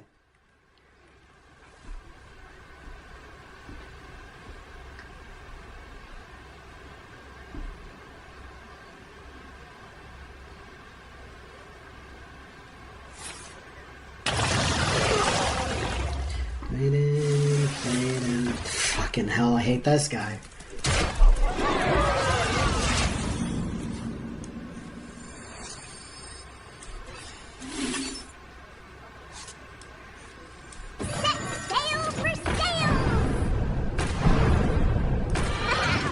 Alright, it's 50-50 to clear. Yeah! Very nice.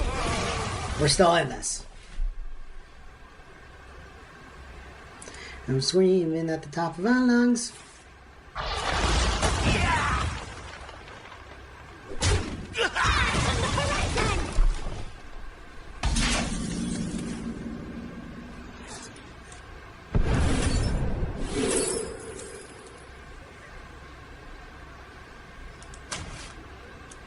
This treasure ain't fit for a pirate.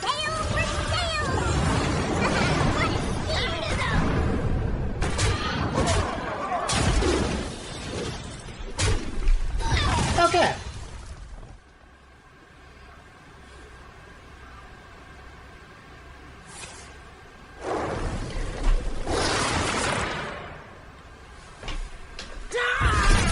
Ooh, what the fuck? Nice random ass board clear. Let's put a smile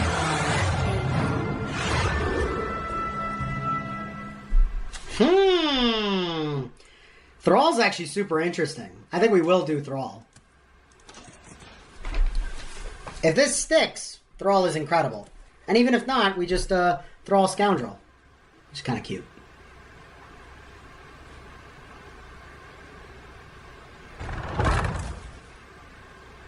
Please don't have the 2-drop.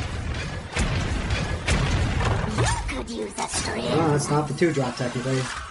That's worse.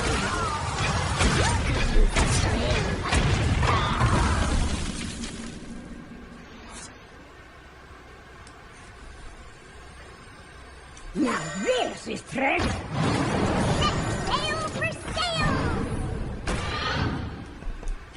What a steal.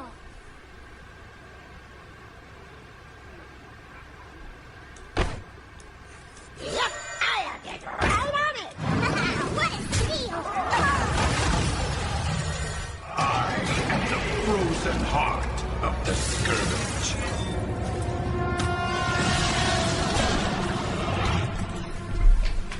Okay. That's actually super good. Pleasure of force.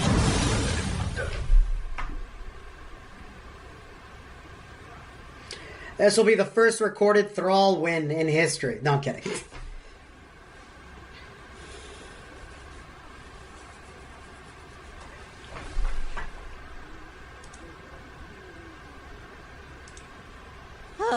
I need a vacation from my vacation. Be alone.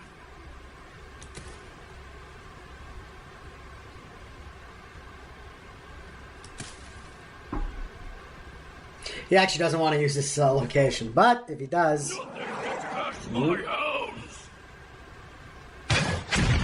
Thank you!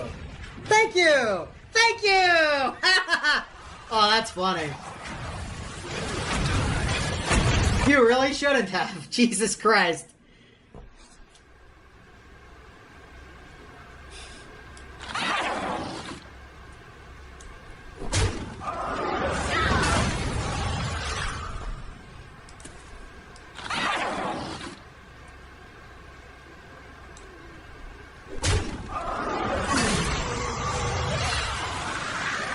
Pirates like this, not for me. Oh, look at that. Yep, I'll get right on it. I'm not cut out for this. Based?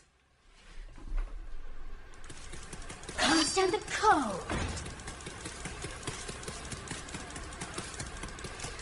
All the things we'll do to an electric groove. I'm feeling punchy.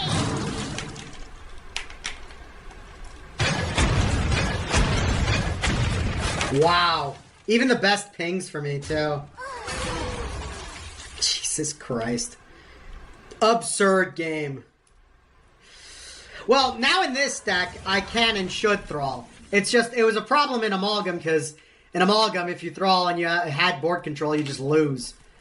But in this deck, it makes a lot more sense.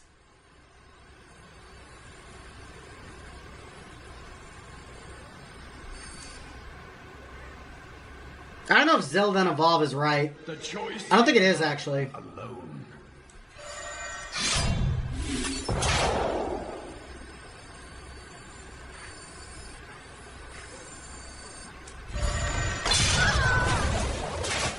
Elements, obey me.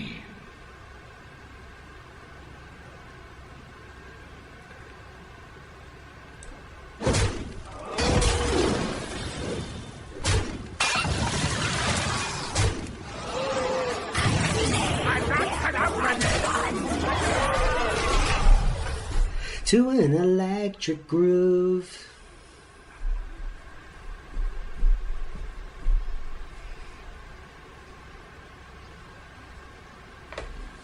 All the things we'll do.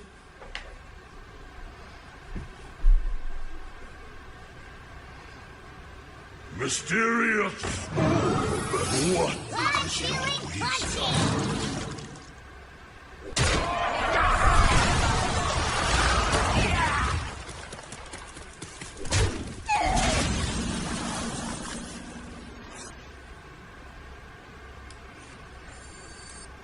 What fun! You defile the death. All right.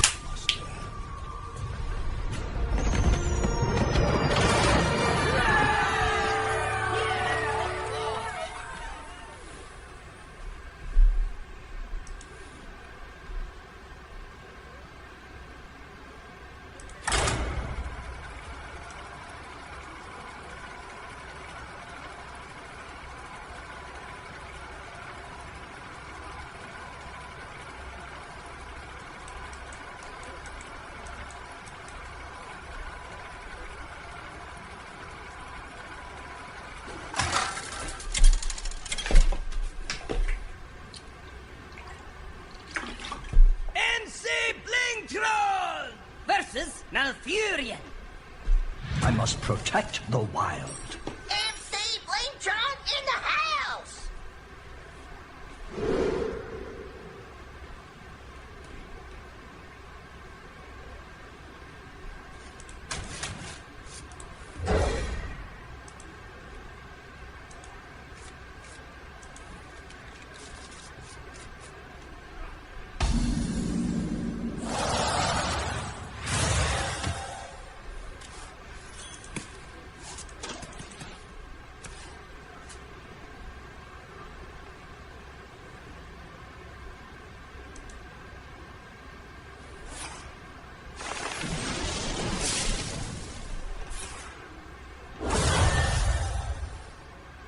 All right, baby, after me!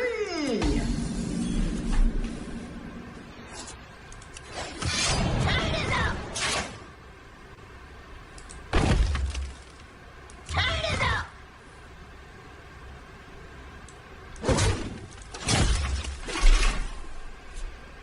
So it's crazy if you just hero power passes. Then we can do a play that normally would be insanely bad, but is actually good here.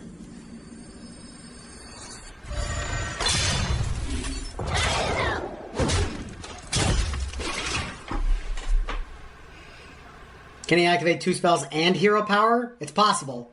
But considering he already used Innervate, I don't think so.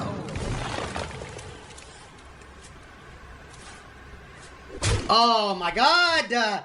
The fucking Barbed Thorn feels good sometimes.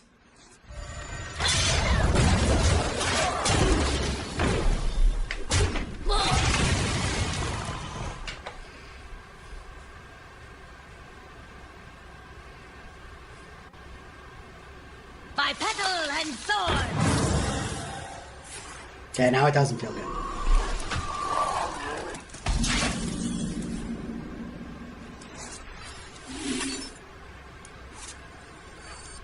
Turn it up!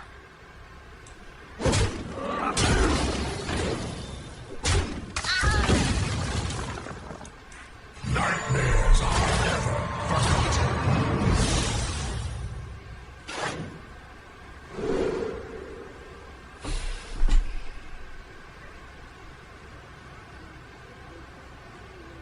I actually like Scoundrel here because we go Scoundrel, then Purchase next turn.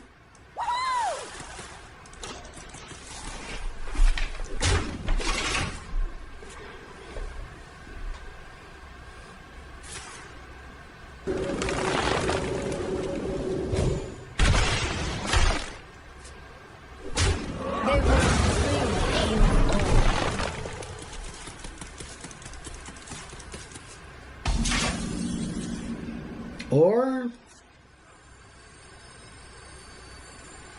This treasure ain't fit for a pirate. Scoundrel and Weapon.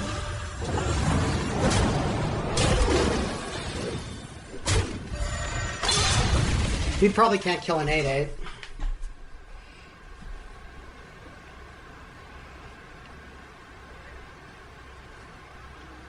Well, he might clear an 8/8 now, but he might go face.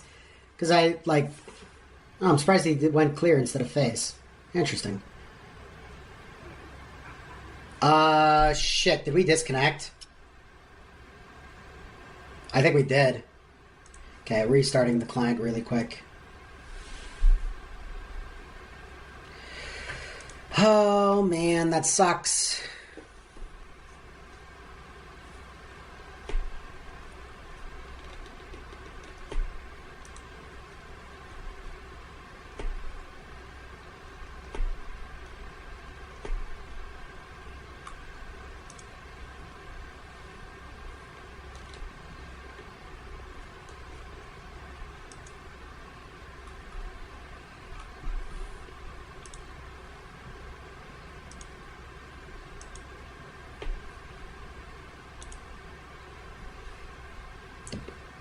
The bastards hung me in the spring of '85.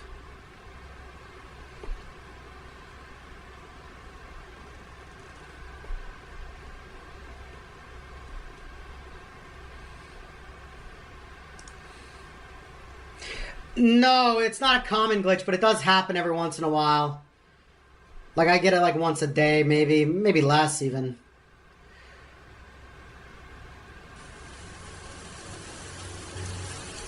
Turn it up!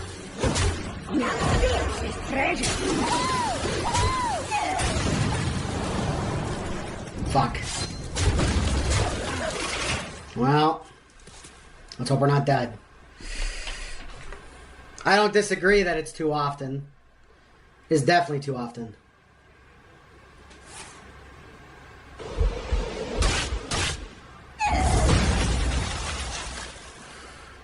Follow the fluttering.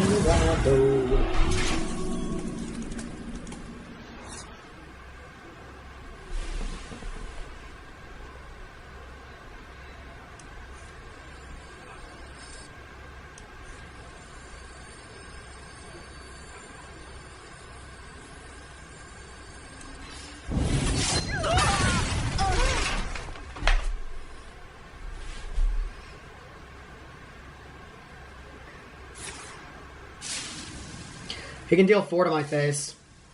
The question is, can he deal 5? Oh, he can deal 5 to my face. If he's lucky.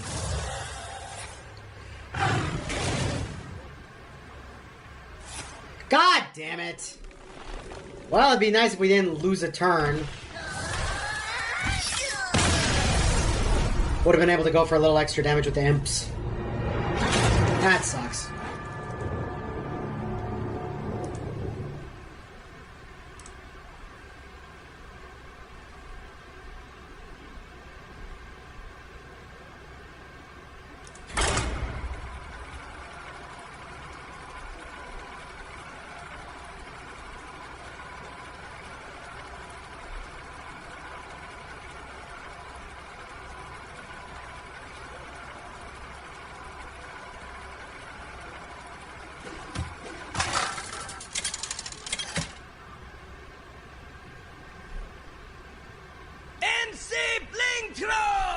Versus Kel'Thuzad!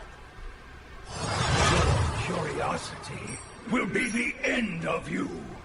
MC Blingtron in the house! God, I ordered some t-shirts like 2 weeks ago, and I have no update when they're coming in.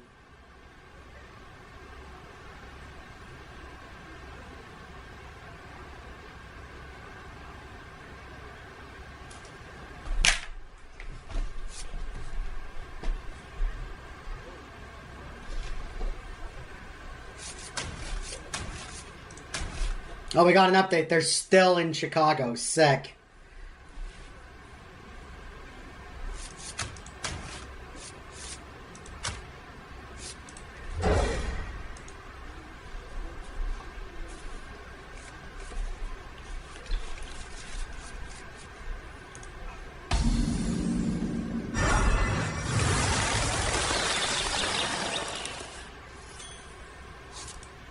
Job's done.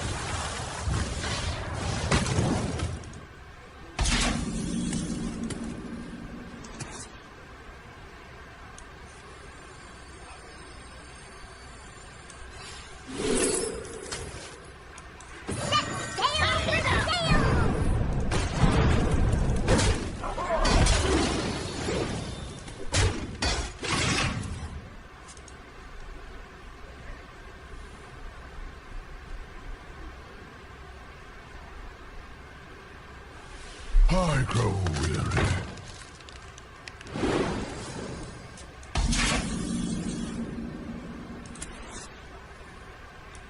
Yep, I'll get right on it.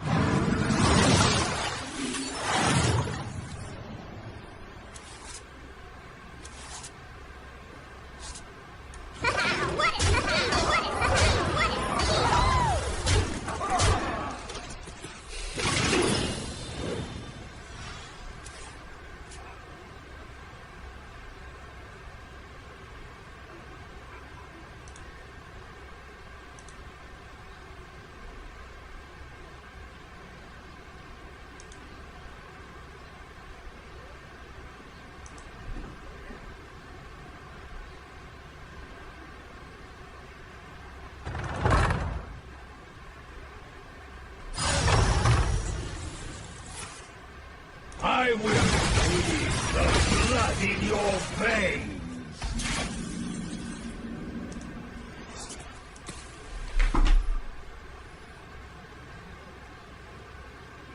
Turn it up.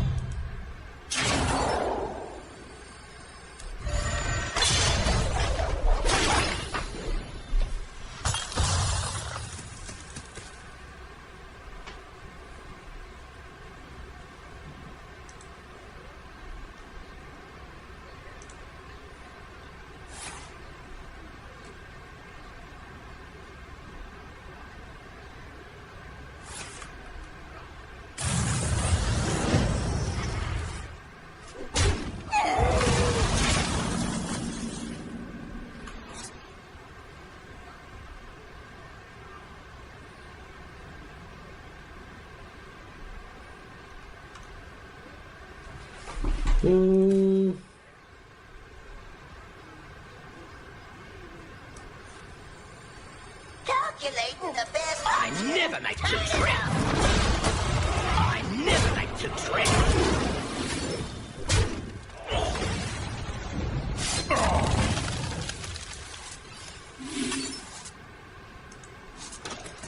Where are my coves? Where's my anything?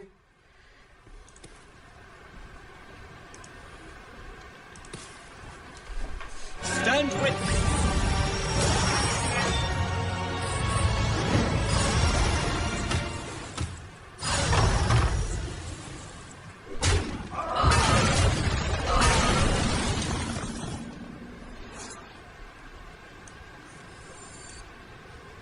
Turn it up.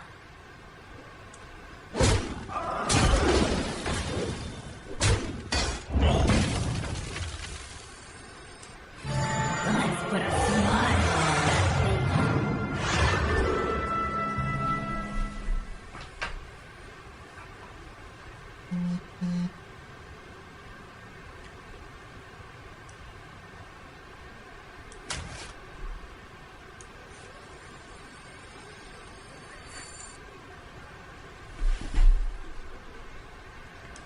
Yep, I'll get right on it.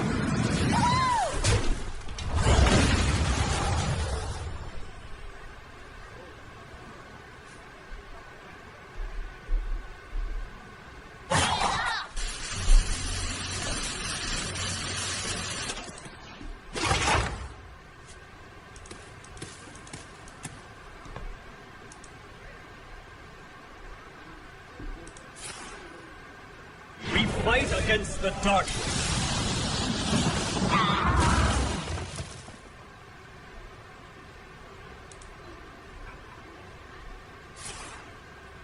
We fight against the darkness. Okay, so we're dead, right?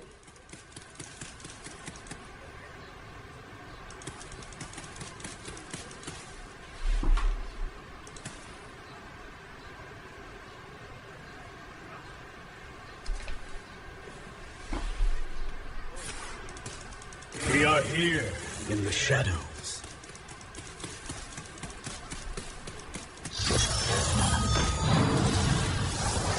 Must be decisive.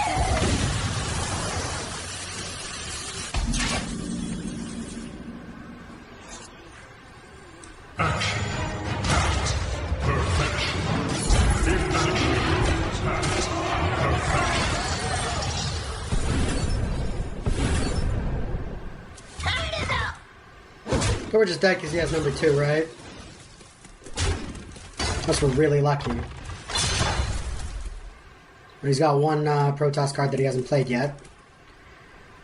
3, 2, 1, death.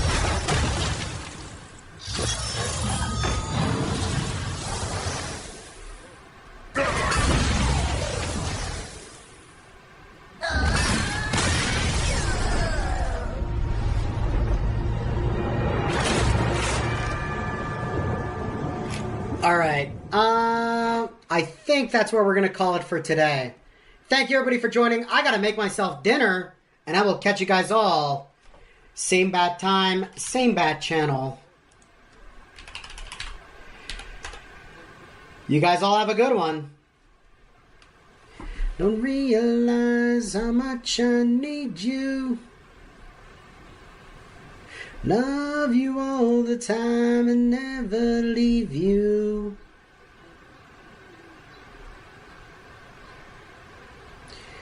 I'm lonely as can be. I need you. We're going to host Frankie. I haven't hosted him in a while. Show him lots of love, and I'll see you guys all later. Great.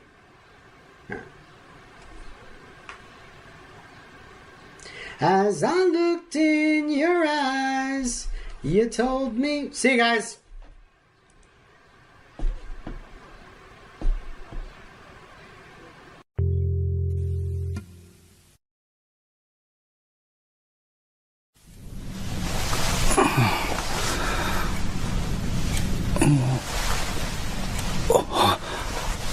エナッツさん。気づいたか。水飲むか。エナッツさん。おい。ここにエナッツさんがいるはずない。だからこれは夢だ。きっと夢だ。おい、好きだ。好きなんだ。せめて今だけでも抱きしめていてくれないか。何よ。お前はゲイじゃないから、そのうち女の方がいいって言い出すんじゃないかと思ってた。でも現実になってみた。ショックで。おい待て。なんでそんなこと思った？俺が合コンに行くと聞いたからか？現実はもうどうだっていいんだ。でも今は、この夢の中では、俺を抱いてほしい。まだ俺のことが好きだと言ってほしいんだ。言ってくれよ。夢の中くらいいいだろう。バカ野郎！何が夢の中だ？夢じゃない。今、俺を好きだと言ったよな。それは、でも、ちょっと待て。なんでお前がここにいるんだ？そんなことより、言ったよな。俺が好きだって。今ここで好きって言ったら、きっと江夏さんの負担になる。前にも言ったが、俺はお前が好きだ。付き合ってほしいと言ったこともある。覚えてるよな。覚えてるなら、その返事を聞かせてほしい。俺と付き合ってくれるか？ああ。よかった。現実なのか？寝ぼけてるのか？今の返事も明日になったら夢にしちまうんじゃねえだろうな。そっちこそ夢でも見たんじゃねえのとか言い出すんじゃねえだろうな。言うわけねえだろ。ベ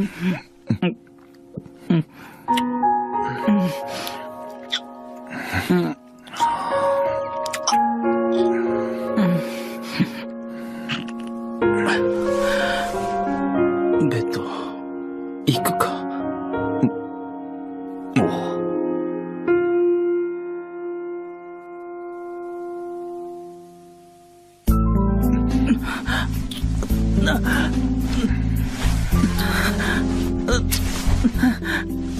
では、そこ、ダメ。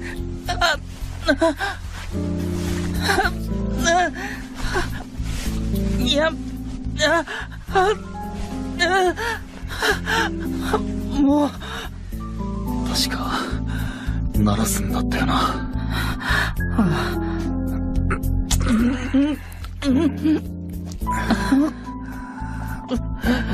すげえな。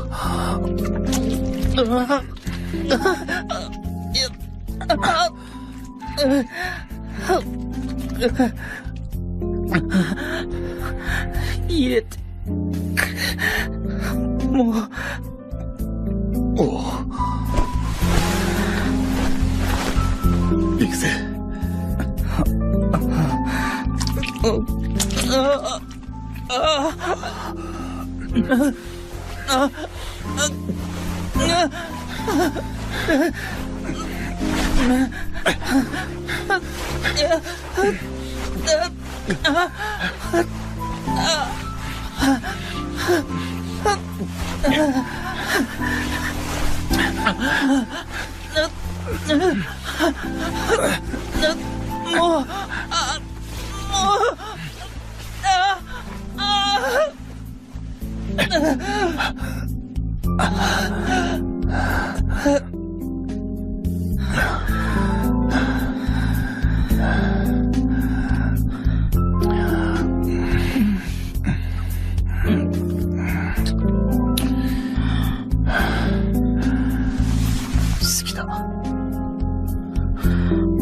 俺も付き合ってくれるか。なんだよ、今さらってか。ヘナツさん。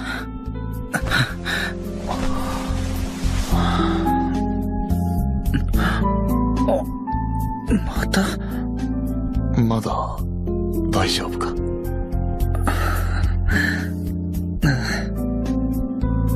好きだ。ヘナツさんが好きだ。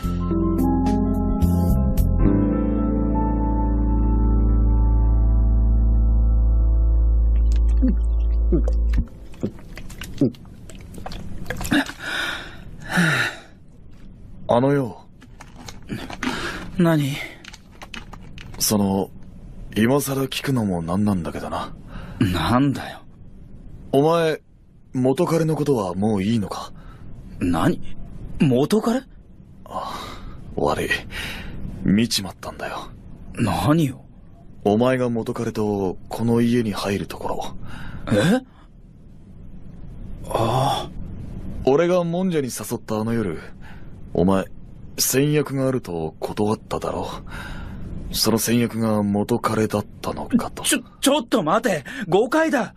先約は教授のお供だよ。全部話す。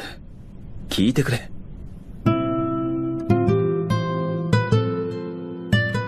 ああ、なるほど。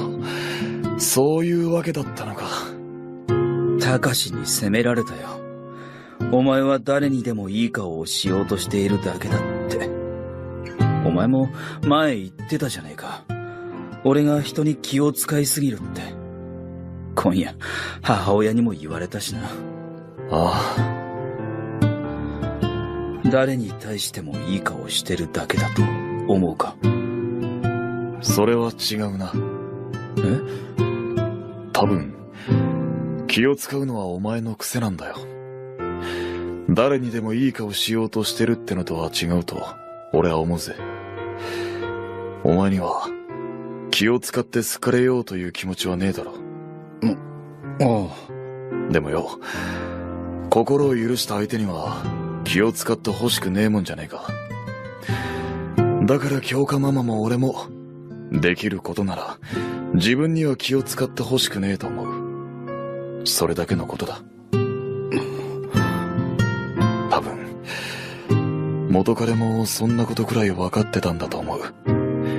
10年も付き合ってたんだしな。だからこそ、そんな悪態ついちまったんじゃねえか。そうなんだろうか。そうだ。ありがとう。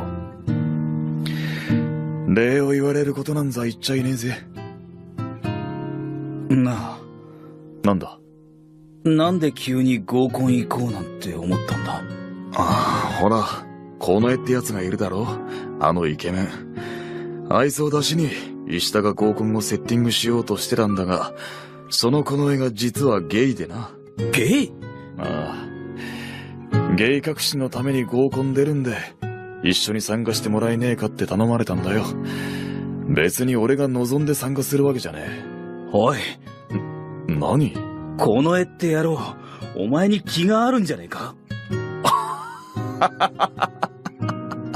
そりゃねえよ。しかし。大体奴は、お前のところの女子大生が速攻目をつけるほどの超イケメンだぜ。俺なんてもさい親父を相手にするわけねえだろ。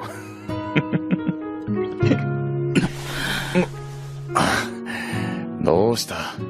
俺も、もさい親父に惚れてるんだけどな。何言ってやがんだよ。後でソフトに言ってやろう。バックには気をつけろって。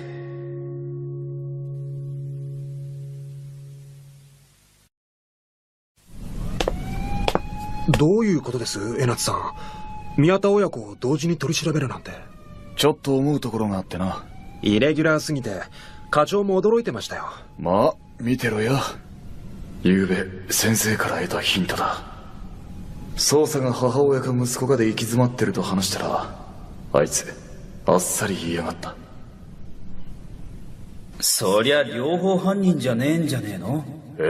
じゃあ誰が犯人だよ？それを調べるのが警察だろうよ。ま、推察はできるが。推察？どんな？息子はおそらく現場から逃げ去る女の姿でも見たんじゃねえか。顔を見てねえから母親だと思った。ってことは母親と背格好の似た女性が犯人じゃねえかと。どうだ？グレて家にも寄りつかないような息子が母親をかばうか？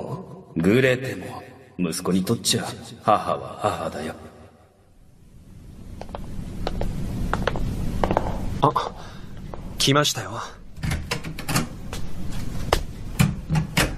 なんで椅子が2つあんだよ。いいからそっちに座ってくれ。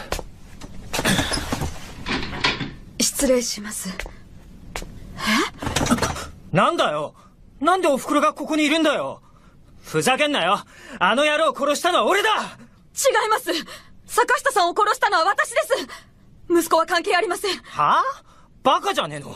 俺だよ。あんた、もう黙ってなさい。指図すんじゃねえよ。ああまあ、とにかく2人とも座って。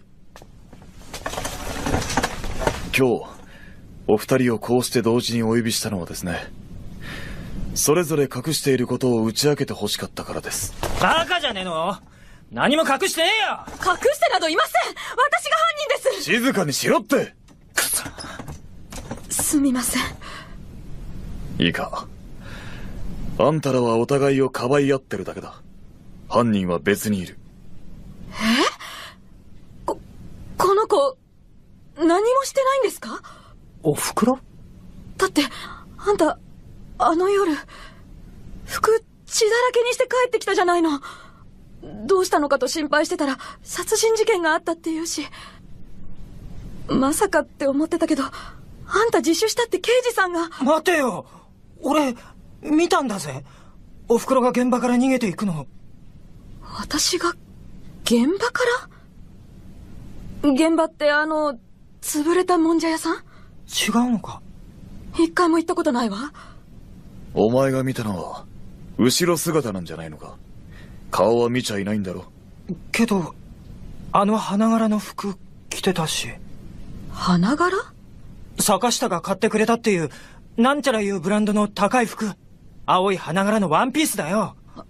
私じゃないわよ。この絵。はい。そのワンピース後で押収するように。わかりました。よし、それじゃあ話してもらえるか？おふくろさんは嘘をついちゃいねえと俺は思うぜ。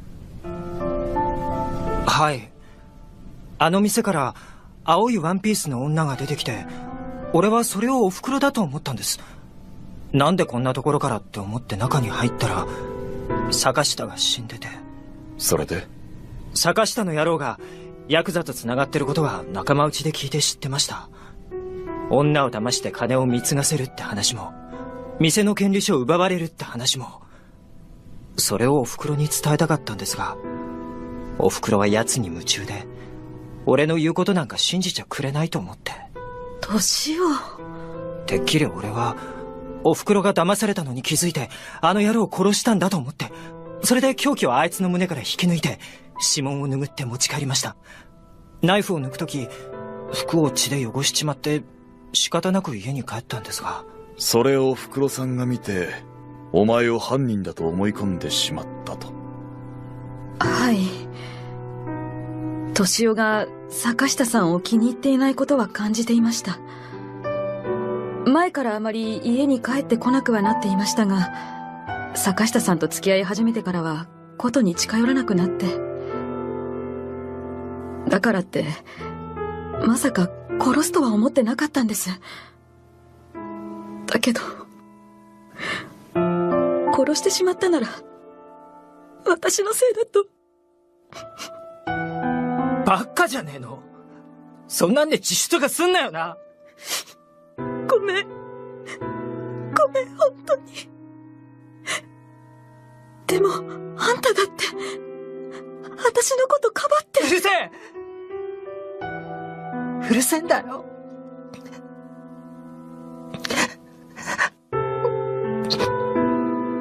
あんたらは、相手をかばう前に、ちゃんと話をするべきだったんだよ。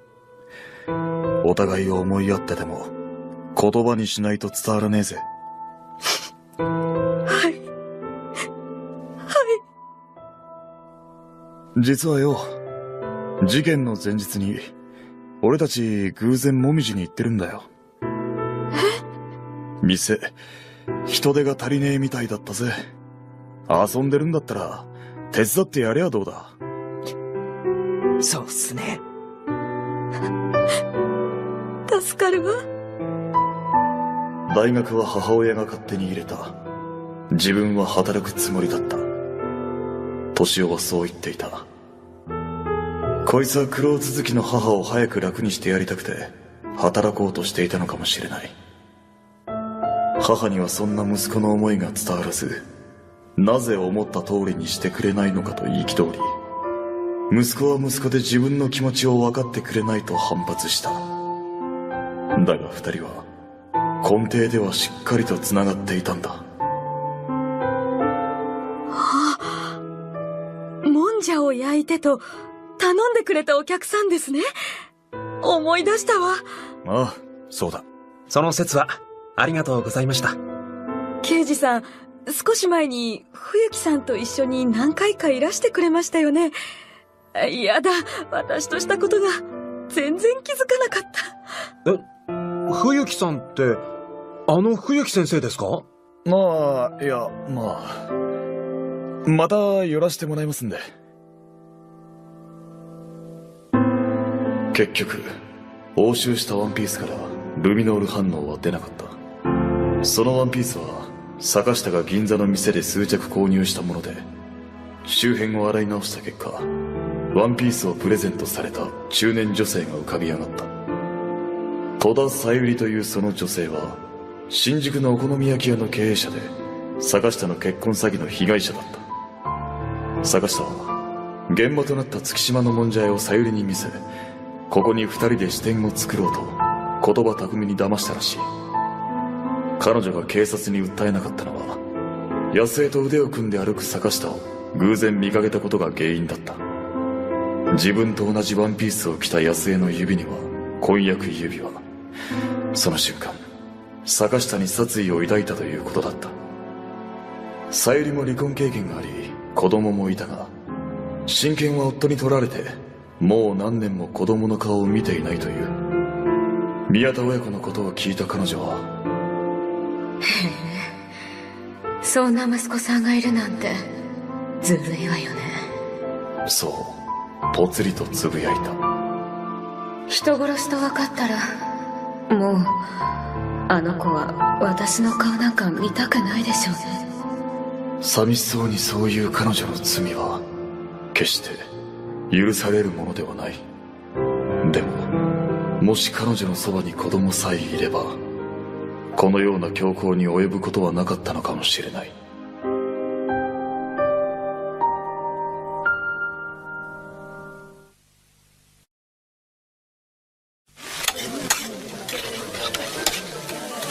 それにしても冬木さん、本当にもんじゃ焼くのうまいですね。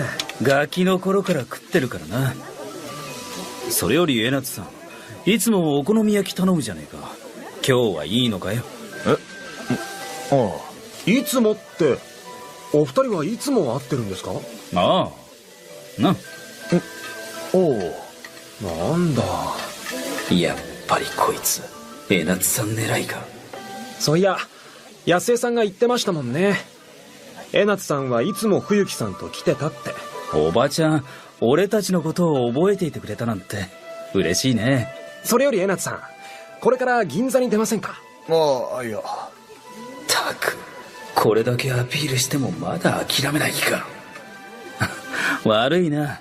これから二人で飲み直すんだ。おいな。ああ、わかりました。それではお先に失礼します。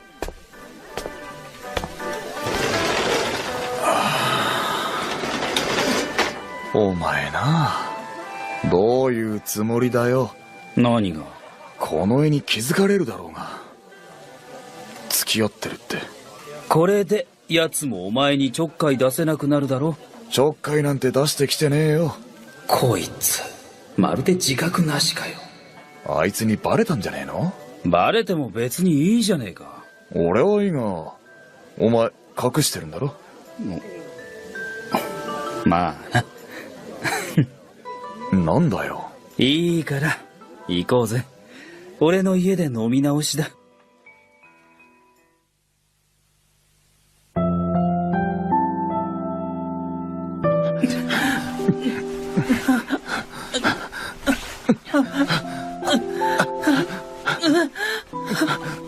もう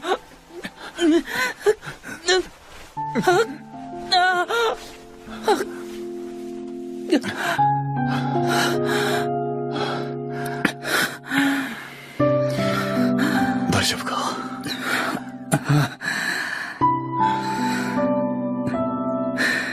髪乱れてるぜ。おい、よせって。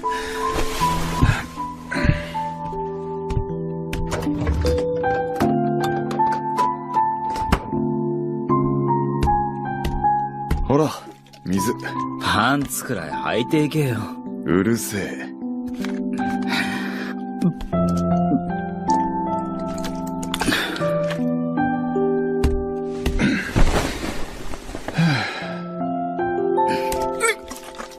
冷てえな。何ボトル背中にひっつけてんだよ。水の礼。感謝してるって伝えたくてよ。それで、なんで嫌がらせみたいなことしてくるかね。嫌がらせじゃねえよ。汗ばんでるから冷やしてやったんだよ。たく、可愛くねえな。そういやよ。元彼、あれからどうなった？ああ。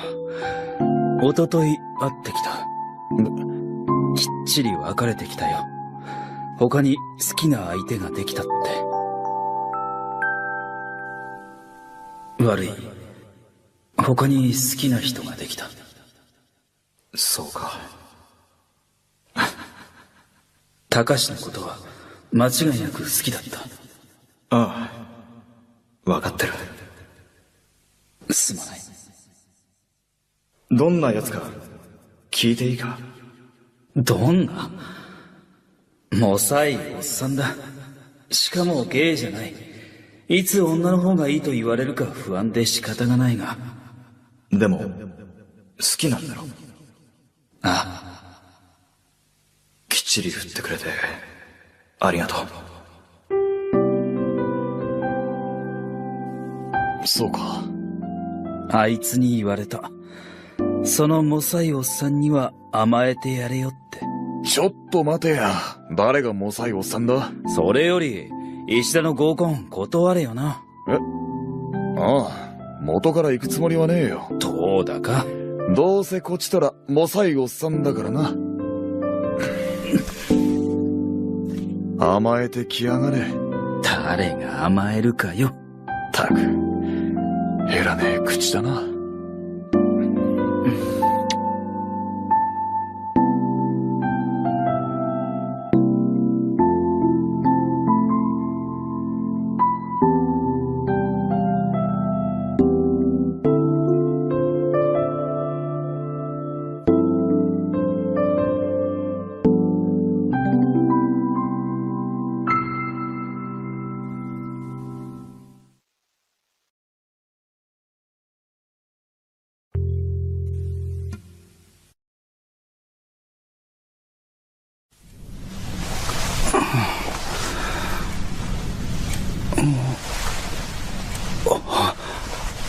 エナツさん。気づいたか。水飲むか。エナツさん。おい。ここにエナツさんがいるはずない。だからこれは夢だ。きっと夢だ。おい、好きだ。好きなんだ。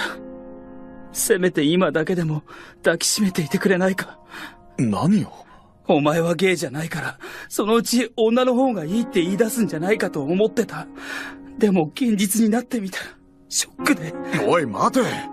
なんでそんなこと思った？俺が合コンに行くと聞いたからか？現実はもうどうだっていいんだ。でも今は、この夢の中では、俺を抱いてほしい。まだ俺のことが好きだと言ってほしいんだ。言ってくれよ。夢の中くらいいいだろう。バカ野郎！何が夢の中だ！夢じゃない。今、俺を好きだと言ったよな。それは、でも、ちょっと待て。なんでお前がここにいるんだ？そんなことより、言ったよな。俺が好きだって。今ここで好きって言ったら、きっと江夏さんの負担になる。前にも言ったが、俺はお前が好きだ。付き合ってほしいと言ったこともある。覚えてるよな。覚えてるなら、その返事を聞かせてほしい。俺と付き合ってくれるか？ああ。よかった。現実なのか？寝ぼけてるのか？今の返事も明日になったら夢にしちまうんじゃねえだろうな。そっちこそ夢でも見たんじゃねえのとか言い出すんじゃねえだろうな。言うわけねえだろ。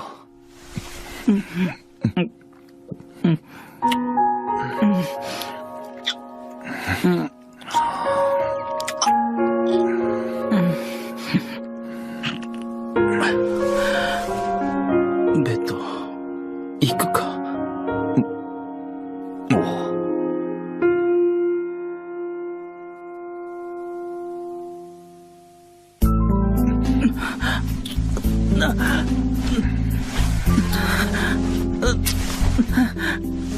では、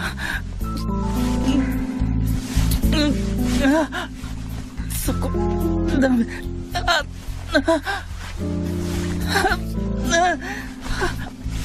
いや、もう、確か、鳴らすんだったよな。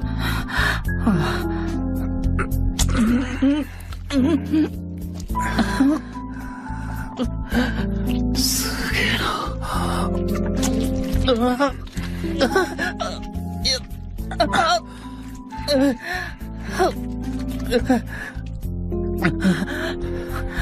入れてもう。あのよ。何？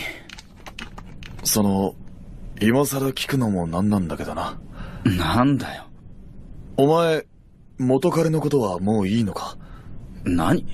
元彼？悪い。見ちまったんだよ。何よ？お前が元彼とこの家に入るところ。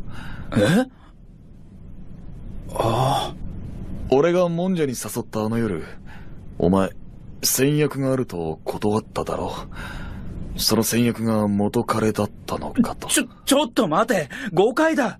先約は教授のお供だよ。全部話す。聞いてくれ。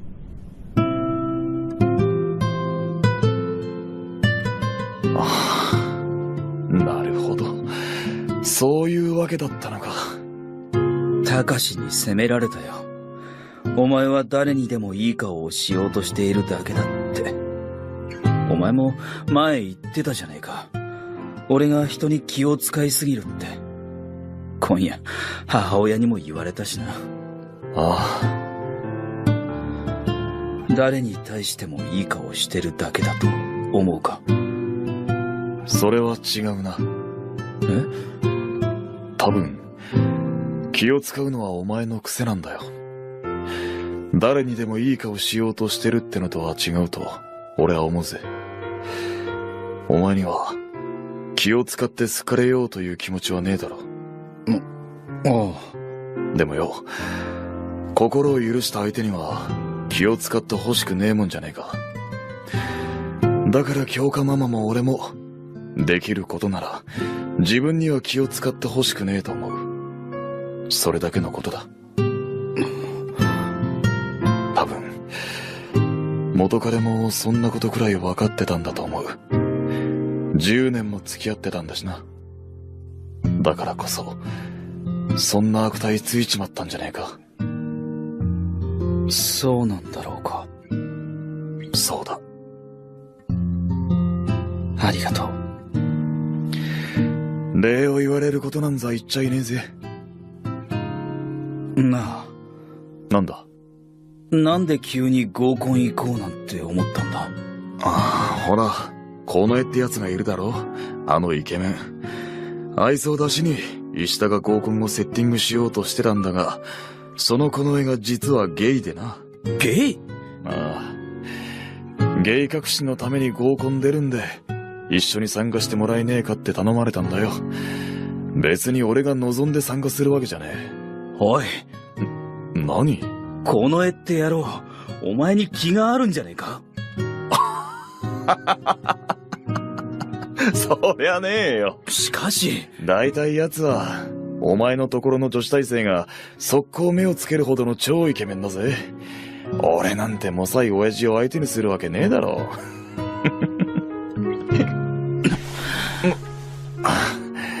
どうした？俺も、もさい親父に惚れてるんだけどな。何言ってやがんだよ。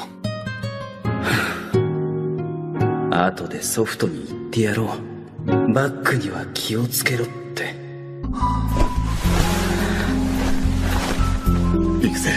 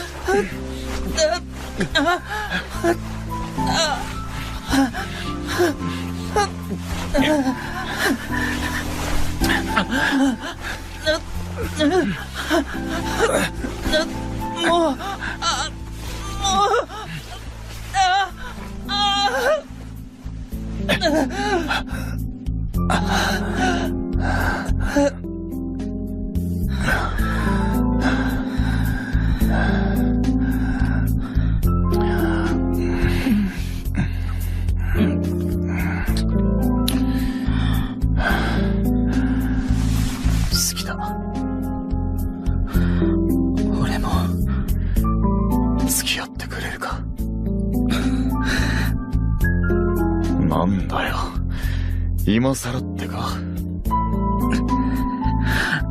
ヘナツさん、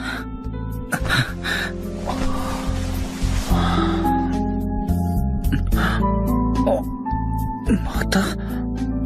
まだ大丈夫か？